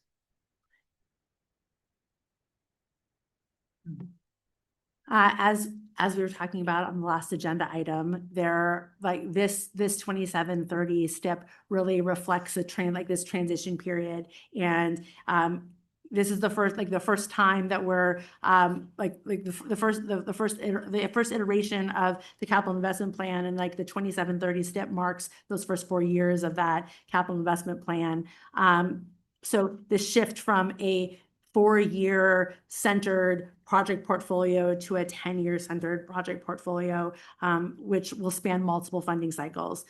So I want to again remind the commission that we're committing that the projects that are in the draft 27-30 STIP would be that are being programmed for design funding. We're making the commitment to ultimately fund those all the way through construction. So the intention is that the projects that have been selected will carry all the way through construction over time, and that might not happen in the 4-year the traditional 4-year cycle. It might take longer, but we're making that commitment now.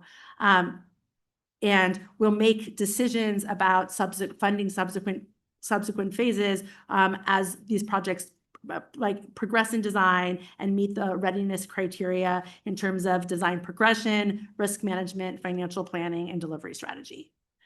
This STIP is heavily focused on the new projects that are being added in 2027 and those PE phases, and development will play out through our capital investment plan processes and portfolio management to add subsequent projects and add subsequent phases. That information will be made publicly available with approval from the OTC when we're ready to add STIP projects in 2028, 2029, 30, and so on and so on.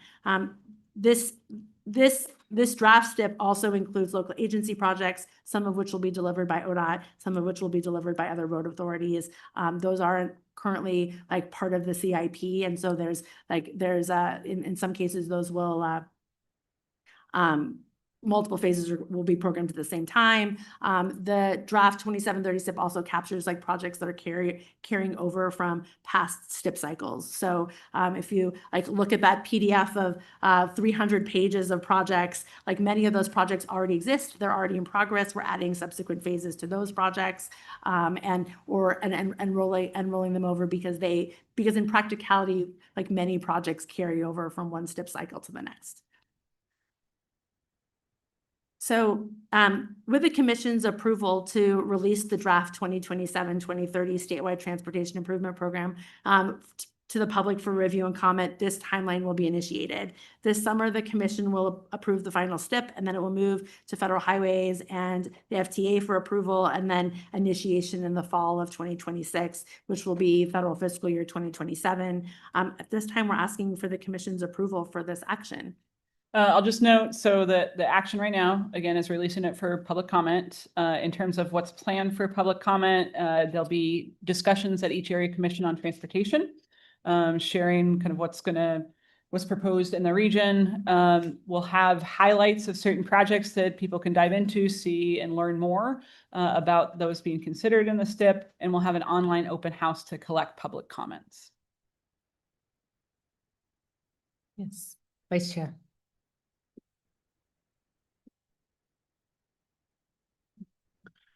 So the STIP then covers all of the costs that the department expends with the exception of operation and maintenance.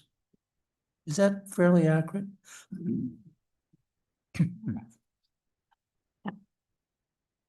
mean, does it have like safe routes to schools and all of that in it? So we show, we don't show each, I think we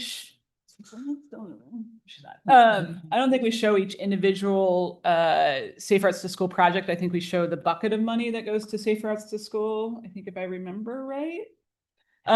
So generally, again, it is the capital investments that are Federal Highway, Federal Transit Administration money. But we do tend to show, because we haven't had another mechanism to show our investments in a transparent way, we've added things to it over time, which is why you get some of the House Bill 2017 projects on there, some of the bicycle and pedestrian investments and other things that may be state dollars. So I think we'll see, that evolve potentially as we have the capital investment plan that shows that kind of whole look at everything that's on this, than what really needs to be in the STIP specifically. I think that's a fair statement. We've used the STIP as our portfolio management tool. The STIP is not intended to be a portfolio management tool. That was feedback that came out of the strategic review in 2024. That highly unusual for a DOT to use the federal statewide transportation improvement program as the portfolio to manage, to manage all of the projects. And so one of the things that we need to set up for the capital investment plan is the portfolio management tool to track all of the things, because they don't all belong in the federal STIP.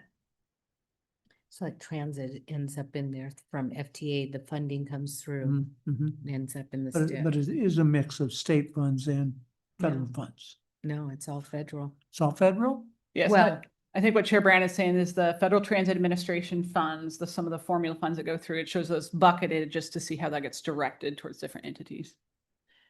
But what we find when we do STIP amendments, we're adding sometimes state highway funds to projects and also federal funds, because our projects are typically a combination of funding sources. And so that is all demonstrated in and documented in our STIP and in our STIP amendments. Yes, Commissioner Chang. I'm thinking about the communication value of the STIP. I'm glad we're at this point in the STIP cycle where we're getting ready to release, the next package. I think it's valuable as a communication tool, both for people to understand in very concrete, tangible ways the work of ODOT, what the agency is delivering for the state, for our communities. And I also think it would be beneficial for us as we're communicating out what's in the STIP, to help people understand what's not in the STIP. The 40% reduction in Fix-It, the 30% reduction in, was it PAT? These are the things that we are constrained from doing more on because of the funding levels that the legislature and the federal government are delivering for us. So you just as part of the communication process, helping people understand what more could we do with with $10 million more or $100 million more here, there, or the other place. I think that would be a very helpful communication exercise for us, in addition to just helping people understand, what we are delivering with the STIP that we're putting out there. Yeah, that's great comments, Commissioner Chang. And I think one thing that just observationally, it's really interesting, I'll say with the Great Streets program alone, looking at all of the truly great projects that are out there that need funding. And that was just a subset of like the highest needs. And we're still only able to fund like 6 of those. And there's so much more and greater needs. So to your point, it's great showing this because it shows kind of what we can fund. And there's this whole other side of things that you're not seeing, all these things that are fantastic projects that have great community benefits that we're not getting to as well. Yeah. Well, and I think the other danger is sometimes people that really don't understand ODOT's budget, they will look at this list and go, well, why don't you take, the $625 million out of the ADA, not understanding that some of these things, same thing with public transit, funding that comes from the federal government, it can't be used for anything else. And so it's easy for people to pick and choose and say, well, we'll just cut this here and use it, and you can't. And so it's very complicated. And I don't know how you educate people to understand it, because as much as we struggle with it, put a layperson behind it and it's like, I don't get it. Well, it's true. I mean, I've been in talking with people, in the current funding thing, when you say, maintenance and preservations, people don't really understand what that is. They say maintenance, they think, oh, that's doing an overlay on the highways. Not exactly. Right, it's the people Yeah. that work for ODOT, that plow your roads, that respond to accidents, that do all these things. Yeah. And Chair Brown, to your point, the education has to be, it's sort of like you start at the high level and then you work your way into the details to help people understand better. And I think this is a really good starting point for the high level discussion. A chart like this, it will invite people to say, well, why don't you just take that money out of the ADA and put it into something else? And then, we have a specific number to talk with people about, and we can say, we are not allowed to move this money. We are required to use this money for X. Yeah, if our challenge is, we have to start with a very high level picture and get more granular in response to people's additional questions or information needs. How do you where is the starting point? And I hope that this is a good starting point.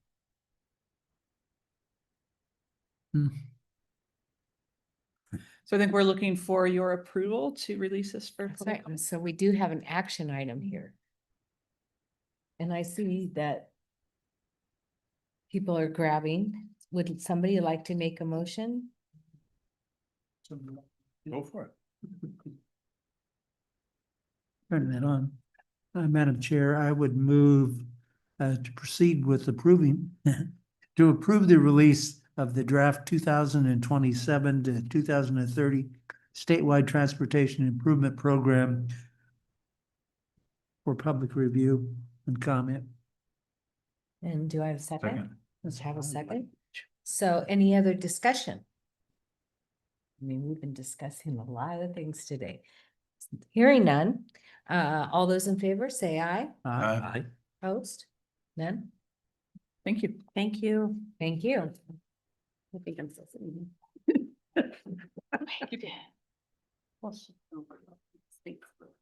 We're a little bit behind, but we're okay. Oh, boy. Yeah, we're good.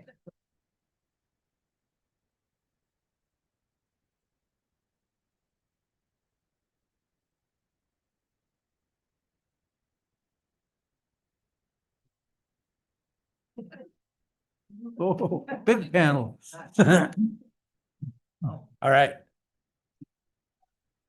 Madam Chair, members of the commission, for the record, I'm Travis Brower, Deputy Director of ODOT, and the cast you have before you looks nothing like what is actually on that slide. For one, we are catless today. Ms. Silva is sick, and I've also added a couple of additional people to help us talk about some of the impacts. So we'll introduce ourselves for the record as we go along here. But just today's report is going to be a catch-all update on HB 3991. We started off with an implementation status report and then realized as we went along that there's a lot of other stuff going on as it relates to HB 3991 and the overall legislative conversation around ODOT's budget. So we thought, let's just bring it all to you today. So we're going to give you a little bit of an implementation status report, talk a little bit about what the governor laid out a couple of weeks ago, talk about potential budget reductions and the legislative session. So we'll start with the implementation status report. I apologize, Ms. Silva, as I noted, was sick, so I'll give her portion of this. As you're aware, some of the provisions of HB 3991 have been put on hold by the referendum that has qualified for the ballot. But the remainder of the bill, unless and until it is repealed, remains the standing law of the land. And so ODOT is diligently working to implement this. We're going to be providing you a implementation progress report. I think we did that first time last month. That is in your packet this month. And so it will show you the highlights of what's going on as well as all the individual action items. For example, this month, we had our first CIAC meeting of CIAC 2.0 as reconstituted by HB 3991. And we're working on that legislative major project quarterly reporting that will come to you in March to go to the OT or to the Joint Committee on Transportation. In addition, there's some other work going on across the agency, particularly around implementation of road usage charging and implementation of the truck taxation modernization.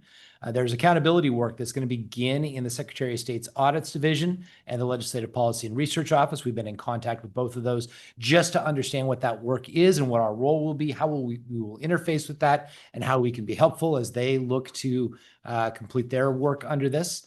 And then there's one completed initiative, which is eliminating the toll program, consistent with the existing pause that Governor Kotek put on in 2024, and that is now codified in HB 3991, which eliminates that direction to toll and also eliminates our ability to spend money from the $30 million that was set aside by HB 2017 for tolling programs.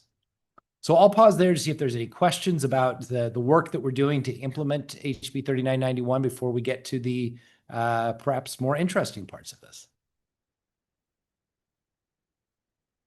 Okay. Question? You go. All right. So I'm going to talk now a little bit more about where we stand and where we are going as it relates to ODOT's budget. Just as a reminder, throughout the last several biennia, we have stacked multiple budget reductions within our budget so that at this point in 25-27, we've taken about $150 million in reductions in our operations and maintenance budget. We are left, however, with a funding gap of $242 million that is needs to be closed for this biennium. The legislature, you may have heard, is working to solve for a total gap of $297 million. That adds a little bit more in ending balance to tide us over through the first 6 months really of the next biennium to get us into 2028 with the assumption that the legislature in 2027 will take up some of these transportation funding issues, either on the budget side or the revenue side. And there needs to be some additional resources just to make sure we can make it through that initial part of the biennium. It is important to note that that funding gap of $242 million is a little bit smaller. When we came to you almost 2 years ago with our agency request budget, the number was $350 million. That was lower than when the legislature reduced our budget by about $46 million. We were down to $309 million shortfall. Since then, we've actually had a few things break our way. That is always good. And unfortunately, not a lot has broken ODOT's way in much recently, but we actually have had a few things that have broken our way. We have had higher than projected revenue last biennium, and our latest revenue forecast that came out just in October shows that the revenue for the biennium is going to be a little bit higher than originally projected. Similarly, we had higher than expected savings last budget cycle as we implemented more and more austerity measures and held more and more positions vacant at the end of the biennium. So all of that has shrunk that budget gap down to about $242 million for this biennium. Now, you probably heard that about 2 weeks ago, Governor Kotek put forward a proposal that has 3 R's: repeal HB 3991 to avoid costs to ODOT that will deepen some of our budget issues, redirect resources from within the transportation budget to ODOT operations and maintenance to avoid severe budget reductions, and then rebuild by convening stakeholders and legislators to develop a transportation investment package in 2027. All of these are really above my pay grade and are discussions that are going on within the legislature. You'll hear about them regularly through the media. We are obviously watching these very closely, but we are forging ahead with this and taking matters into our own hands as well, and really focused on a 4th R, which is reductions. Legislature would need to do anything within the budget that would redirect resources from other transportation funding sources into our budget.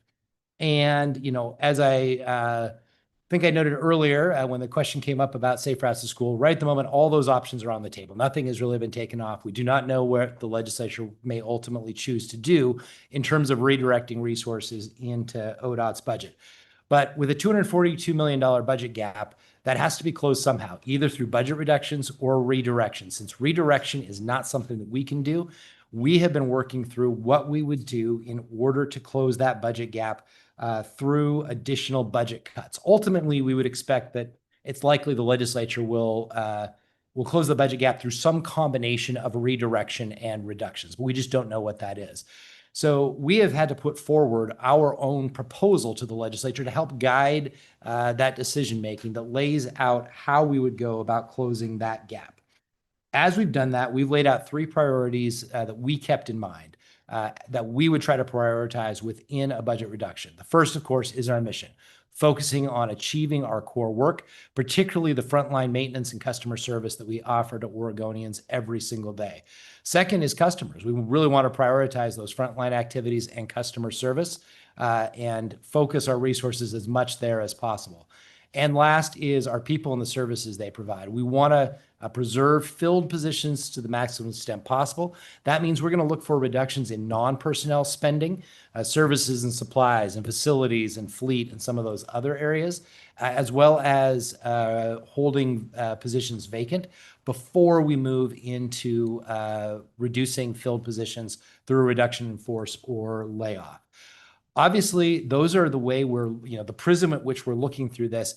If we have to reduce by $242 million, however, maintaining our mission, serving our customers, and preserving filled positions is going to be essentially impossible. We're going to do the best we can within those extremely limited resources. So we'll show you that as we go along here.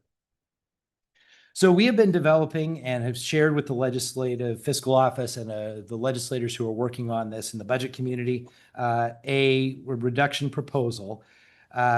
We heard from the legislature a desire to preserve maintenance as much as possible. And this is not allowing me to go to the next slide. So if you could move manually, please. And the purpose of that really is to keep roads safe and open to traffic. So as we have developed this new reduction proposal, we did our best to reduce the portion of the reduction that's taken by maintenance. We could not eliminate that entirely because maintenance is by far the largest operations and maintenance function. And so it's inherent that we have to reduce maintenance. But we have tried to cushion maintenance from our reductions. As that budget gap shrunk a little bit, we assigned most of that reduced gap to reducing the cut to maintenance. Previously, however, we had protected DMV and commerce compliance from deep cuts, but we realized that going forward, that really wasn't viable. So they are now taking more reductions, although a smaller percentage reduction than in some other areas. We have kept the amount of reduction from administration functions like administrative services and finance and budget relatively high. Even though those are the foundations for all the work we do, we realize that if we have to reduce, we need to focus on preserving maintenance. So that will mean that administration will have to take a slightly larger reduction. And we've kept the reduction amount from project delivery relatively high as our project pipeline has shrunk. It doesn't look like that. When you look at project delivery in local government, you see that those are small amounts. However, their total budget includes project budgets, and the reduction in staffing is actually much larger, more along the lines of what you see for the administrative portions of the agency. In developing this reduction proposal that we shared with the legislature, we did break it down into multiple tiers. We wanted to give the legislature a sense of where we would reduce funding first, where we would reduce funding, if it needed to be a deeper reduction, and all the way down to $242 million in total reductions. The first tier of reductions is $70 million that we proposed that the agency can take with relatively minor consequences. I would note, we're layering that. If the legislature chose to take that, they'd be layering that on top of the $150 million we've already taken. There is an element of this of just, the pot getting warmer and warmer as the frog starts to boil. And at some point we will have significant impacts and we are already seeing that as we look at how we would be able to serve Oregonians with reductions of that size. But that tier is made up largely of savings that we have already booked this biennium through vacancies that we've held. We currently have close to 700 permanent position vacancies, and that has saved us a significant amount of money to date, as well as other austerity measures. There would be other vacancies that we'd have to leave open under that tier of reductions, I think more than 130, but it would be a relatively minor consequence compared to that, and it would not, or compared to the other tiers of reductions, and we would not have to go through layoffs if the legislature were to take that initial $70 million reduction. Each additional tier within the reductions we propose, though, would have greater and greater consequences, moving from just taking vacancies into layoffs and even deeper layoffs by the time we'd get to the last tier of reductions to get us to a reduction of $242 million accomplished only through reductions and no redirection of funds. This is the total positions that we would be looking at giving up under that worst case scenario where all of the budget gap is closed through reductions rather than redirection of funding. As you can see, we're talking about 1,039 positions potentially agency-wide, 22% of our total authorized workforce. That would be a very significant impact. And that's on top of 121 positions that we gave up in the legislatively adopted budget. I would also like to note that is actually more than we reduced or would have reduced last summer in our layoffs. And that's because at this late stage in the biennium, the savings we get from laying someone off is only a portion of what we would have gotten had we done that earlier in the biennium. We made that clear last summer. The longer we wait, the more people we would have to lay off. And unfortunately, in a situation where we are forced to take all these, or if we were forced to take all of this as reductions, we would be laying off more people in permanent positions than we were last summer. So for today, for every Today, it would take 1.6 layoffs to save the same amount as one layoff last summer because of the amount of time that has elapsed. Yes, Commissioner Baker. Travis, do you have a back of the envelope calculation on what a month delay in decision-making means to additional headcount reductions? Commissioner Baker, I don't have that in front of me. We did that last summer, and it was Yeah. something like 5% more each month. But I'd have to go redo that. Given there's 24 months in the biennium, that's Yes. the approximation. Okay, yeah, thanks. Vice Chair, did you? Okay, Oh, it's all right. You don't have to turn off. Okay. So now we wanted to walk through each of these individual areas of the budget and just walk through the consequences. We're going to talk about the worst case scenario. There are gradations within this, obviously, depending on how much the legislature finds to redirect versus the reductions. But I'll turn first to Ms. Peltz, who will walk us through maintenance and project delivery, recognizing that this is the worst case scenario, not what we would have to do with just a small reduction in our funding.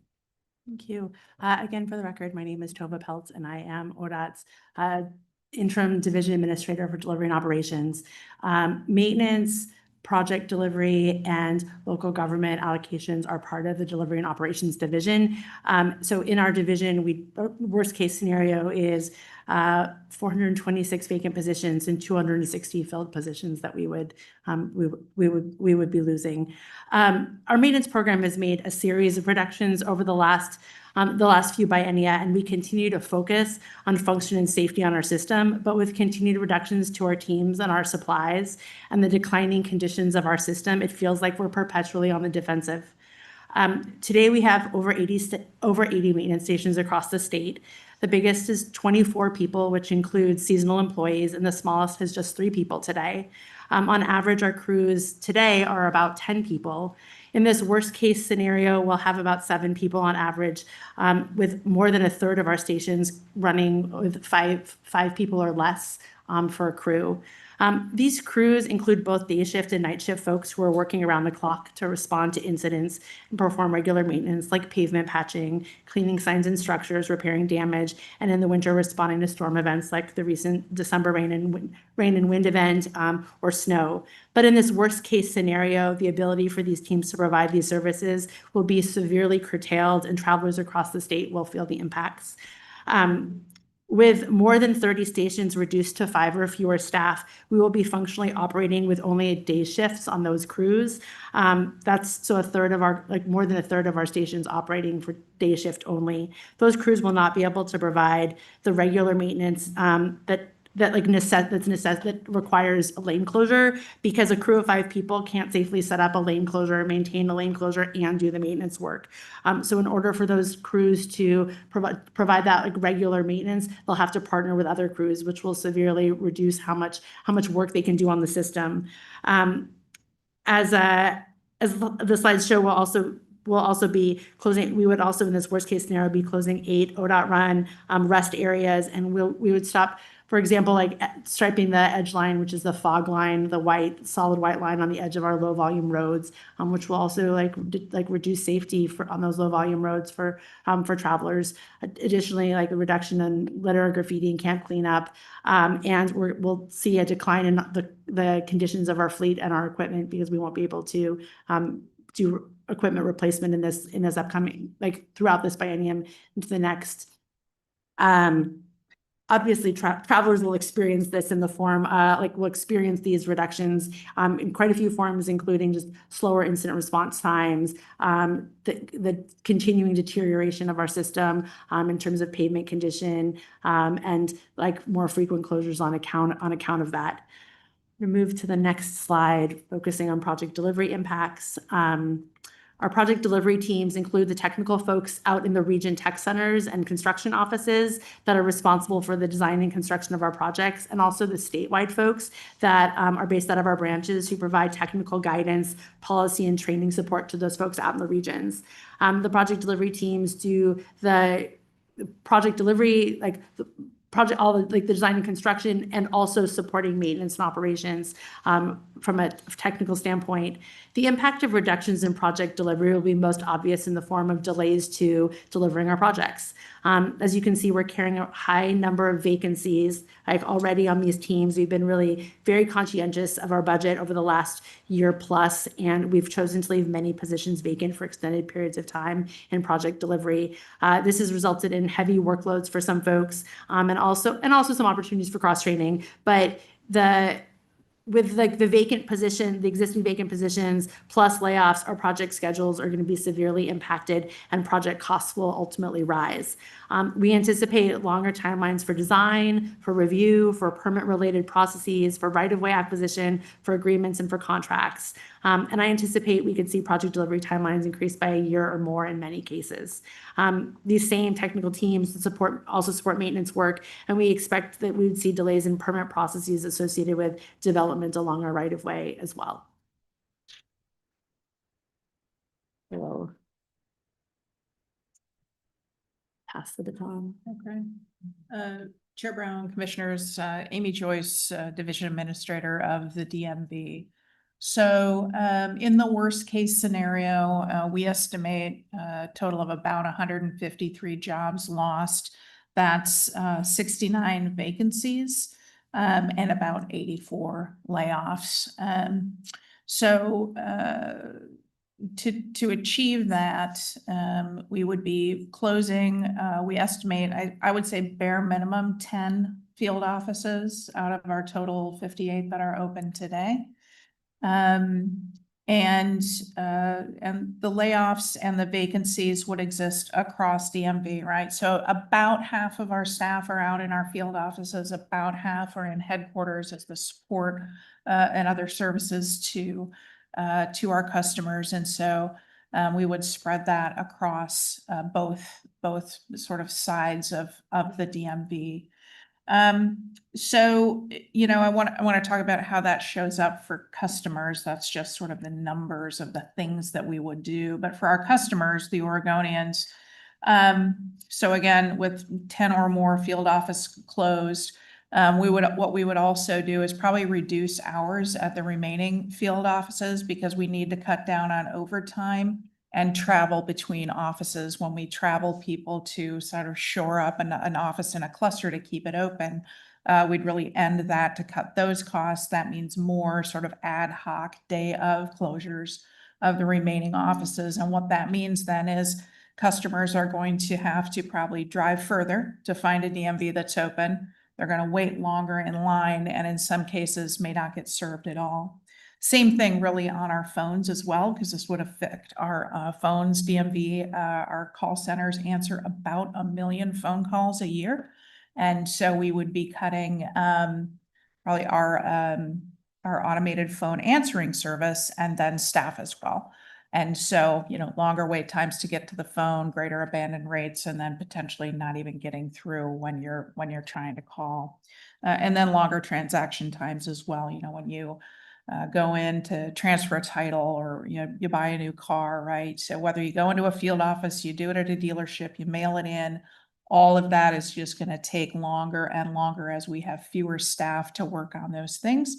I would say, today, having, held vacancies and done other things like the rest of the agency, we're pretty bare bones as it is.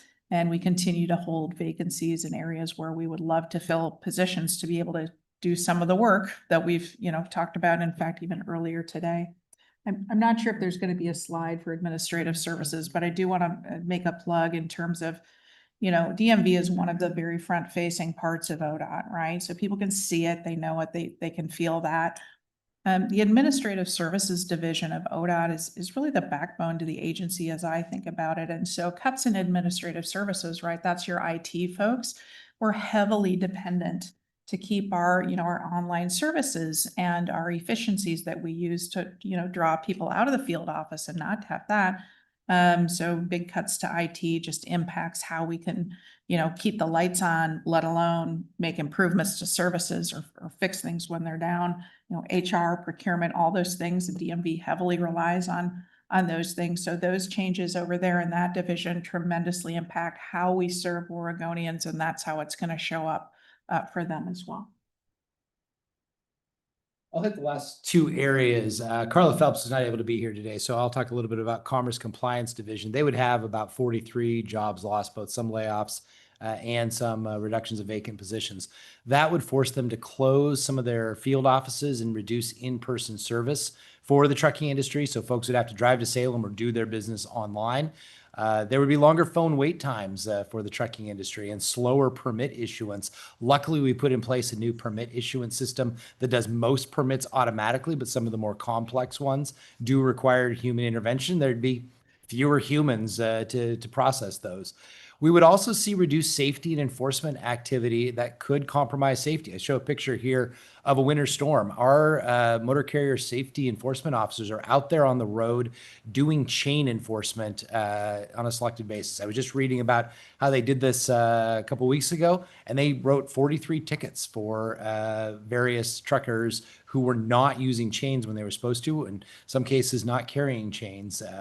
Those are activities that ensure that we get compliance with chain requirements. When we don't have that, you see more and more trucks that spin out in a blizzard and then gum up the road for everyone. We had that a couple of weeks ago before the holidays, where I-84 was closed for almost the entire distance between Pendleton and Ontario due to repeated instances of trucks not using their chains.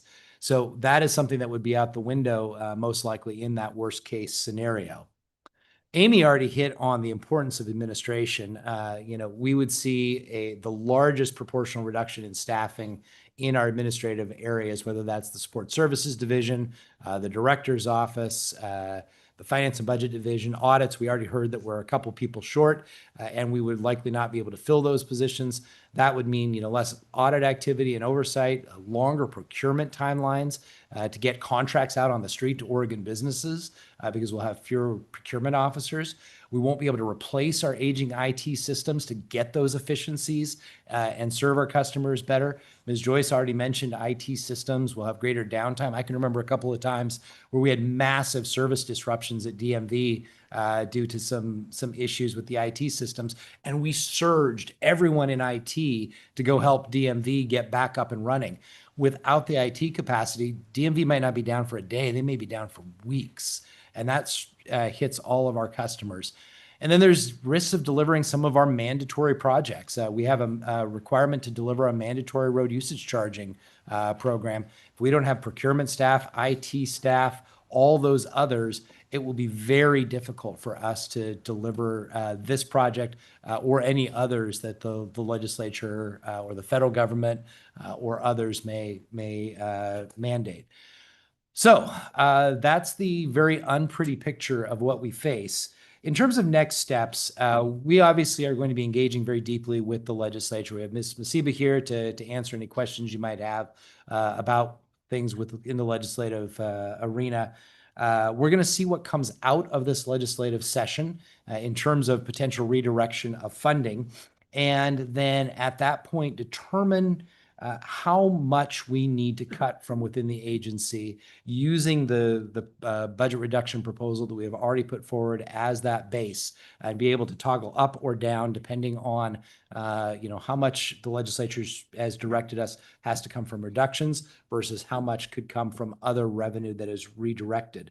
We expect that we will know that by the end of the legislative session, obviously. They sine die adjourn on March 8th or no later than March 8th, which is right before the next OTC meeting on the 12th. So we'll be back to you on the 12th of March with a report on where we're at and what the steps will be that we'll be having to undertake at that point, which could include STIP amendments depending on redirection of funds, which could include budget reductions and other efforts.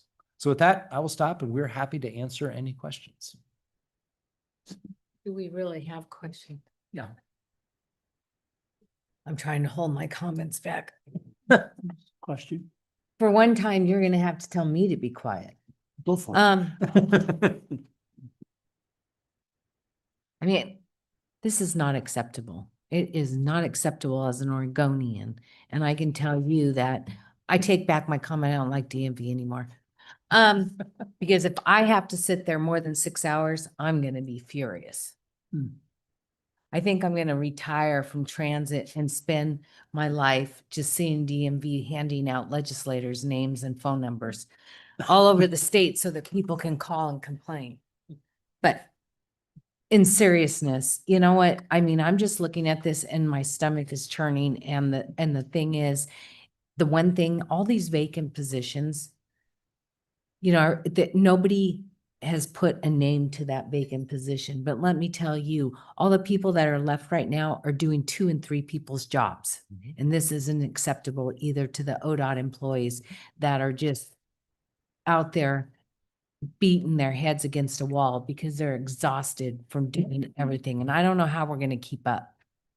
And it makes me wonder how we educate people in the state of Oregon. You know, people who sign referendum that they don't want any taxation. I bet you if you ask the question, are you willing to sit at the DMV for 12 hours to get your driver's license renewed? Are you willing to do these things? You know what they would say? No, because they don't tie it to this is what's going to happen. And I don't know how we get that across, but I'm going to stop now because I'm going to step in it and it's not going to be good. Vice Chair. I'm just looking at this and it strikes me that the cutbacks and potential cutbacks in the compliance division, motor carriers and the DMV actually has a revenue likely has a revenue input. I don't think you've probably included that in your estimate, have you? Vice Chair Byer, we have not. That was one of the original reasons that we shielded DMV and CCD from cutbacks in the agency request budget, was because of concern about the impacts to revenue. They also have fee revenue that comes in that covers much of their costs, although there are some elements of DMV that unfortunately are not really covered by the cost of the amount you pay when you go get that service done. So we do anticipate that if we make it that much more difficult for our customers at DMV to complete their transactions, some will decline to do so or choose not to do their transactions in a way that could impact revenue. We did see a lot of that in the pandemic, although there was a registration moratorium. Right. But we saw, a less compliance across a wide range of things that did impact revenue. So it is a risk that we'll have to factor in to that analysis. Well, I know that is a fact. At least we've heard from the city of Portland that they did a survey and found out that an incredibly large number of cars have not been re-registered. Right. So there's a lot there. And the other thing is just strikes me, we had the conversation with Amy earlier today about, fixing the rock and all of that. And, with cutbacks in the, our IT section, in other words, I don't know how we expect that work to get done. Well, we can't. And that's the reality, is it's just. Yeah, it's just. Would you guys like to step into it too while we're at it? Why not? Why not? Intolerable. Why not? Well, Travis, you've heard me say this. We've been solving a math problem, and we have a bigger people problem than we have a math problem. And we don't need to tell you guys because you're living it. So an institutional knowledge drain that is underway, that's going to continue. Good people are being picked off. And, on the recruiting side, I think, Chair Brown and I sat across the table of a young guy down in Medford at the maintenance station that was talking about coming to work for ODOT because he had a young family, and he looked at it as a place to have a stable career. So when you move from being an employer of choice, it makes a difference in terms of the quality of people, the effort that you get, and so on. So I think we can't lose track of I know you're really working hard to solve the math problem. But in tandem, and anybody that will listen to me, I'm saying we've got equally as big a people problem. And I think, to Chair Brown's point, you put a name next to every one of those positions. And, there's places where we're already cutting to the bone. So, I would say to you, I think, from a commission's perspective, we're really empathetic to the problem, and we'll do what we can. Yeah. And we appreciate the team because we see it. We see it working with you. We see it working when we're out in the field. So, Commissioner, would you like to? Yeah, I'm conserving my outrage because there's no point in expressing it here to you all. But know that we understand how crippling this scenario could be to the work of ODOT, to the work of this agency, to services to Oregonians, and we will do what we can to try to convey that to people who need to hear it. I think my last comment to you is, this isn't easy. I lived through it recently at a smaller scale. It's not easy, but you can do it.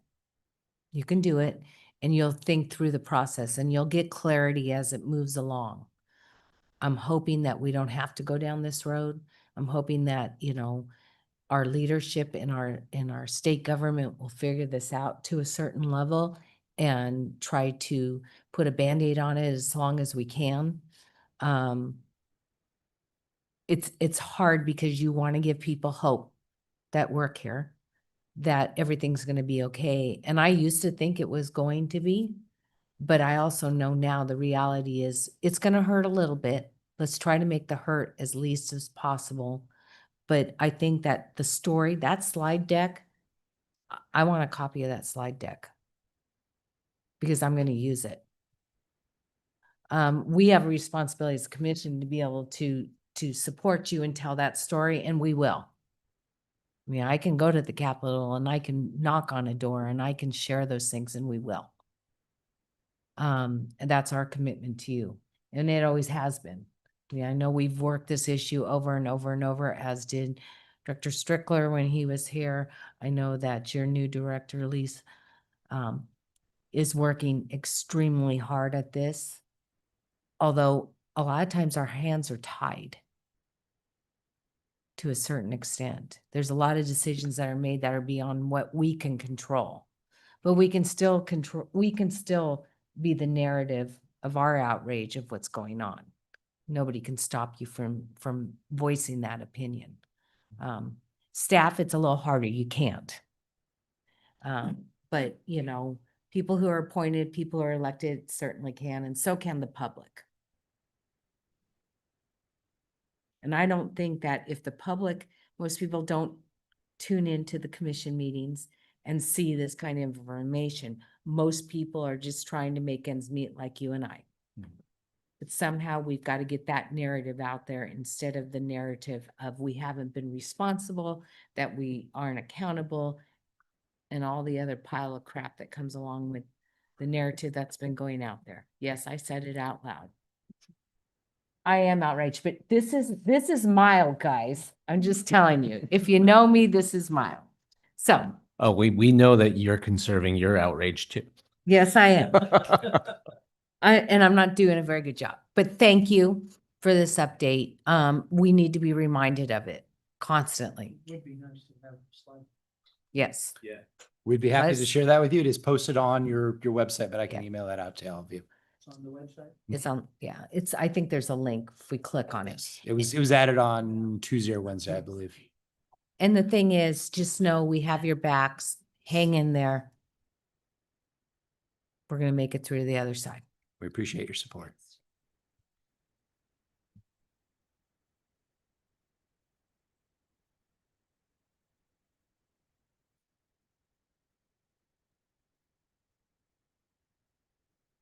for us that are challenged, you know, send it in an email. It's easier than for me to fish it through. And you know what? Aren't you glad that you get to be the last victim of the evening?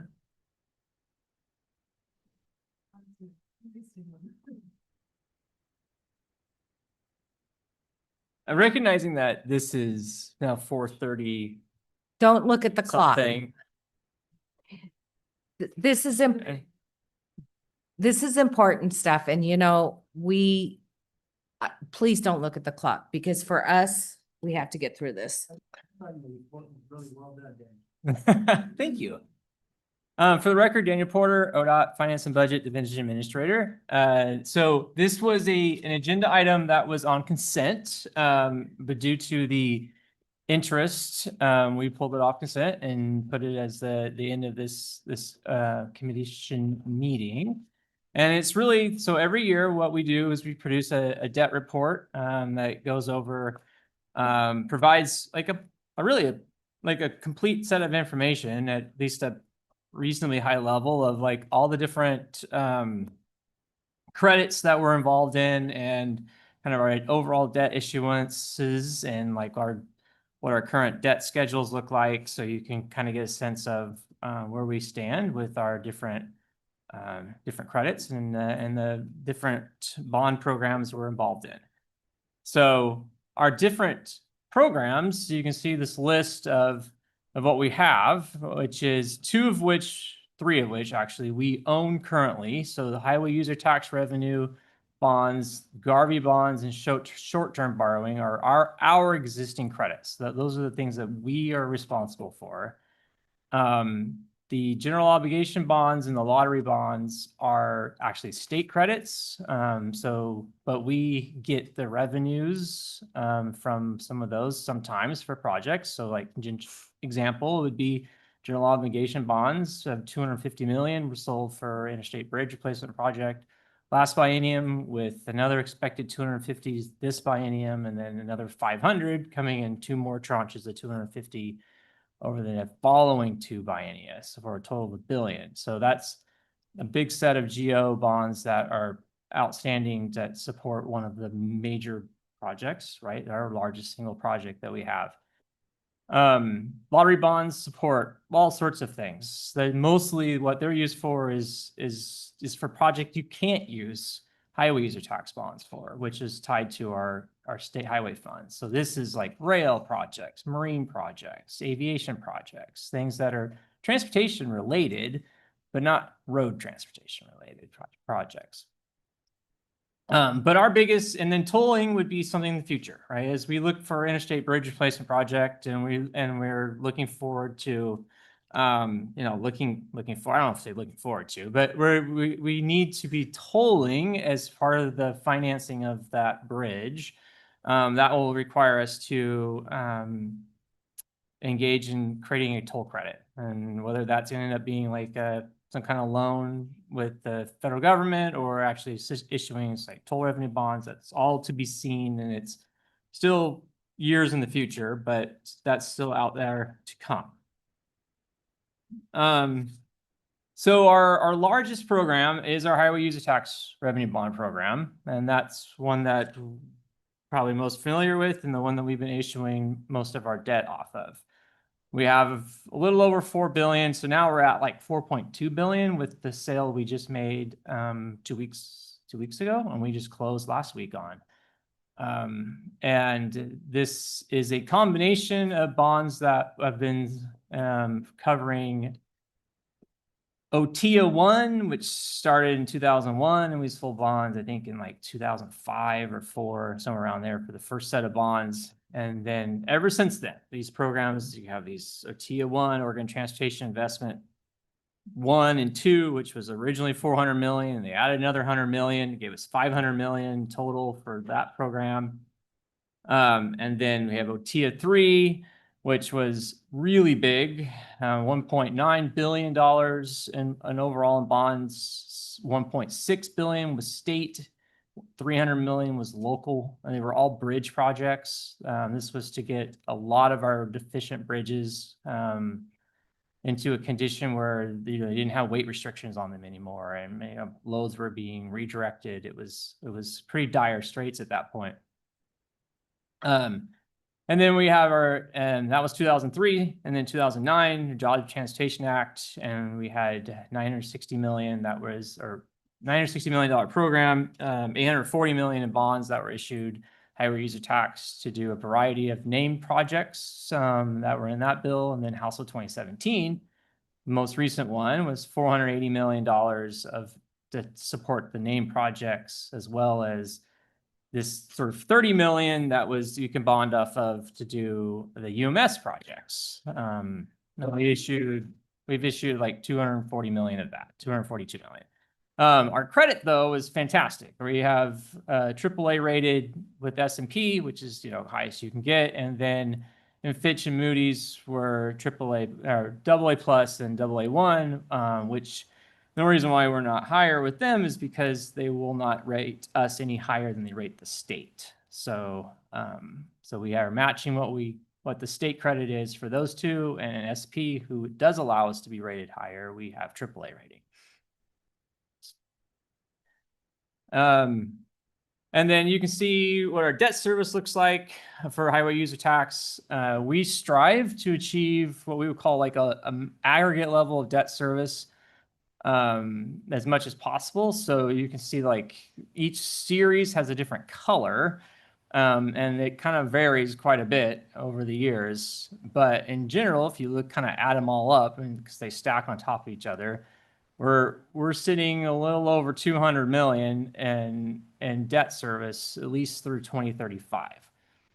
And that we'll bump that up 20 something million with the sale we just had. I think, if I remember that correctly. But and then after 2035, what happens is we pay off our OTIA 1 and 2. It's done.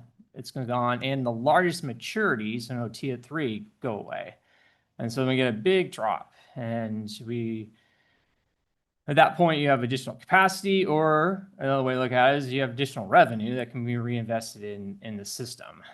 And so TIA 3 revenue is not restricted to anything in particular at the moment. So that could be used on operations maintenance or used on the capital side. So, and then as you get further out, you start paying off all of the TIA 3 and the JTA, and then the last bit of House Bill 2017 extends towards the end of the 2040s. So it's still a long ways to go before we really sort of see some big drops in our overall debt service that we pay, but that's promising in the future. But until then, we try to keep everything level debt service. If the legislature were to add another, say, transportation package where they had another set of bonds attached to construction programs, what we would do is sort of fill in some of those gaps and try to keep things pretty level at that point. And this you've seen before. We brought this for you last fall when we were giving you an update on kind of what we were looking at for 25, 27. The top line is done. And so that's the sale we just completed funded last week and closed on last week. It was 246 million or 245.8 million in net proceeds. And that was our first sale we've made, or the legislature didn't explicitly direct us to do that. And this is where we're basically clearing the books of our short-term borrowing in order to free that up, to kind of start that over again, and which was 100% all about Abernathy Bridge project and paying for that. So now this is our first set of bonds that are really tied to Abernathy. And then that gives us the ability to start over again with short-term as cash flow as we need it to start using some more borrowing again until we get to a point where we are ready to fix out the next set of long-term bonds. For the rest of the biennium, likely we're not doing anything else. the GARV bonds could be sold if needed for ADA. That's again, that the GARV is specific to, that's for the ADA program. And if needed, we will. We're still sitting on a couple $100 million right now of bond proceeds. So there's still quite a bit of capacity left before we would need to do that bond sale. And then the other two highway user tax, definitely we're definitely pushing the next biennium. So that's kind of the short version of a debt update, and happy to take any questions. Yes. Comment. Yes, go ahead, Vice Chair. One of the things that I found interesting like this, and then sort of from my experience in the legislature, the current discussion, I think, that we hear a lot of is that we've done all this bonding and taken money away that was there, should have been there for something else. That's not exactly accurate. What the legislature more or less tried to do when they brought up a list of projects, they raised revenue to pay for that. That was the intent. That's what the legislators were thinking they did. It wasn't quite true in the first two ATIAs, largely because they missed it. They did it on fees with that one. But the other ones, the idea was to match the revenue with that. And what they missed, I think, was the need for ongoing maintenance and operations funds. And while that was diminishing, they didn't add any money to that. But that's the intent. You know, a lot of it, they were kind of focusing, oh, we shouldn't have done that. We should have done this. Well, you wouldn't have got the revenue if you didn't have the projects. That was the reality. That's what it was funded for. So I think that's interesting. I think the department has done a good job of trying to manage that debt service, and to keep those bond ratings the way it is pretty amazing. Yeah, I mean, part of that is because of how the legislature asked us to bond only when they were giving us new revenue for the most part. So we were able to keep really high coverage ratios. And that's makes it easy for rating agencies to give us, top credit ratings. A good example of the problem is in HB 2017, Abernathy and Rose Quarter was intended to be debt financed and paid for with tolling bonds. And then they changed their mind.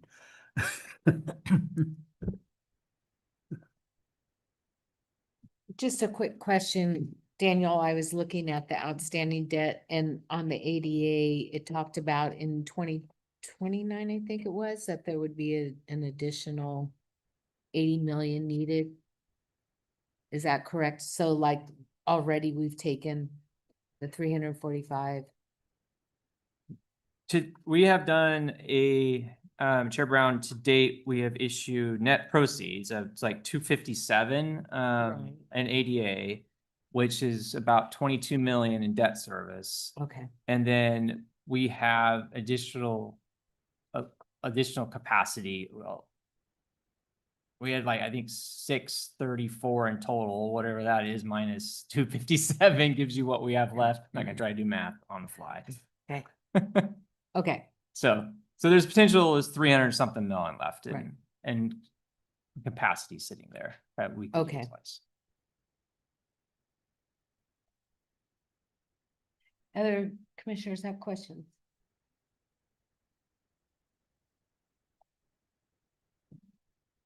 Just because I don't have the point of reference, do you have a sense of how our debt burden compares to other states for transportation investments? I mean, are we, there's in the world of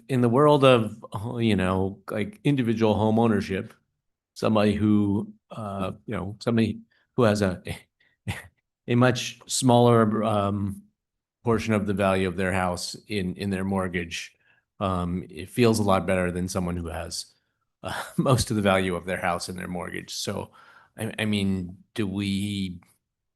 So, Chair Brown, Commissioner Chang, I think an easy way to maybe think about that is look at the ratings of other agencies when they go out for debt issuances. And the fact that we're, again, AAA or right below it, and most of them aren't, gives you a sense of like the amount of debt that they're carrying as a share of the amount of revenue that they pledge against that. I mean, we're sitting at about 25% of our state highway funds is debt. And that seems like a lot, but it's actually, again, compared to others, I think it's pretty low. So, it's difficult to answer in the sense of like, How do you every compare? state's different, but at the same time, if you look at kind of how their credit ratings are, then that gives you a sense of a scale of like how much debt they have compared to how much capacity they have to finance that debt. Yeah. Yeah. No, I mean, after I asked the question, I'm sure as we know, the revenue stream and the revenue strands for different states are incredibly variable, but yeah, thank you. If you go back to that slide where it shows the payoff. So right in there, I mean, it just shows that if you look at OTIA 3, how much debt there was. And then you see it's getting paid up. I mean, it's taking time, but it's going to be interesting to see where we land in additional debt.